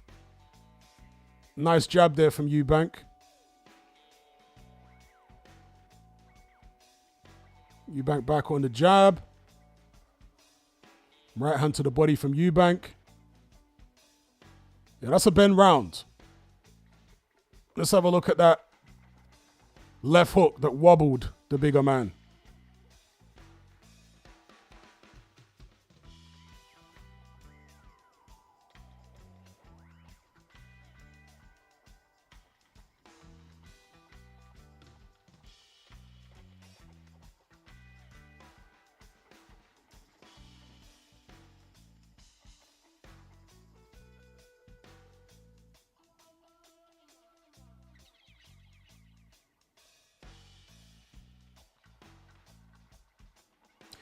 Yeah, I was expecting Eubank Jr. to use a lot more clinching. There's the left hook. I'm seeing the replay there. Let's have a look. Left hook lands bang in the mouth. Yeah, Eubank Jr. lost his footing. He was a bit off balance, to be fair, but I do think the punch affected him. But he was caught a little off balance. Here we go, round 4.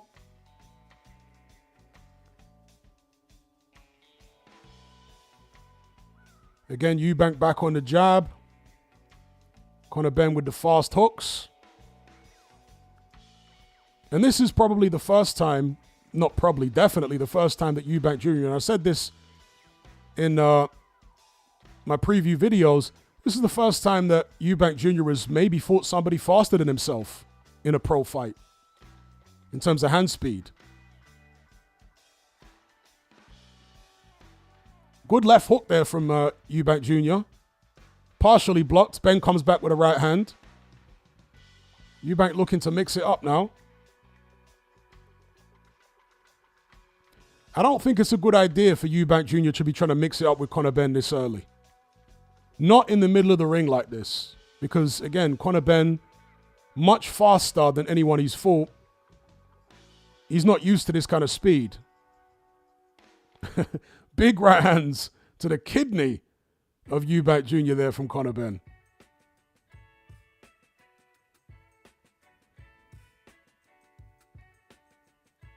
Jab to the body from Eubank.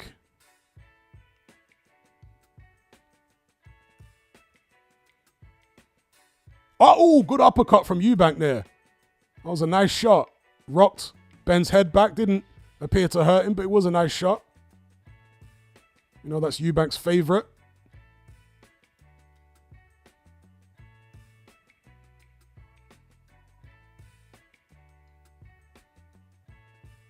Again, back on the jab.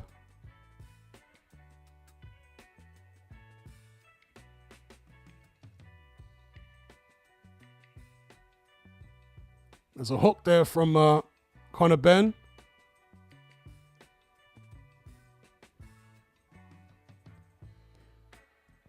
I've got Eubank winning this round so far behind the jab. He's talking to Conor Benn there in the clinch. And he did land that nice uppercut. Okay.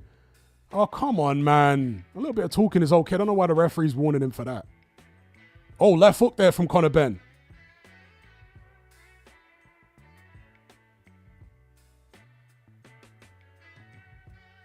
Has Conor Benn rescued the round with that punch? Because up to that point... Oh, good right hand from Conor Benn. Up to that point, it was Eubank Jr.'s uppercut that was the best shot of the round, but Conor Benn's come back with a couple nice shots here. He might have stolen it with those shots because it was a tight round otherwise.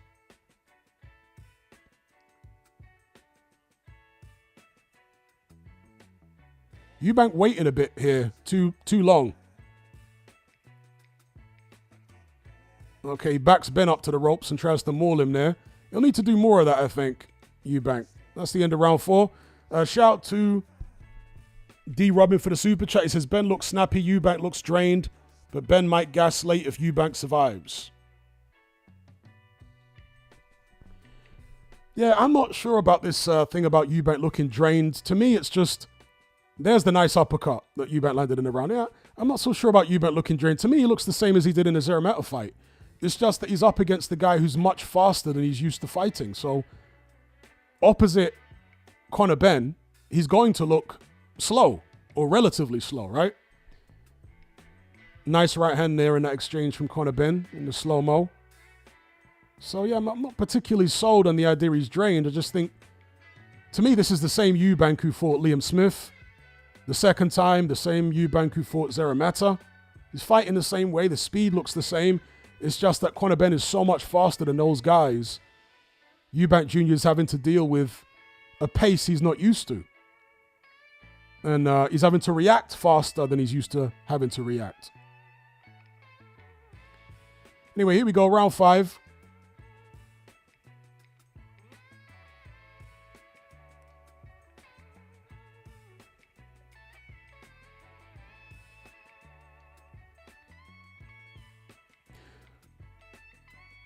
Okay, Conor Benn off balance there, bundled to the canvas by a push from Eubank.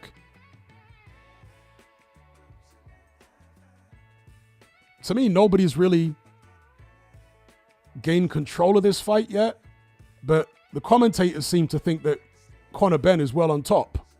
But I don't personally see that myself. He's won a few rounds. Oh, big right hand there from Eubank. Conor Benn took it well. But that was a big right hand there.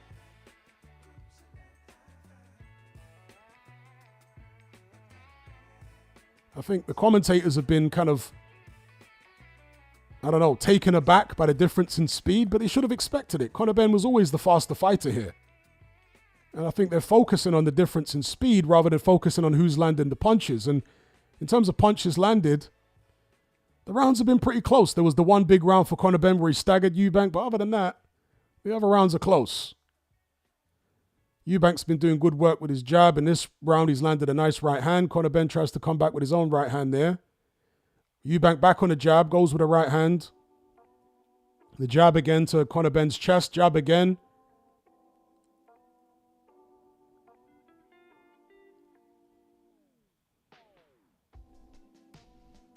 Jab and a right hand from Eubank.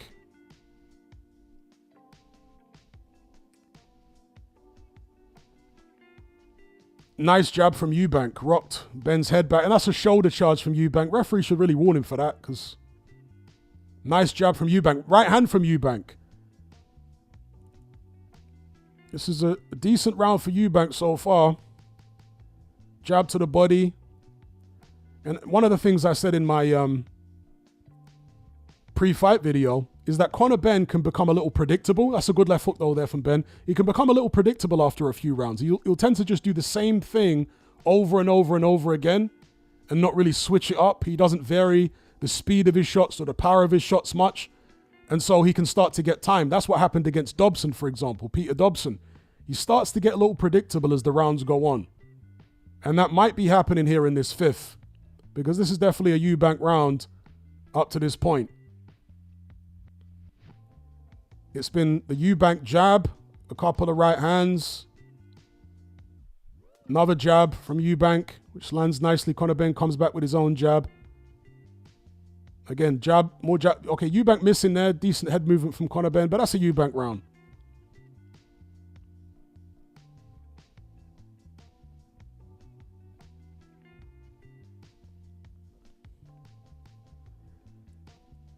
But given what the cards have been for Matchroom fighters up to this point, that was a nice right hand from Eubank in that round there. Given what the cards have been for Matchroom fighters, like Chev Clark getting far too many rounds against Vidal Riley, if that's anything to go by, Conor Benn's probably up 5-0 on the official judges' cards, you know? With the Matchroom shenanigans. Who's that footballer, man? Man's got a massive nose. Man's got a nose like a parrot's beak. Is that just like the camera distorting the size of his nose? Man's got a massive nose.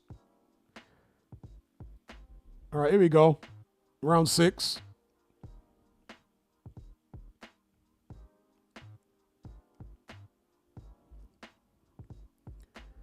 So there's a jab again from Eubank.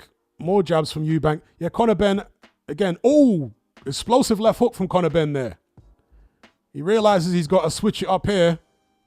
Oh, Eubank rough on the inside with Conor Benn. Talking to him. But this is a good response from Conor Benn, though, because he was getting a little predictable in the previous round. He can't allow Eubank to get into a groove behind the jab, slow it down to a pace of his liking. And this is what is starting to happen here. Oh, Conor Benn rough on the inside there, pushing the inside of his glove into Eubank Jr.'s face, getting a warning. Okay, no, not even getting a warning from the ref. Probably should have got a warning there.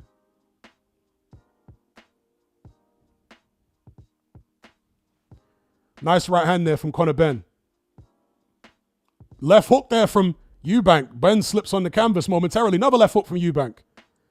Eubank tries the uppercut. Conor Benn wise to it, ducks underneath. Good head movement.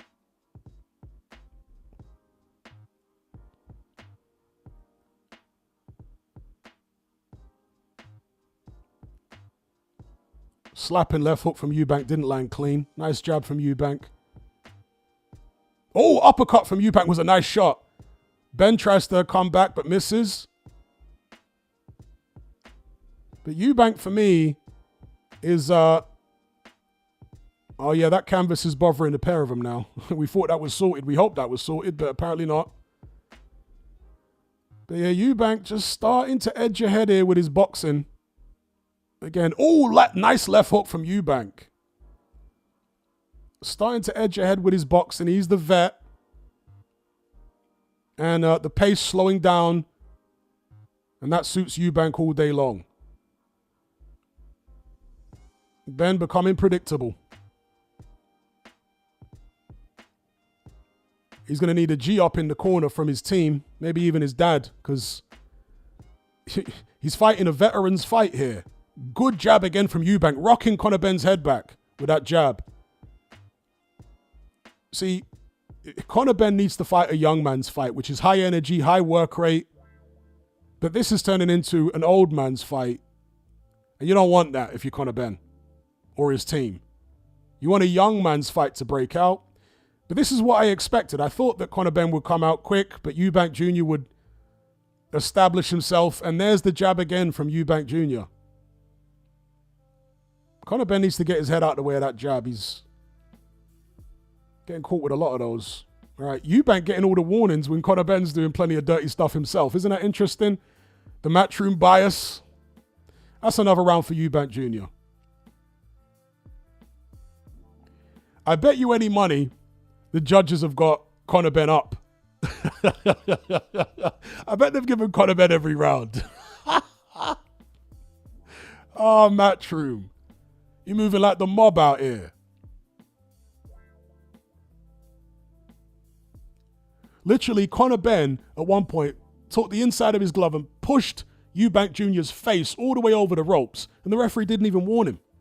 But any little thing that Eubank Jr. does, the referee's on him. It's like, come on, man. You at least try and make your bias a little more subtle. Dear, oh dear, oh dear. Jack Shaw says, Tony Bellew thinks Conor's ahead. Well, no surprises there. So here we are going into round 7. I think Eubank Jr. is taking control of this fight behind his jab. Conor Benn running out of ideas a little bit here. There's the jab again from Eubank Jr. Conor Benn. Oh, big right hand there from Conor Benn. Left hook from Conor Benn. Eubank Jr. trying to smother him on the inside.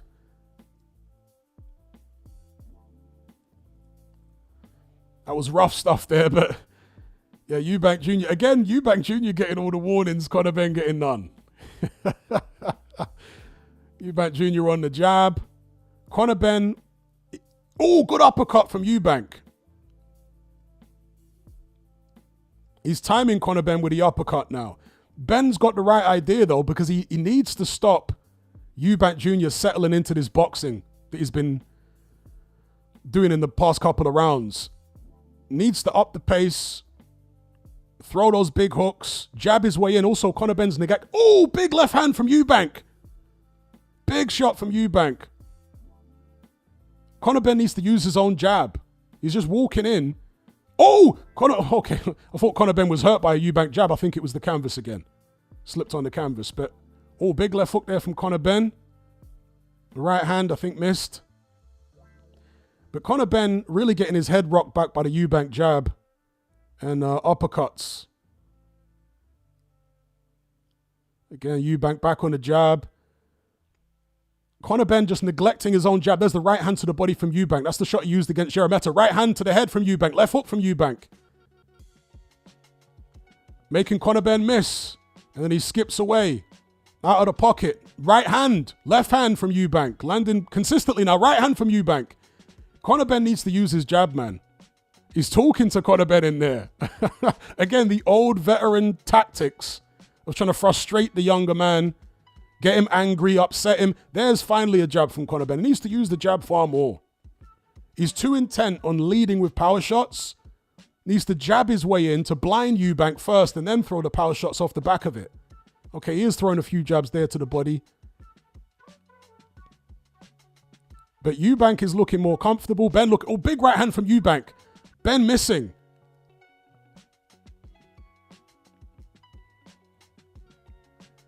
Frustration from Conor Benn here. Right hand from Eubank. But to be fair, Conor Benn has taken all Eubank Jr.'s shots very well up to this point. A full-fledged middleweight. Eubank leading with a left uppercut there was way off. Jab from Eubank. Conor Benn speculated. Another jab from Eubank. Another jab from Eubank. Another jab from Eubank. And yeah, Conor Benn missing the right. It's just too predictable at this point. Too predictable. Left hook from Eubank was a nice shot. You can see Conor Benn's frustrated and angry now. Another Eubank round.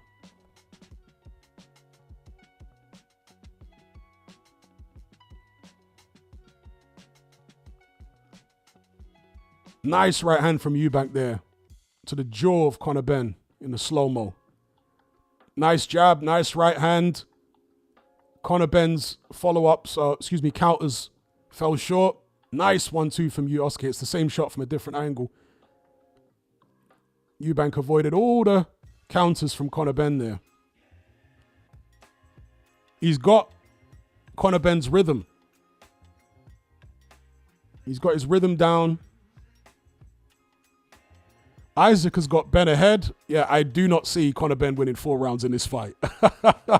I think, Isaac, you're way off with that scorecard, in my opinion. I cannot see how Conor Benn has won 4 rounds in this fight. Starts this round fast, though, as he needs to. Attacking with ferocity. Oh, big right hand from Eubank, though. Benn needs to, again, jab before letting them big combinations off. Blind Eubank with something first because he's going to keep walking into shots. He's got the right idea, but the execution is reckless. Double jab first, then let the hooks off. Oh, good shot from Eubank again. All right, nice head movement from Benn.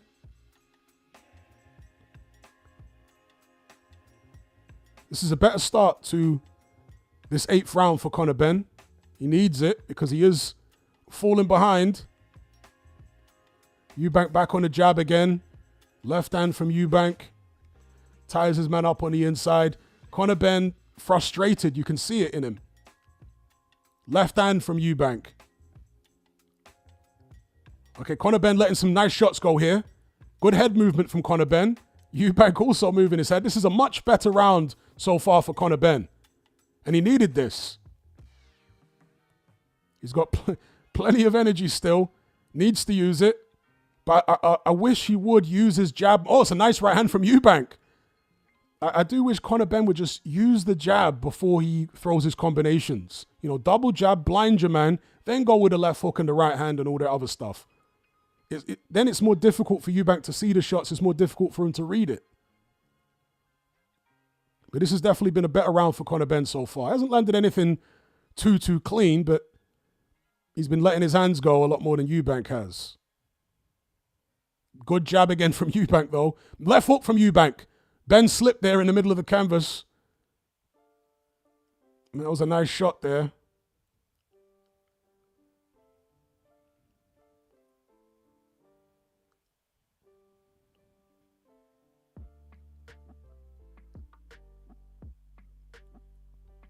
Get that canvas. That's a nice right hand from Conor Benn. Much better here from Conor Benn. Eubank slipping on the canvas there.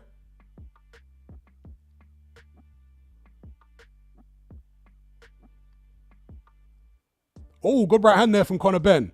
This is a much better round from Conor Benn. He needed this. Yeah, big onslaught from Benn. I mean, it's very scrappy, but plenty of energy. Eubank actually has Benn pinned on the ropes here, but I want to say Ben's getting the sharper shots off.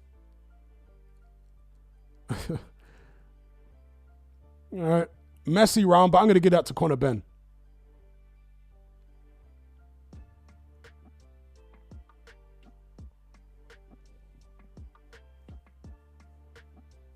That was a good response from Benn. Good response.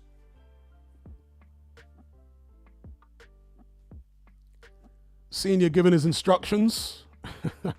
Telling the corner to tell Junior to do whatever.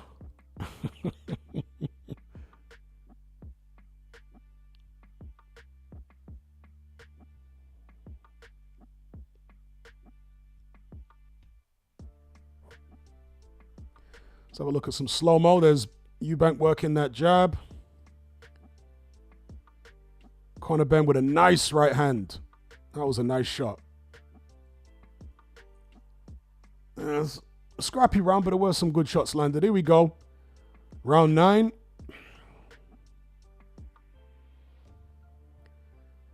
Eubank begins this round as he has all the other rounds on the jab. Try to keep that distance. Conor Benn swinging wildly with a left hook and missing. Right hand to the body from Eubank. Right hand from Conor Benn to the head. Wild exchanges.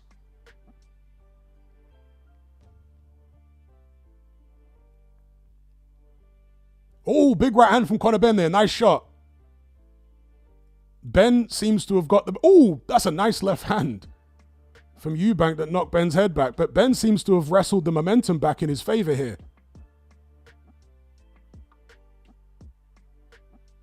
Oh, good shots on the inside from Eubank there. But Benn... Oh, nice left hook on the inside from Eubank. Eubank trying to smother Benn. He's the bigger man, leaning on him. But I like the way Benn has come back in these last couple rounds. Eubank trying to push Benn back here, though. It's an interesting switch up. Oh, big right hand from Conor Benn on the inside. That was a nice shot. And he ducks underneath the attempted follow-ups from Eubank. Now it's getting scrappy.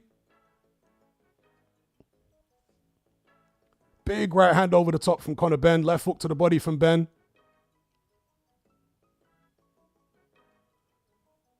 Yeah, kudos to Conor Benn for coming back the way he has these past couple rounds.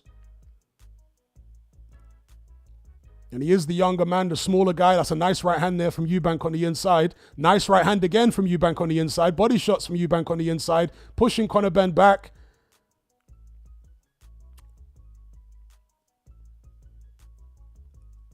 Eubank has got some damage to the right side of his face. Yeah, he's got a cut, Eubank. Last time I remember Eubank being cut was in the George Groves fight.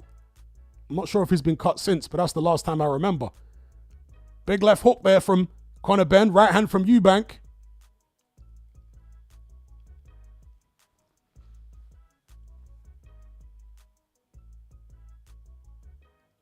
Oh, left hook there from Eubank. Right hand from Benn.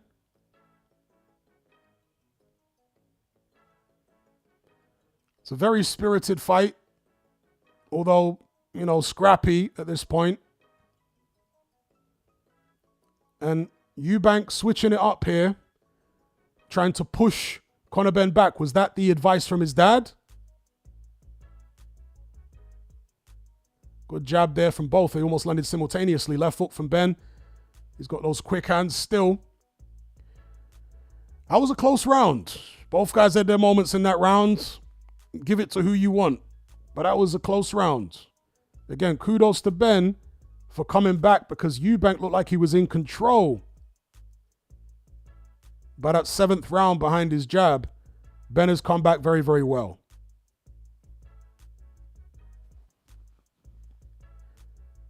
Apparently the cut was caused by a clash of heads. His team are going to have to get on that. Yeah, was that the clash that did it? That might have been the clash that did it.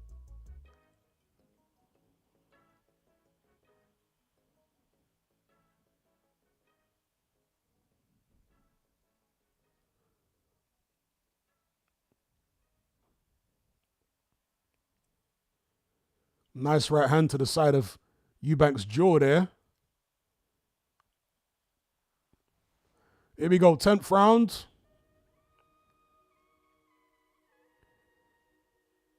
Fierce exchanges already. Conor Benn got plenty of fight left in him, gas in the tank. Eubank Jr. trying to push him back and scrap it out with him on the inside. And use that size and strength. Ooh. Big attacks on the inside from Eubank.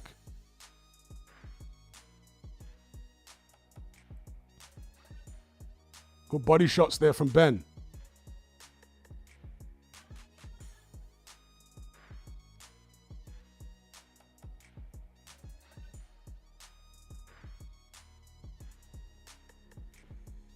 That blood streaming from Eubank Jr.'s right eye. Oh, nice left hand there from Eubank. I think that might have landed on Conor Benn's chest, though, to be fair.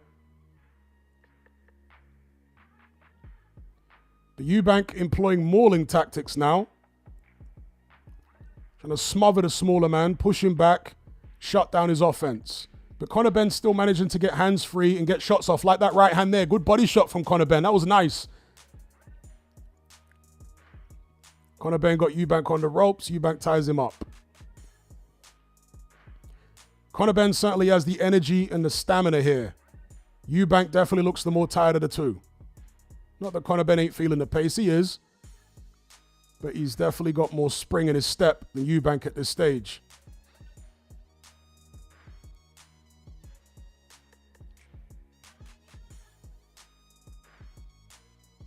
Good left hook to the body from Conor Benn. Nice shot.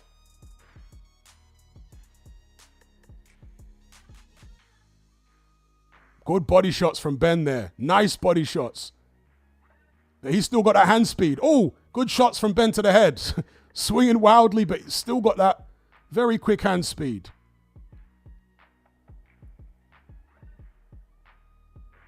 Eubank Jr. pouring blood from his face. Body shots from Conor Benn there. Yeah, Conor Benn is in control now for sure. He's wrestled control from Eubank, and he's keeping it. Oh, good right hand there from Eubank.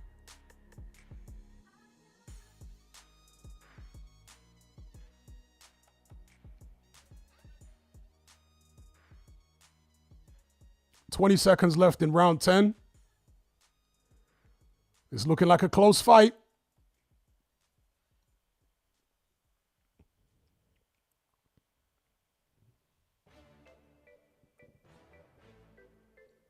Eubank attacking on the inside, but sloppy. Benn easily evading most of those shots. Easily.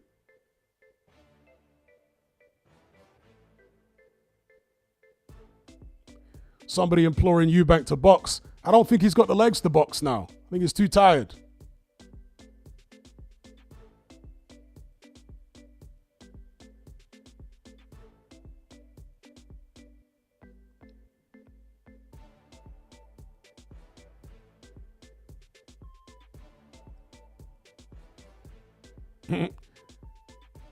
Some funny replay there.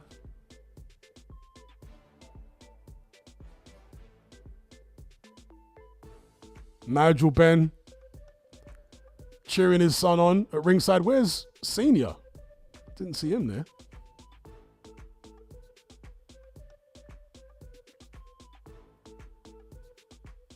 Here we go, round 11. Close fight. Who's going to clinch it?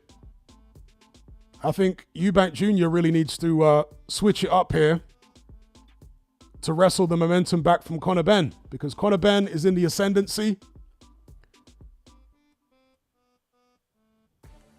Good shots from Conor Benn. Fast hand speed. He's still got a hand speed in round 11.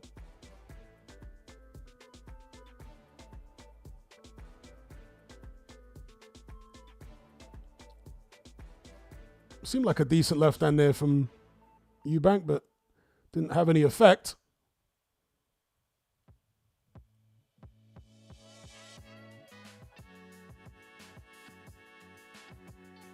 Yeah, Eubank Jr. looking busted up. Lands a body shot there on Conor Benn. Oh, good right hand from Eubank, but Benn unaffected. Couple of jabs there from Eubank. Benn, good use of the jab from Conor Benn there. Needs more of that. Oh, good right hand on the inside from Eubank. Conor Benn took it well though. It's a nice chopping shot. Eubank missing on the inside with the follow-ups. They tie up again. Eubank shrugs Benn off with the shoulder, trying to use that weight. Shrugging him off again. Eubank, I think, just getting the better of it in this round. But it's very, very scrappy.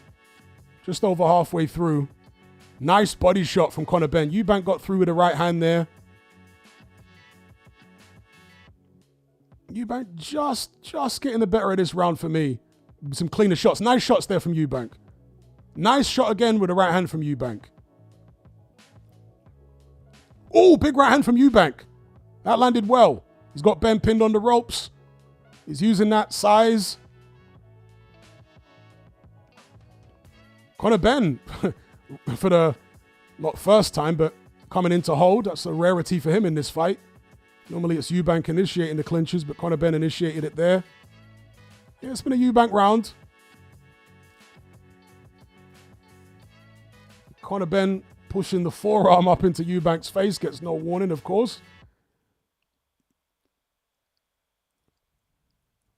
Conor Benn trying to come back with fast combinations.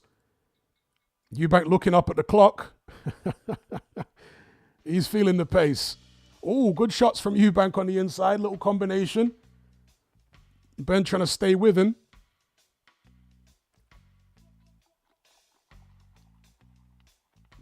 Benn trying to come back. Eubank on the inside.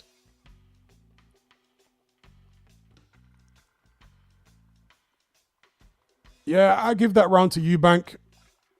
He just did a bit more. Landed more clean shots. So it's a close fight, folks. It's a close fight. I've lost track of who I have winning what, but all I know is this fight is close. I do like the way Conor Benn came back in the second half of this fight. But if Eubank wins this last round, the feeling I have is that he's won the fight. But we'll see.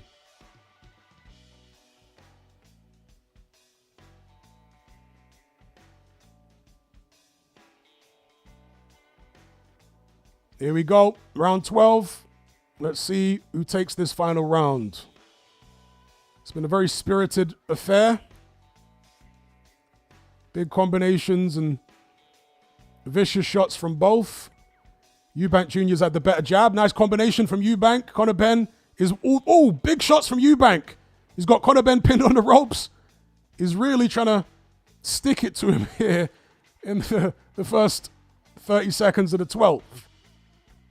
He probably needs to stick with that for the rest of the round. Just try and push the smaller man back, pin him on the rope. Big left hook there from Eubank.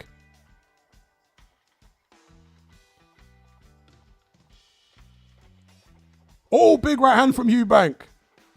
Conor Benn needs to get off them ropes. All right, he smothers Eubank finally. Needs to get off them ropes, Ben. Try and get himself moving forward rather than having the bigger man pushing back. I know it's easier said than done, particularly in the 12th round when you're knackered. But needs to try. Because at the moment, Eubank Jr. is actually getting the better of the inside exchanges when he gets Ben on the back foot. Eddie Hearn looking a little concerned at ringside there. Let's see who can win the second half of this round. The first half of this round for me, Eubank. Let's see if Ben can claw it back. A nice uppercut from Eubank on the inside. Left hand from Eubank. Uppercut again from Eubank. Oh, is Ben hurt? Is Ben hurt? Hey, Ben. Oh, Ben's in trouble. Ben's in trouble. Conor Benn's in trouble. He's ducking and diving on the ropes. He's holding on. But Conor Benn's in trouble. Eubank moving forward. He's the bigger guy. Oh, big left hand from Eubank. Conor Benn's in trouble. Conor Benn's in trouble.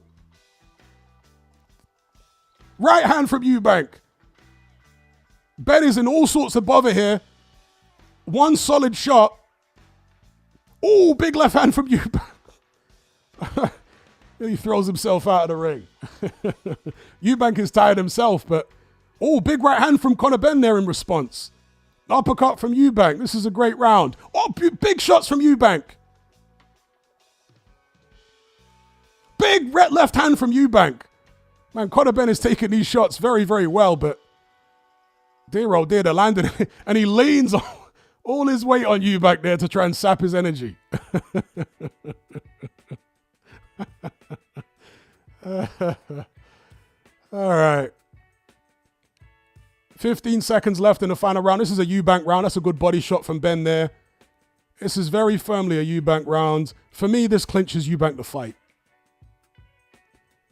I don't know what the scorecard is exactly what I would have it, but with him winning that round the way he did, the impression I have is that Eubank won that fight.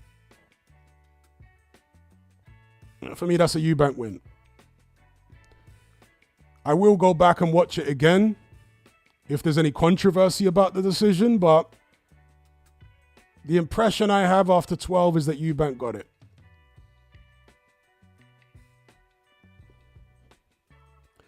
But props to Conor Benn. You know, he gave it a very good effort against the bigger man.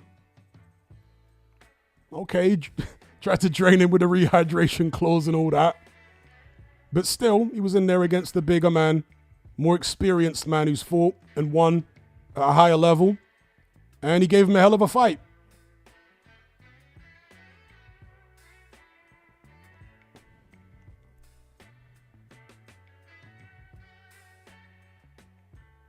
Apparently these Sky viewers have got it a draw.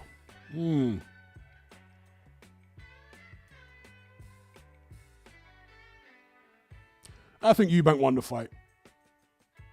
But let's see what the judges think. Let's see if the judges give it to Ben. Because you know they want the rematch. And you know that Eddie Hearn has got more pull, more sway than Ben Shalom. So, it could be in favor of Mr. Conor Benn if Eddie Hearn's got anything to do with it.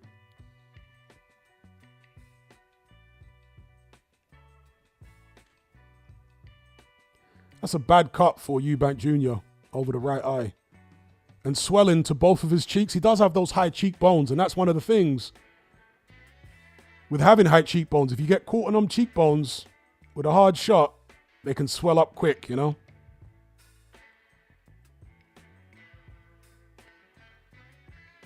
All right, here we go. The decision from Buffer.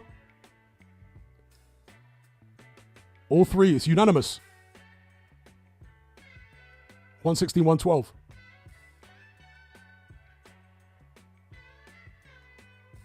Chris Eubank Jr.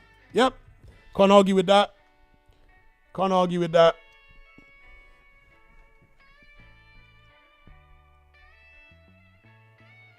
Eddie Hearn is vexed. I want to see Eddie Hearn's face. Yeah, the judges were right. No funny business, thankfully. It was a just decision.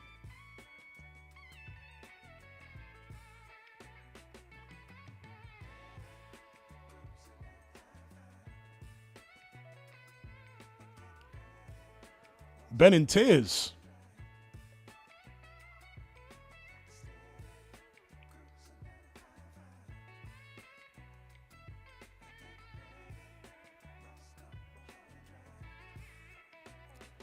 Colbzilla says Sky commentary are crying. You wonder why, because that's Eubank's network.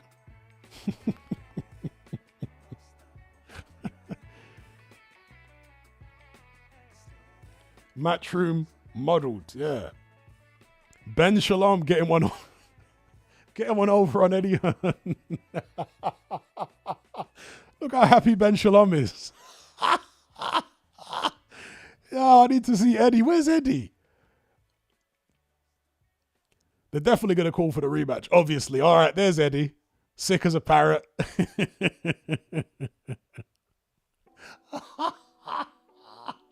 Sick as a dog.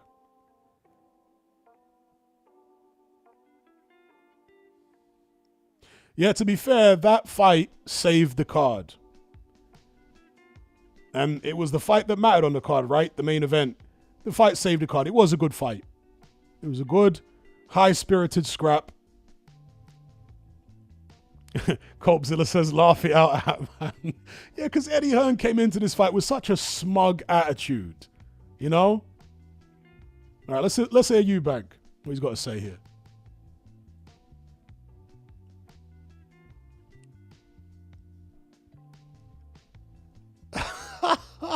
His dad saying Rastafari in the background.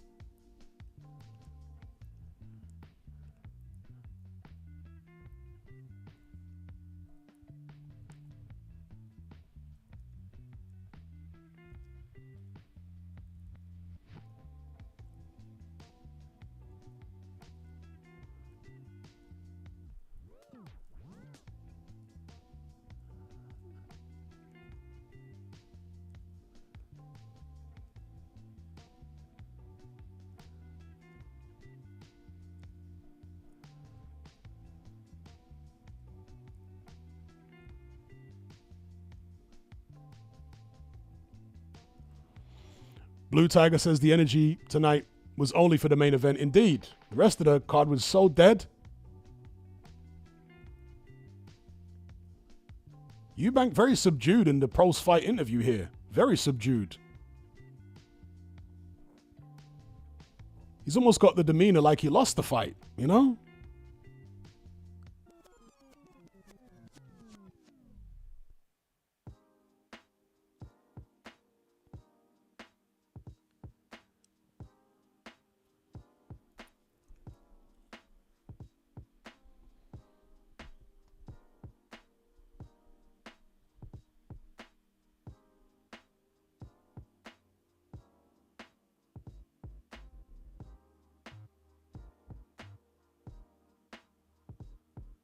Yeah, Eubank is tired, but still a very, very subdued post-fight from Eubank. Very, very subdued.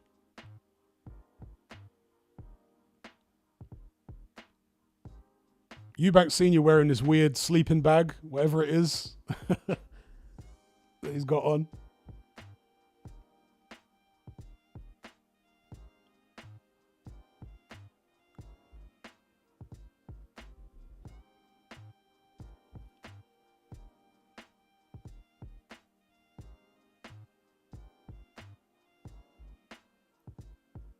Shout out to D-Dubs.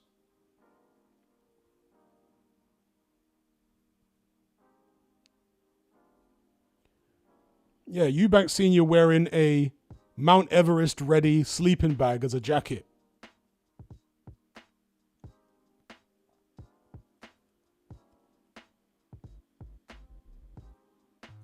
Yeah, Eddie Hearn's going to be, hey, there's no way that Conor lost.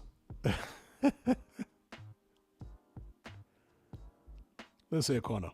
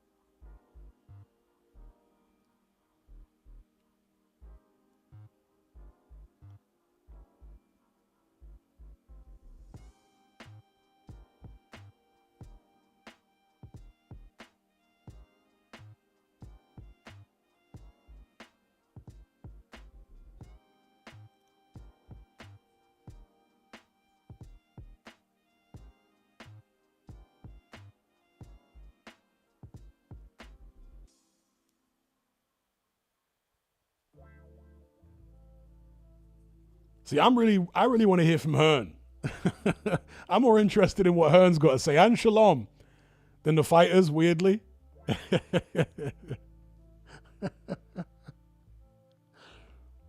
Because Hearn has been far too smug, far too smarmy and shady.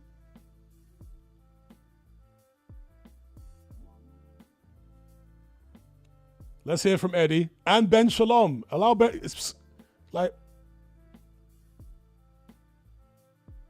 all right, let's hear Eddie.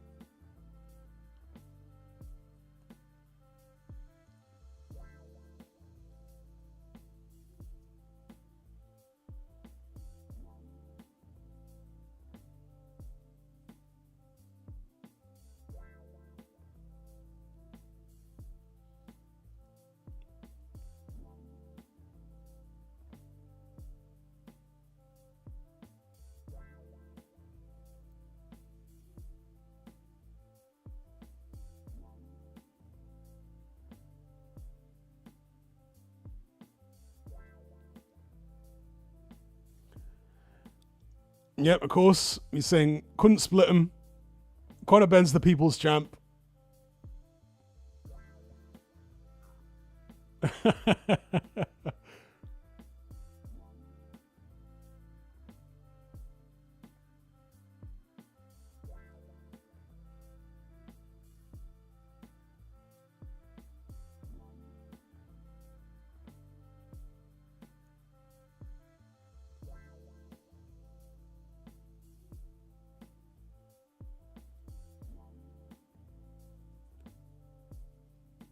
Eh? Why doesn't Ben Shalom get to talk? I'm not sure what that's all about, but weird.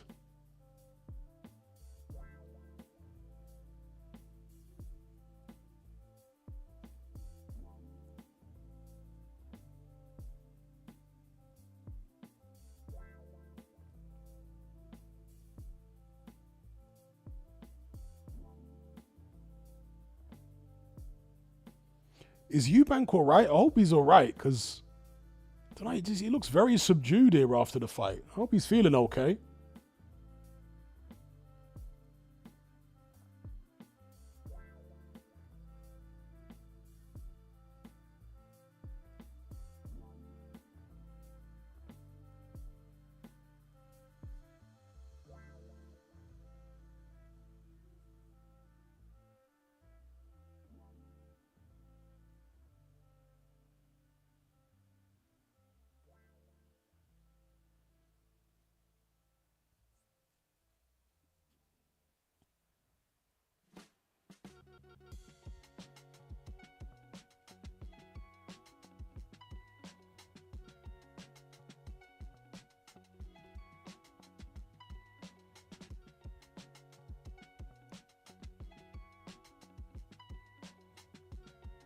I'm just listening to the pundits here, people.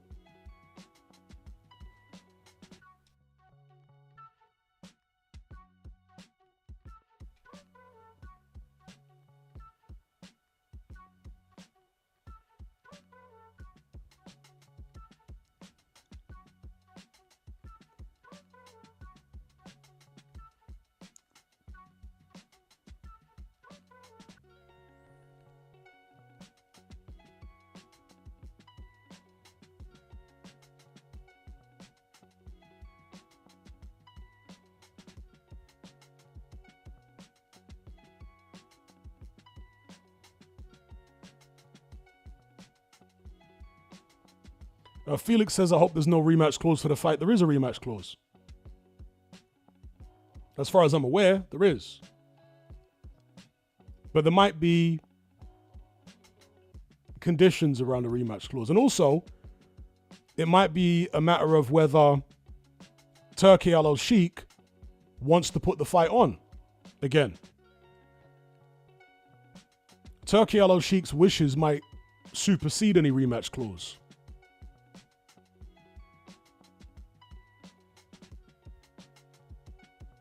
And also, Conor Benn has to want to take the rematch. Maybe he will, maybe he won't. Maybe they'll say, fight Barrios instead.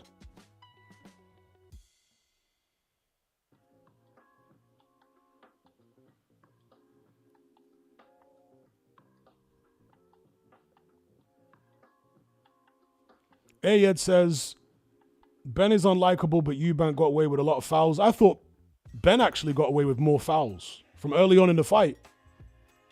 There was a lot of fouls from Ben, shoving the inside of his glove into Eubank's face on multiple occasions. The referee saw it, didn't say anything to him. Eubank was the one who was getting warned by the ref for any little infraction. Conor Benn was doing loads of stuff. Referee never warned him. It was like, what on earth is going on with this ref?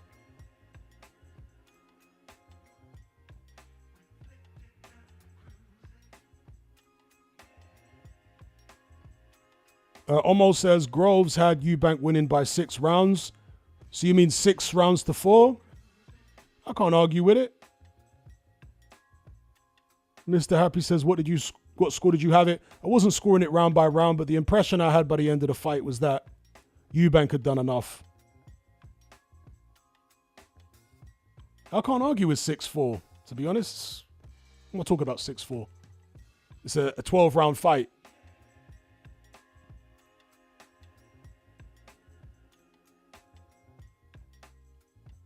$8-4? I mean 6-4. 8-4? Excuse me.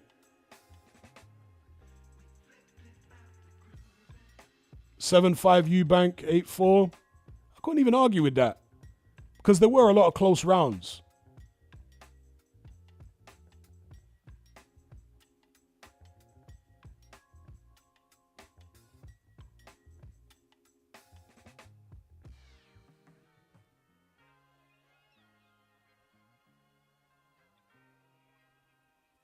But yeah, whatever you scored it, I do feel Eubank did enough. He did enough.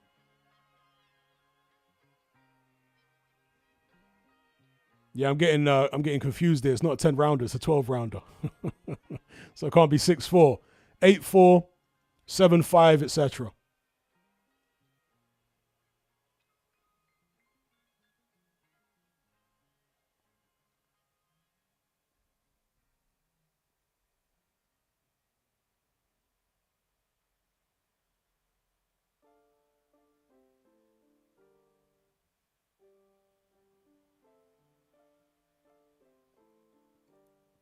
D-Dub says, yeah, I scored it 8-4.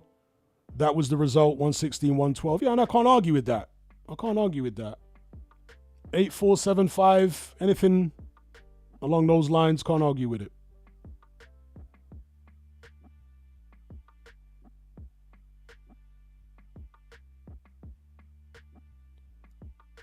Khan says, Ben won the early rounds as well as mid to later ones. No, he didn't. Eubank was winning the majority of rounds in the first half of the fight. So don't get swayed by silly commentary from Sky or DAZN or whoever. Eubank was winning the early rounds, most of them. I think I might have given Conor Benn 1 or 2 of the first 6. But then he came back. I remember he came back in rounds 8 and 9. But Eubank Jr. won the majority of the rounds in the first half of the fight for sure.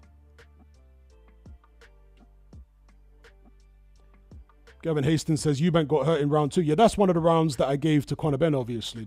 Was it round 2 or round 3 that Eubank got hurt? But yeah, there was a round where Eubank got hurt, and that was obviously a Conor Benn round. But most of the rounds in the first half of the fight, I gave them to Eubank.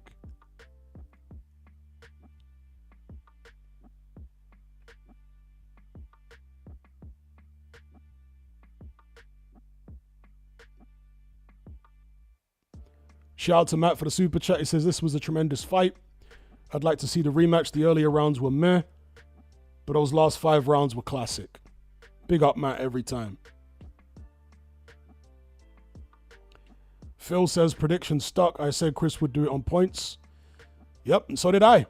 That was my prediction all along, was Chris Eubank Jr. on points, and that's what we got. In fact, I think I got all the predictions I did for this show, I think I got them all right. I think.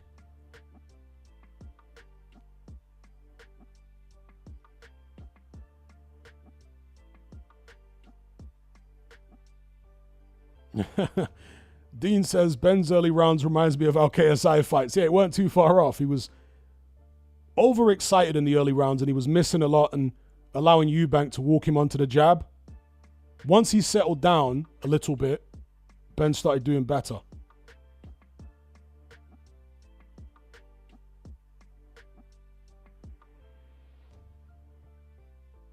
Shout out to Matt for the super chat. He says, I do feel the fight wasn't just a fantasy matchup, no losers. Thoughts? It was a good fight, but I maintain what I said to begin with. It's not a fight that needed to happen. At least not for me.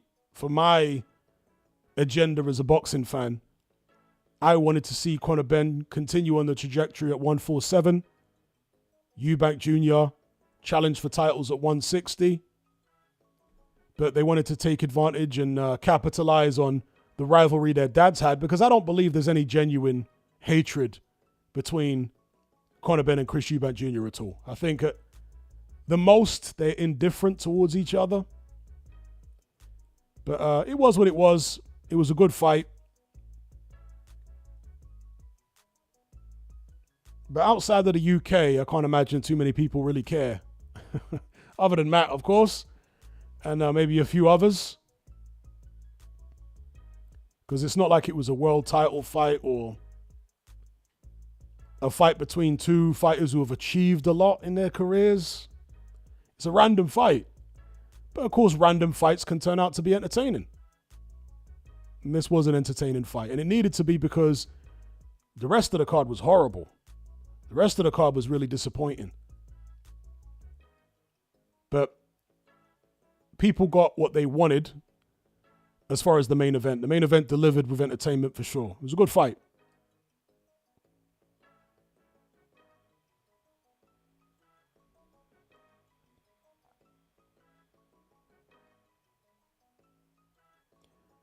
Grind says, Yarde shocking, Liam Smith should never box again. Yeah, Liam Smith might call it a day after that performance, to be fair. His brothers might tell him that it's over, because he was well beaten by McKenna. Yarde scraped through against Lyndon Arthur. I think it's time for Yarde to fight Boatsi. It's overdue, that fight, actually.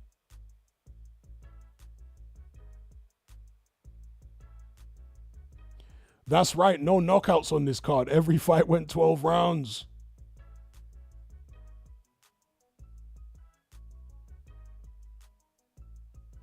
Siri says Yarde Arthur was good. He was all right. It was, decent scrap. It was nothing I'd necessarily want to watch again, But it was a decent scrap.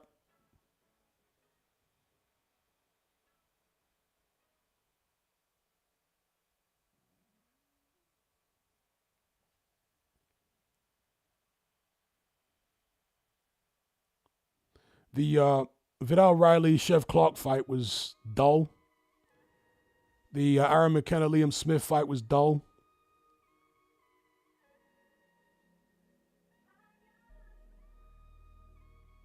Yeah, I would like to see Conor Benn move back down to 147. That's what I'd like to see next. Because, how much are these Eubank fights taken on a middleweight? How much are these fights going to take out of Conor Benn? You might end up ruining him moving up to middleweight for these Eubank Jr. fights. So by the time he moves back to 147, he's not the same guy anymore. So I would say no, move back down to welterweight now. Forget about the Eubank Jr. rematch. Stick to your weight class and fight for a title.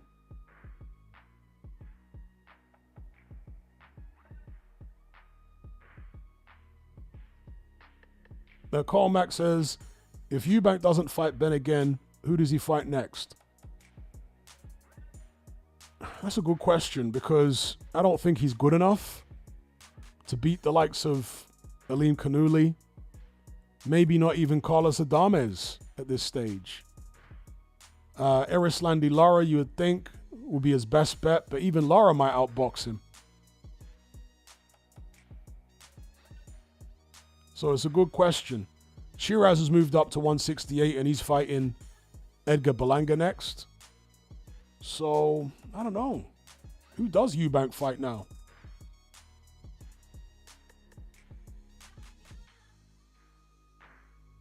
Someone says Denzel Bentley. Yeah, maybe. But Eubank likes big money. And Bentley's just, he's a solid fighter, but nobody knows him. So I'd be very surprised if Eubank was interested in that one. If Billy Joe Saunders wasn't 100 pounds overweight, that might be the fight for him. But I can't see any way that Billy Joe Saunders gets all that timber off. But if somehow he could, then I would say Billy Joe. That's what Eubank should do next.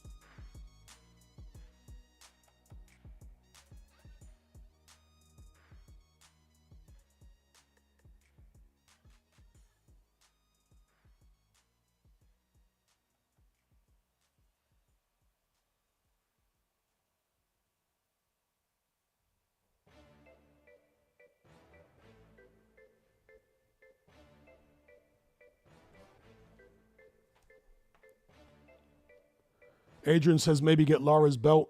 I'm not even sure Eubank could beat Lara. I know Lara's ancient, but Eubank didn't look great in there in this fight for me against Conor Benn. I mean, he won the fight, but he's in there against the welterweight who's inexperienced, who's much smaller, who's physically weaker, who isn't a great boxer, who's aggressive and explosive and fast, but from a technical perspective, he's not a great boxer.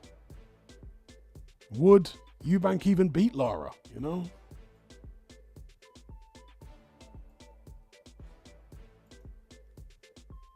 Maybe Eubank needs to move up. Like his dad's been saying, maybe he'll have a bit more energy at 168. 35 years of age, been boxing at middleweight a long time. Obviously, he was super middleweight for a while, but came back down. Maybe it's time to move back up to 168. Just for the extra energy. The less brutal weight cut.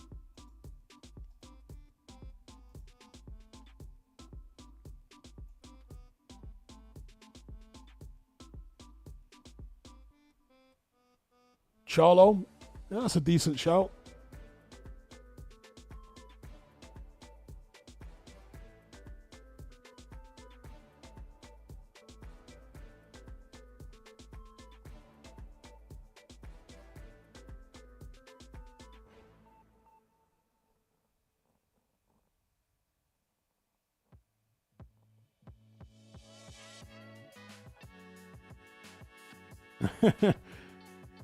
Billy says, Billy Joe versus Prince Nassim at super heavy.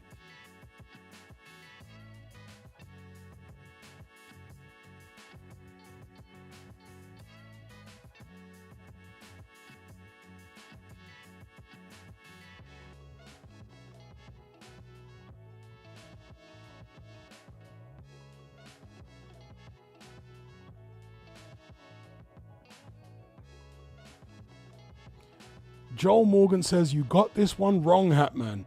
Please explain how I got it wrong. I literally picked Eubank Jr. to win on points and said so in multiple videos. How did I get it wrong? Please explain so I won't block you, because when people lie on me... No, Diddy? When people tell lies about me, you just get straight blocked. Okay, you're joking. I thought you were one of those weirdos. All right, cool. Shout out to Joel. I'm trying to play with my emotions here. Pause.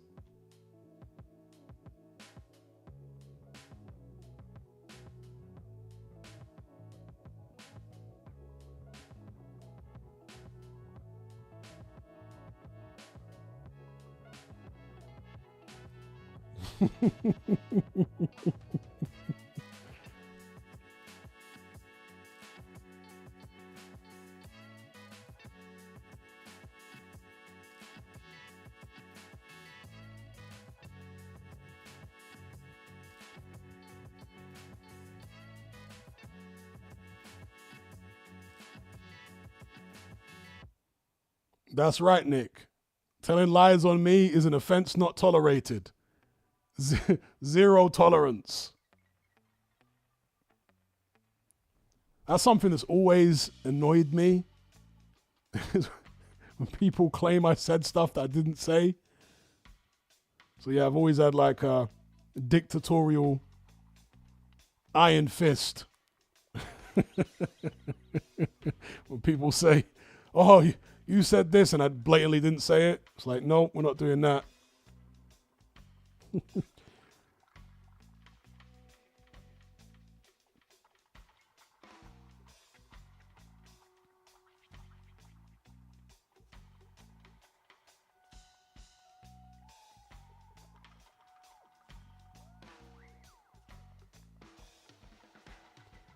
Ring was 18 foot, don't forget that. Yep, we're all aware of that.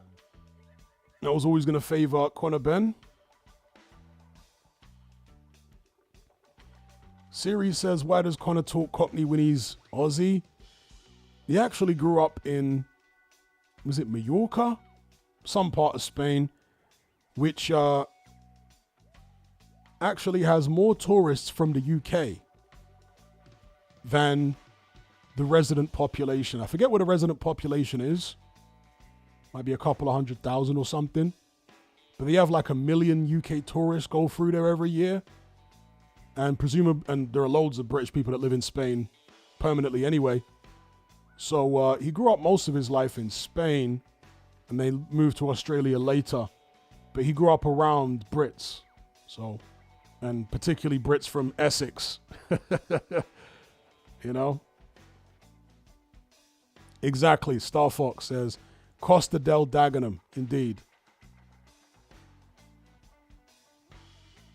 Rich says Mallorca's an island off of Spain. Yeah, but it belongs to Spain, so it's Spain, right? It's not a different country.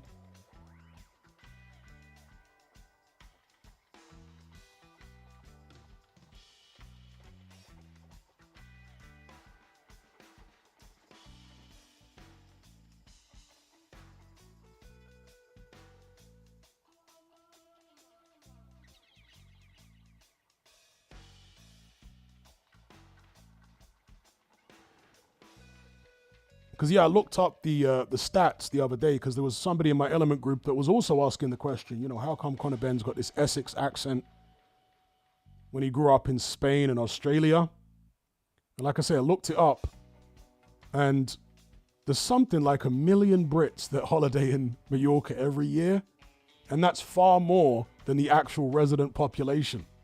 The resident population might be a couple 100,000. And literally 1 million Brits are there every year. So there you go. Probably going to hear more British accents there than Spanish ones.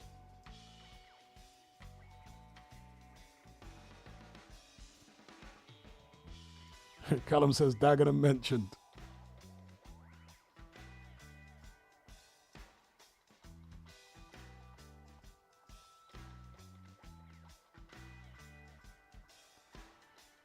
Who would I favor in a rematch? Eubank again. I think he might win more convincingly in a rematch. Especially if there's no rehydration clause to think about. But saying that, even without the rehydration clause, he might just be struggling at 160 in general.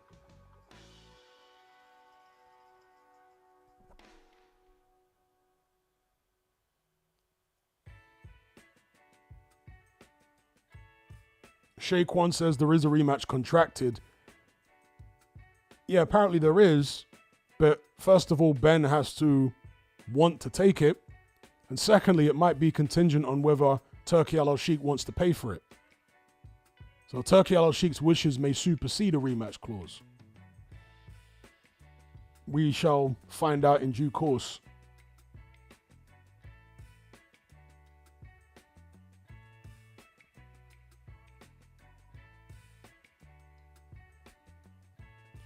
D-Dub says, autonomous Spanish island next to Africa. Is it? I stand corrected then. I always thought Mallorca was part of Spain. I didn't think it was autonomous.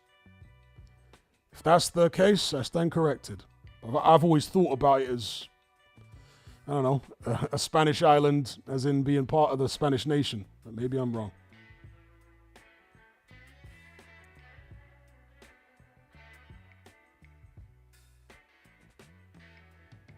Okay, someone else is saying that's not right. Mallorca is part of Spain. Okay, so they're saying it is part of Spain. Okay. I'm not sure where the other person was going. Everyone is correcting him. They're saying, no, it is part. Okay, so I was right in the beginning then. It is part of Spain.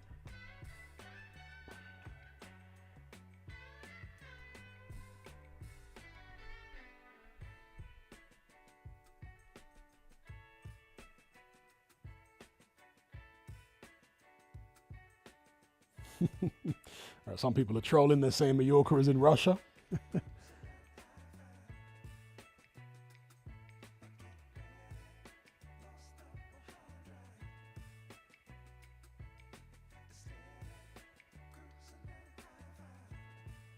He says they're probably on about Gibraltar. Well, Gibraltar is like a British territory, isn't it? A British overseas territory. Is that how it's classified? Gibraltar?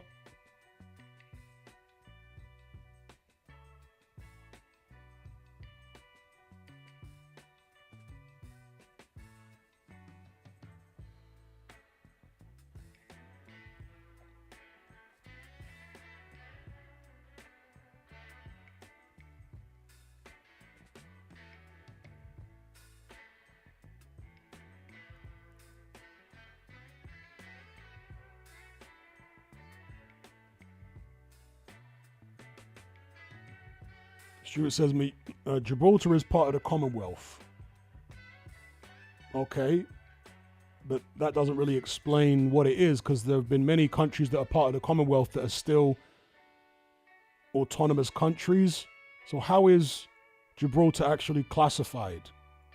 Is it a British overseas territory? So for example, you've got the Falklands Islands. They are a British overseas territory, right? Is Gibraltar like that? Is that how it's classed? A British overseas... So it is, yeah. Well, Sam is saying it's a British overseas territory. That's what I had assumed. Like the Falklands.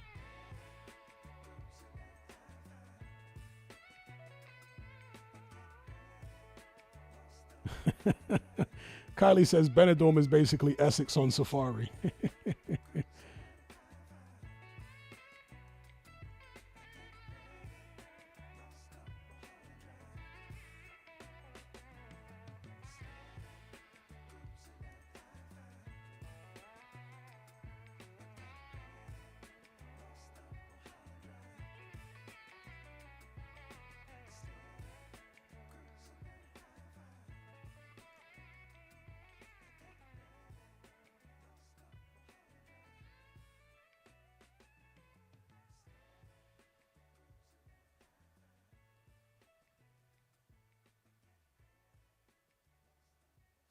All right, peeps. Going to draw this one to a close. Thankfully, the main event was a lot more entertaining than the undercard, because I'm not going to lie, folks, I was struggling through the undercard. I was really struggling. I was struggling to have stuff to say during a lot of the fights because they were so dull. I had a few things to say in the early rounds, but after that, it was like rinse and repeat every round. It was a snooze fest. But the main event did deliver. So that was easy enough to commentate on. So shout out to everybody.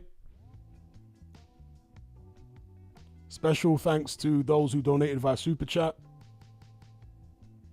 Indeed, King James says, was like one knockdown on the whole card. Yeah, Smith went down from a body shot. Apart from that, no knockdowns, no knockouts. So, yeah. Until next time, take it easy. Be good. I'll catch you on the other side. I'm out.